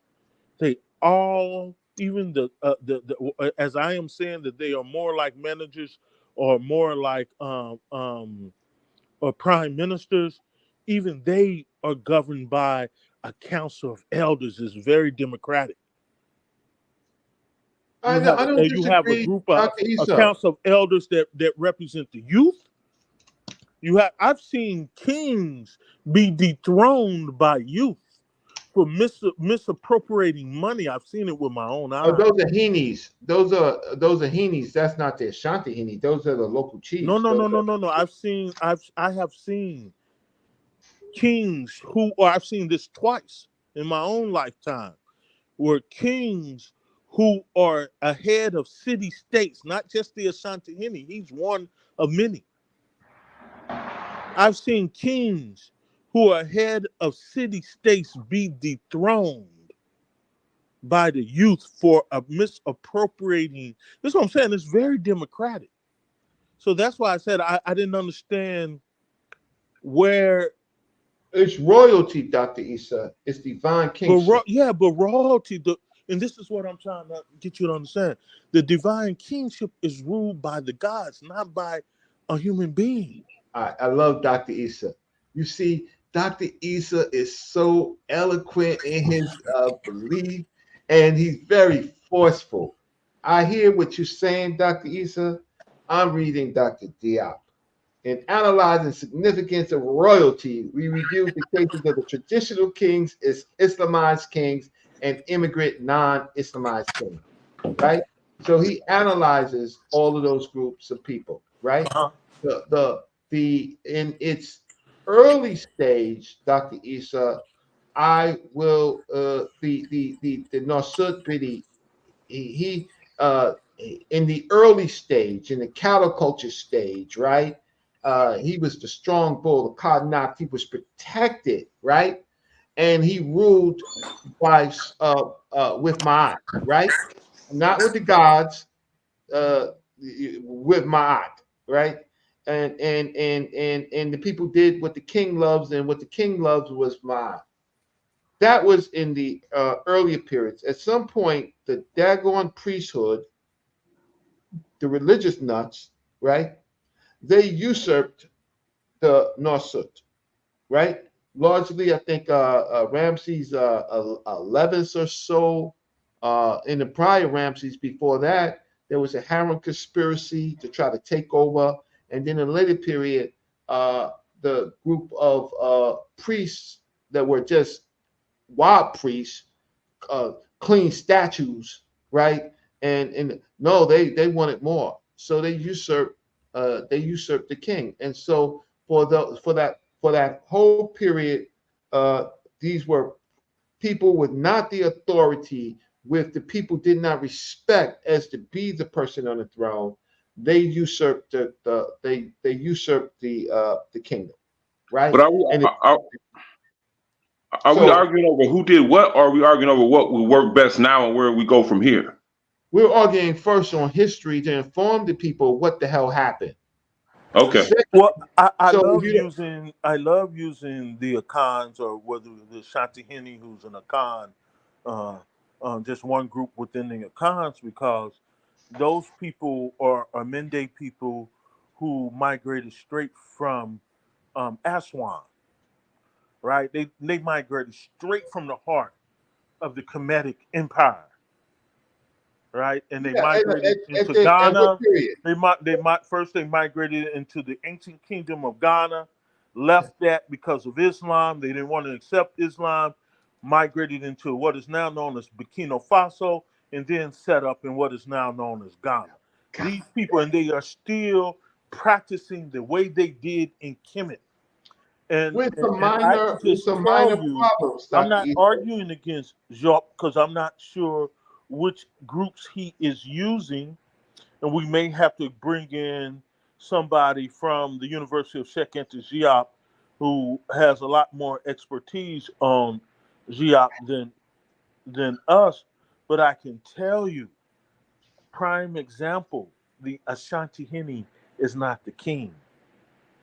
He is the manager for the supreme god of those people. He's supposed to be the manager. He He's takes manager. his people who benefit from their positions around him, all the Omahinis and all of that, right? Right. They are the ones who usurp the power of the divine king often, and they do the crimes, right? Under cover of their position until they're caught. Now Ghana is a modern state with a president, and the daggone Ashantihinis, they sided the Ashantis, they sided with the daggone British. They sided This is true. The Ashanti did. The Ashanti did. No. The Ashanti did side, but there were even arguments with that. Remember with Yaa Asantewaa. She led a group who were totally against that, and they went to war.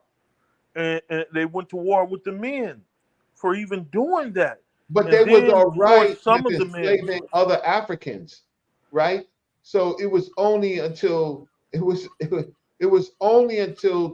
British turned against them, because they used them against the other Africans, and only when it turned against them, it was an Ashanti. It wasn't a whole Akan Empire. If it was a whole Akan Empire, the British would have been eradicated.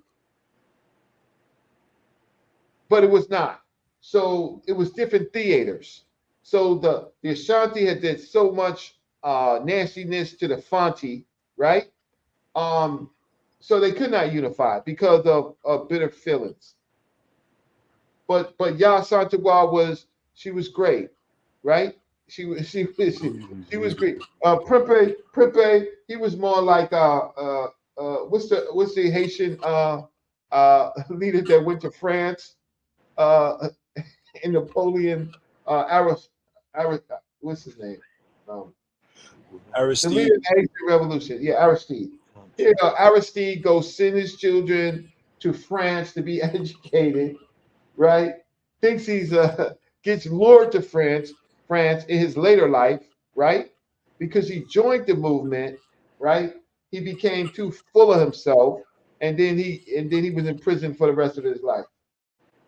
Now, Dr. Issa, Dr. Issa is my brother, right? Me and Dr. Issa, we have had different type of, we've been in a different theater of fighting, right? Right? So I love Dr. Issa. However, I don't disagree with what he says in practice, but in reality, the Ashanti were, listen, think about slavery there. They had their Kwasadai festival, right? Where they would bring out, well, by law, they would bring out the captives, right? The Yam Festival, and by law, I can't say that it was completely real, but the Ashanti treated the Fante horribly.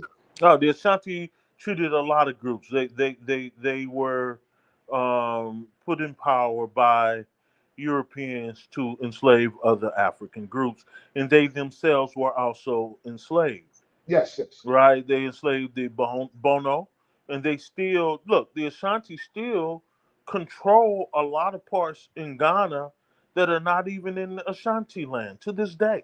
Yeah, they have like embassies. They have embassies in other ethnic groups. They are fighting to this day. But they're like the Yakuza. Huh? They're like the Japanese Yakuza. Well, I don't know much about the Japanese Jukuzu, but I can tell you they are imperialists, Yes, and crime family. but still, that does not denote the fact we have Ashantis who have been here in North America for 300 years. The whole thing of the African burial ground, those are Ashantis and other Akan groups, right? That were Other brought in by the Dutch into what is now known as New York and New Jersey. Those are nothing but Ashantis. In fact, you there's are a scholar who's absolutely written a correct. book on this, huh? You're absolutely correct. Yeah, Right? been here, don't know it. They have no idea that they are Ashantis and the other Akan groups. You But are absolutely correct because they look, but Diop says inherent in them is petty bourgeois aristocracy, right? Inherent in them, right? They want to be so. I'm not gonna listen. While I'm disagreeing with Dr. Issa and only using Dr. Diop about the divine kingship, I love what Dr. Issa is saying, but because he's so authoritative in his he's a professor. He's trained. That he's trained to do this, right? However, the fact of the matter is the reality history is what it is. Yeah, I have a question. So, how does this help us today? School, you say God comes from the power to go to school. Still, yes, that's the righteousness. That's the righteousness which he should have followed in their bosom, which they stood, but they became materialistic outside. yeah, this is true. There's no doubt about that, and you're absolutely right. I'm not arguing against that. Yeah, they have usurped the golden stool, and they have been punished. Some people believe, but yeah. So I'm not going to argue against that. But you would make that argument all the time about that's what happened in Kemet. The priests became materialistic and greedy, You know I do. and sold off the people. You know, yeah, you would always make this analysis. You know I do. With every Kemetic that's out there that wants to be a priest, I don't care what they look like, whether they're how close they are with me. They think that they're royalty, right? They think that they're royalty. And there's been some better ones, and there's been some worse ones. Most of them, oh man, listen, I've already lost everything messing around.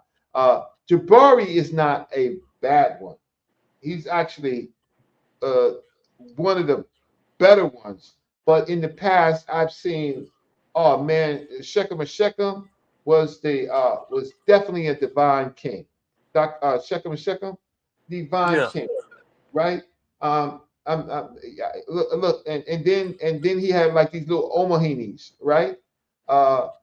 It was very, very complicated. People lost a lot of wealth, a lot of property, messing around in this structure. Nana Dini Zulu was actually a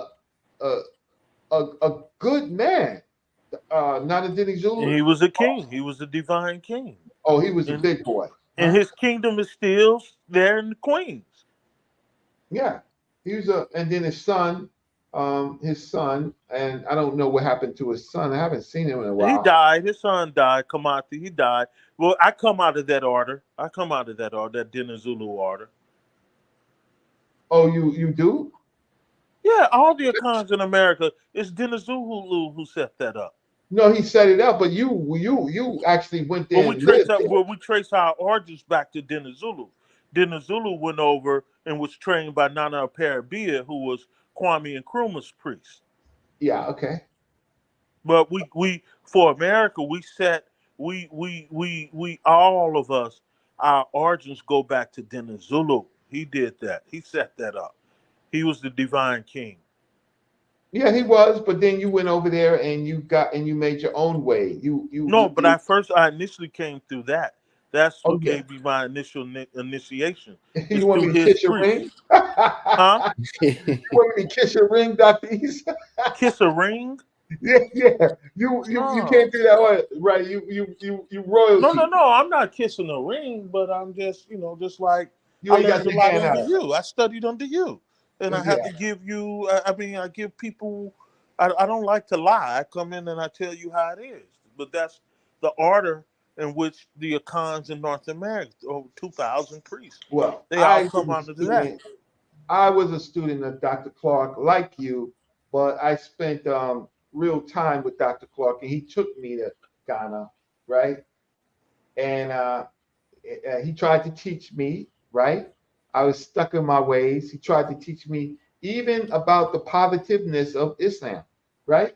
I complained, I'm a radical. He called me a damn fool. You need to shut up and you need to learn. I'm gonna teach you, right?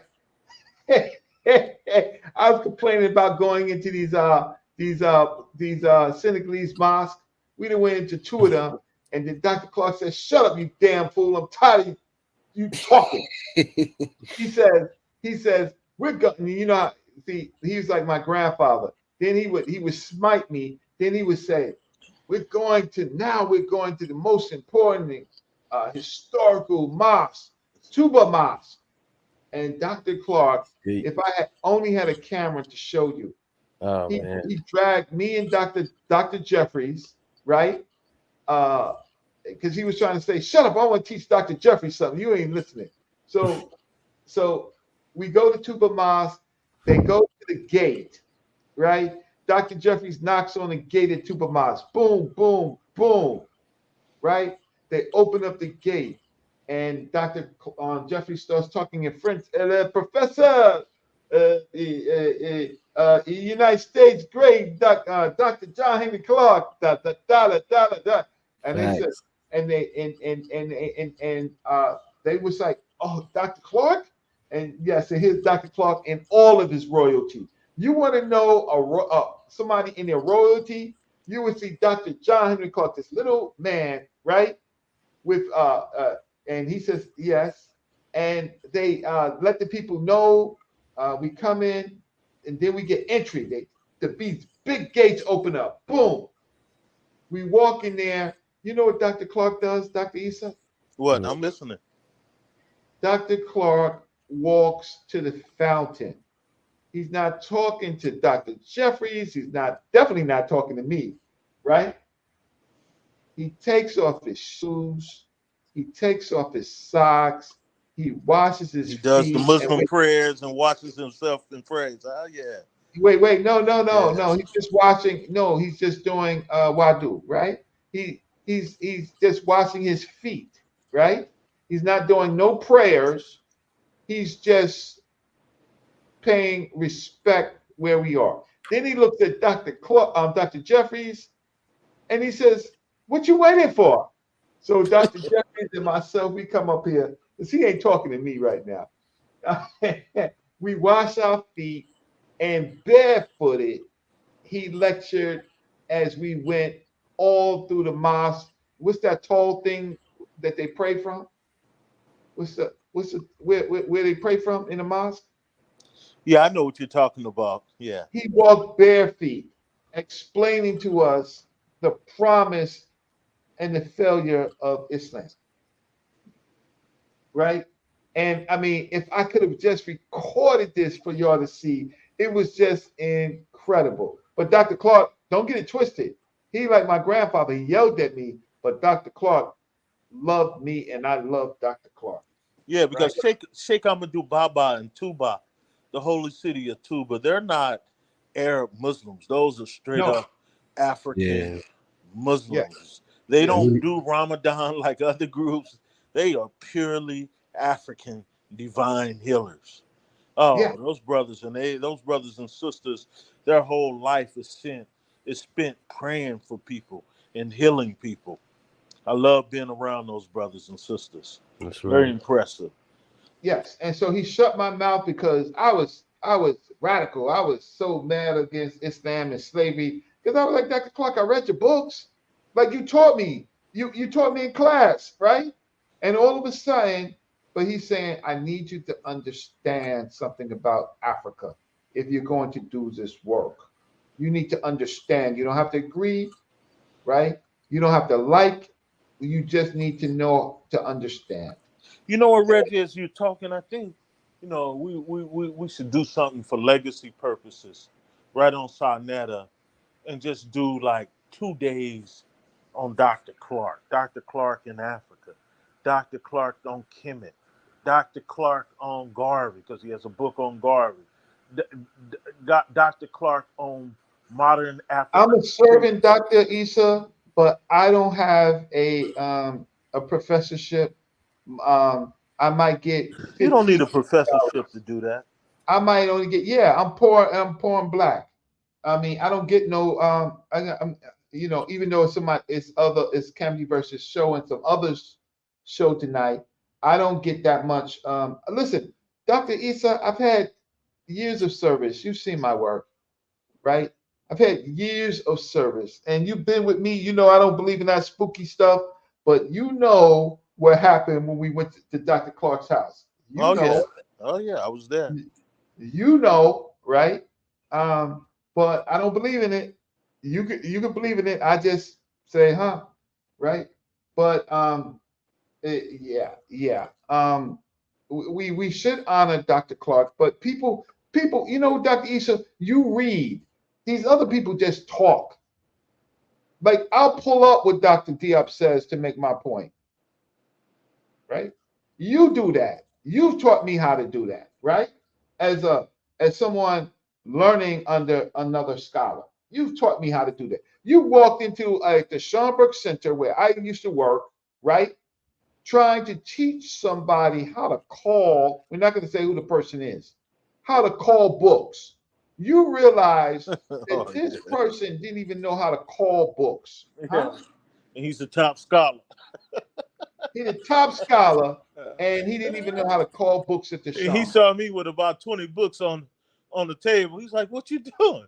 I said, "I'm preparing for this debate. What are you talking about?" And he was like, "I got to go." Huh? He ran like a thief, like he got caught stealing. I was dumbfounded. I was like, I thought he said he wanted to prepare. I was like, how are you going to prepare me? Yeah, but Dr. What are all those books for? Dr. Jahi's close friend wrote probably the best book ever on Dr. Jahi Clark. Oh, yeah. Nobody talks about that book. We should just do a show on that book, Reggie. Oh, that's a very important book. Well, I'm poor and black. If I have some time in my poor schedule, we need to go. We definitely need to go through that book. And you were supposed to buy me the book, by the way, Doc. Yes, sir. I don't have the copy of your book of our men. That can go on the mail tomorrow. No problem. You ain't got. I don't believe you. But anyway, so family, you got. I'll stop. You got Candy Verse, and you got the great Dr. Jahi Issa. And wait, see, the thing is, we can disagree, right? But do it scholarly. Me and Dr. Issa, we do it scholarly. We could disagree slightly. And then we got Candy Verse. So talk for a while, and then let's close this out. I appreciate everybody for coming in. Shout out to Kiamo, the great astrophysicist who came on in, and Jordan Williams, a young, champion scholar of Nsibidi. A lot of his connections were invaluable. Shout out to my dude Shango for coming in and making the conversation really interesting and insightful. And Zoo, my Wollof scholar. Also, shout out to the elders, Saber Reggie and Dr. Jahi Issa. Two people who will go down in history for sure, dealing with this African Renaissance. And I appreciate everybody for tuning in. Shout out to the support I got on the Cash App. And with that, stay tuned for the next show. We're going to try to do this more often. And peace. And I hope y'all have a great rest of y'all night. Well, you need to you breaking out. I mean, because you still you young and married, so I know why you going. But Dr. Issa or anybody else, I'll let Dr. Issa talk last for as long as No. I was just listening, man. I was originally came in just to voice my opinion on the on West Africa, but I understand. I read what you put up on by Diop, and that will just have to wait. I ain't finna debate. No, I'll let SOY to do that. I'm not finna debate none this Diop has done. Yeah, I because ain't you know say what something he got bad. a university named after him. You say something bad.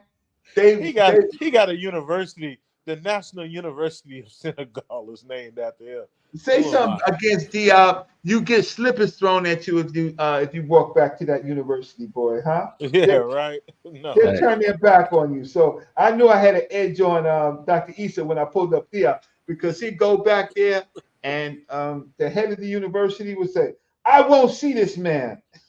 Shit, the president graduate, the new young president and the prime minister are alumni of that university. I won't see Dr. Issa. Dr. Issa, we don't want to see him, huh? and that will be the final. You know how that works, right?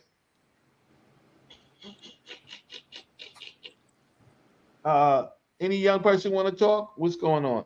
Zoo says something. Shango, what you got to, brother Shango? What you got to say? Yeah, appreciate the talk, everyone. I think we can build. I would like to talk about that whole practicality thing.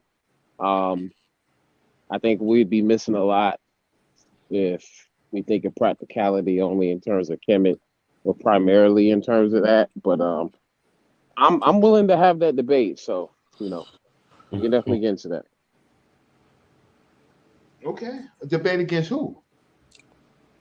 Oh, anyone. I mean, well, shoot, not even a debate. Maybe just a build. Like, because I focus on technological practicality. So I see a lot of that in non-Nile Valley culture. So I think that'd be interesting to talk I'm about. on your side. I'm on your side. I'm on your side. The spiritual people, they a little upset with me as usual, but that's okay. Yeah. Yeah, we got to get the we got to take the spookism out of some of this stuff and find out what's what works and what doesn't. That's my thought. I do agree, though. I definitely do agree. I was gonna ask both Jai Issa and brother Reggie what y'all thought about Kamji versus proposition of divine kingship plus a federated kind of system. And do y'all see that in West Africa or in Kemet and how Africans investing more in that communal kind of effort would kind of deter some of the other stuff. But maybe next time we can get more deeper into that. Yeah, I'm just so happy Dr. Issa is on this show as the presiding scholarly elder, which we respect, not like on those other shows. And I think that we get some time. I mean, before Dr. Issa, before we do anything with Dr. Clark, we got to deal with this Gary Lumbers thing. Oh man, that just fell off, brother Reggie. I don't know. I've tried reaching him, which is totally unlike him, not to call me back or text. If I text him, he'll text me right back. It's been that way for the last couple of years, but lately I haven't heard anything from him, so I don't know really He's on what's. that Netflix, the Hulu thing. So No. I mean, this would be good for him. They ain't got no numbers like Sarnetta. Please. yeah, but he think he got Hulu. See, No, I don't. Okay, well, I don't know what's going on. I don't know, but I think I don't know. I don't know. I'm not even gonna say because I really don't know. But like I said, it's unlike him to not hit me back. It's just totally not like him. That's fine. He ain't hit me back in 3-4 years, so that's all right. So you got a different relationship. So Gary Lumbers is the great grandson of Costello, the one of the last. How can I say? Well, he wasn't the last, but he was one of the notable survivors of one of the last slave ships. And so we had a relationship with his great grandson. who grew up in Kasilo's house, right? Grew up in the house, actually knew African words from what was it, Kasilo's granddaughter or his, yeah. And but he ultimately was able to take Kasilo home to Africa in a big ceremony, and they're having a big YouTube, Hulu or Netflix show on it. So in the beginning of the period, just to launch the idea, it was Dr. Issa said, we were talking with him about how to get his family back home, right? We're talking about like a return of the last, one of the most famous Africans of the last slave trade that we of the slave ship. And me and Dr. Issa worked with him on that for a while, of all the many things that we've done. And you know, Gary has more of a relationship with Dr. Issa than me, but I was on Dr. Issa's team, and I really wanted Dr. Issa to be really part of that. Yeah, but there you go. So maybe he'll call you next week. Yeah, let's see what happens. Yeah. Yeah, send a spirit to him. You got that power. Right? Send a spirit to him. Send me a lot of numbers. Right? Ask him. No, I need a lot of numbers myself. Hey, I'm gonna say peace to both of y'all, great elders. I've been learning from both of y'all, but I'm gonna hop back out in the chat and catch y'all next time. Yeah, I want to thank the people that thought about me tonight, even though it wasn't my show, because I enjoyed having Candy Verse and his team, and I'm going to give those young brothers a hard time because this is no walk in the daggone park on Sinetta Studios. So I'm not going to just sit around because I know how they're going to get them, right? I know how they're going to get them. And so if they can't stand my pressure and I'm nice, Dr. Issa will tell you that these people are treacherous. They will draw a picture of you butt naked, have you running around in Africa, right? These people are treacherous, right, on these YouTube streets, right? And so if they can't take me, and it's quite kept, I ain't arguing. I don't care who you think you are. I'm not arguing with no 22-year-old person. My son is older than him, right? And very accomplished. Sometimes young people need to know who to work with, how to, right? But to go back and forth, I'm not. I'm too grown. I'm too. You're gonna have to have a lot of scholarship to do that to me. So with that said, Dr. Issa, what's going on? Your final words? Oh, he left.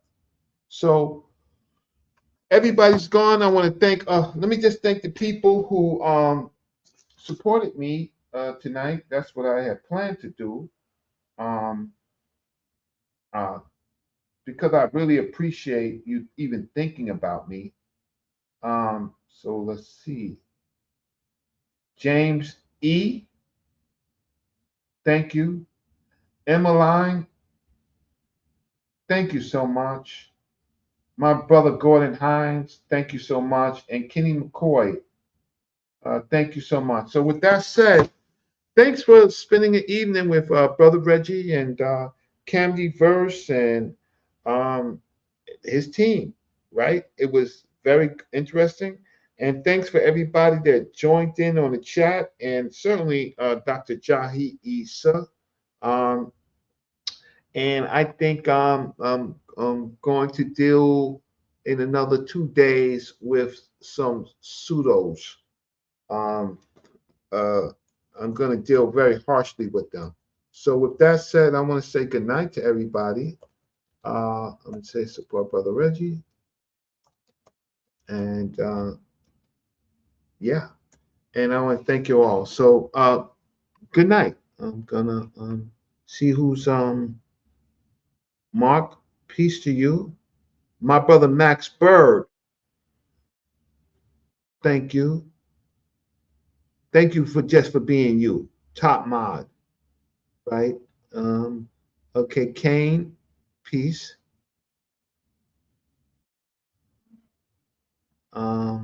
Thank you so much. Mark, what's he saying? Thinking in their wicked hearts that they can do better. Stubborn wicked hearts will never bow down, even if the king is immaculate and 1,000 times better than us.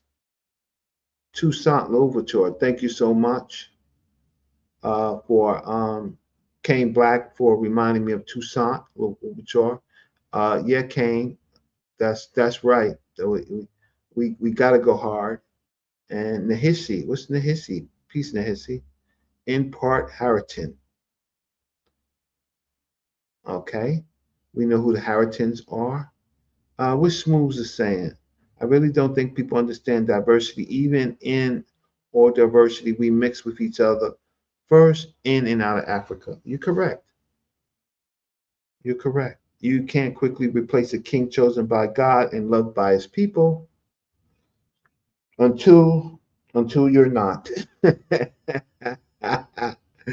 Let's see what's happening. Paul Payamore, the golden school concept explained by Dr. Issa is deep. Dr. Issa is such a great orator, right? I do admit he makes you believe in the power of Africa, and he does. He's a great professor in that regard. I just have a little different. Thank you, Joe Bailey, and with you, I am going to say goodnight. So let's find my brand, and thank you so much, and please join me again. And my shows are getting better, at least with people participating. Thanks. It seemed like everybody watched the House of Consciousness. God, I'm tuning in here in the States to every continent. Worldwide. You got your holy book, your references and documents. Then hit your brother's sign, get it cracking if you're confident. Sign at the TV, it don't get no more reality. It's helping us stay mindful of the struggle in totality. Humble yourself and let the commentary resonate. Living in these times, this here is sure to help you entering a new zone. Hope the dialogue ain't too strong. Y'all know that we've been waiting too long.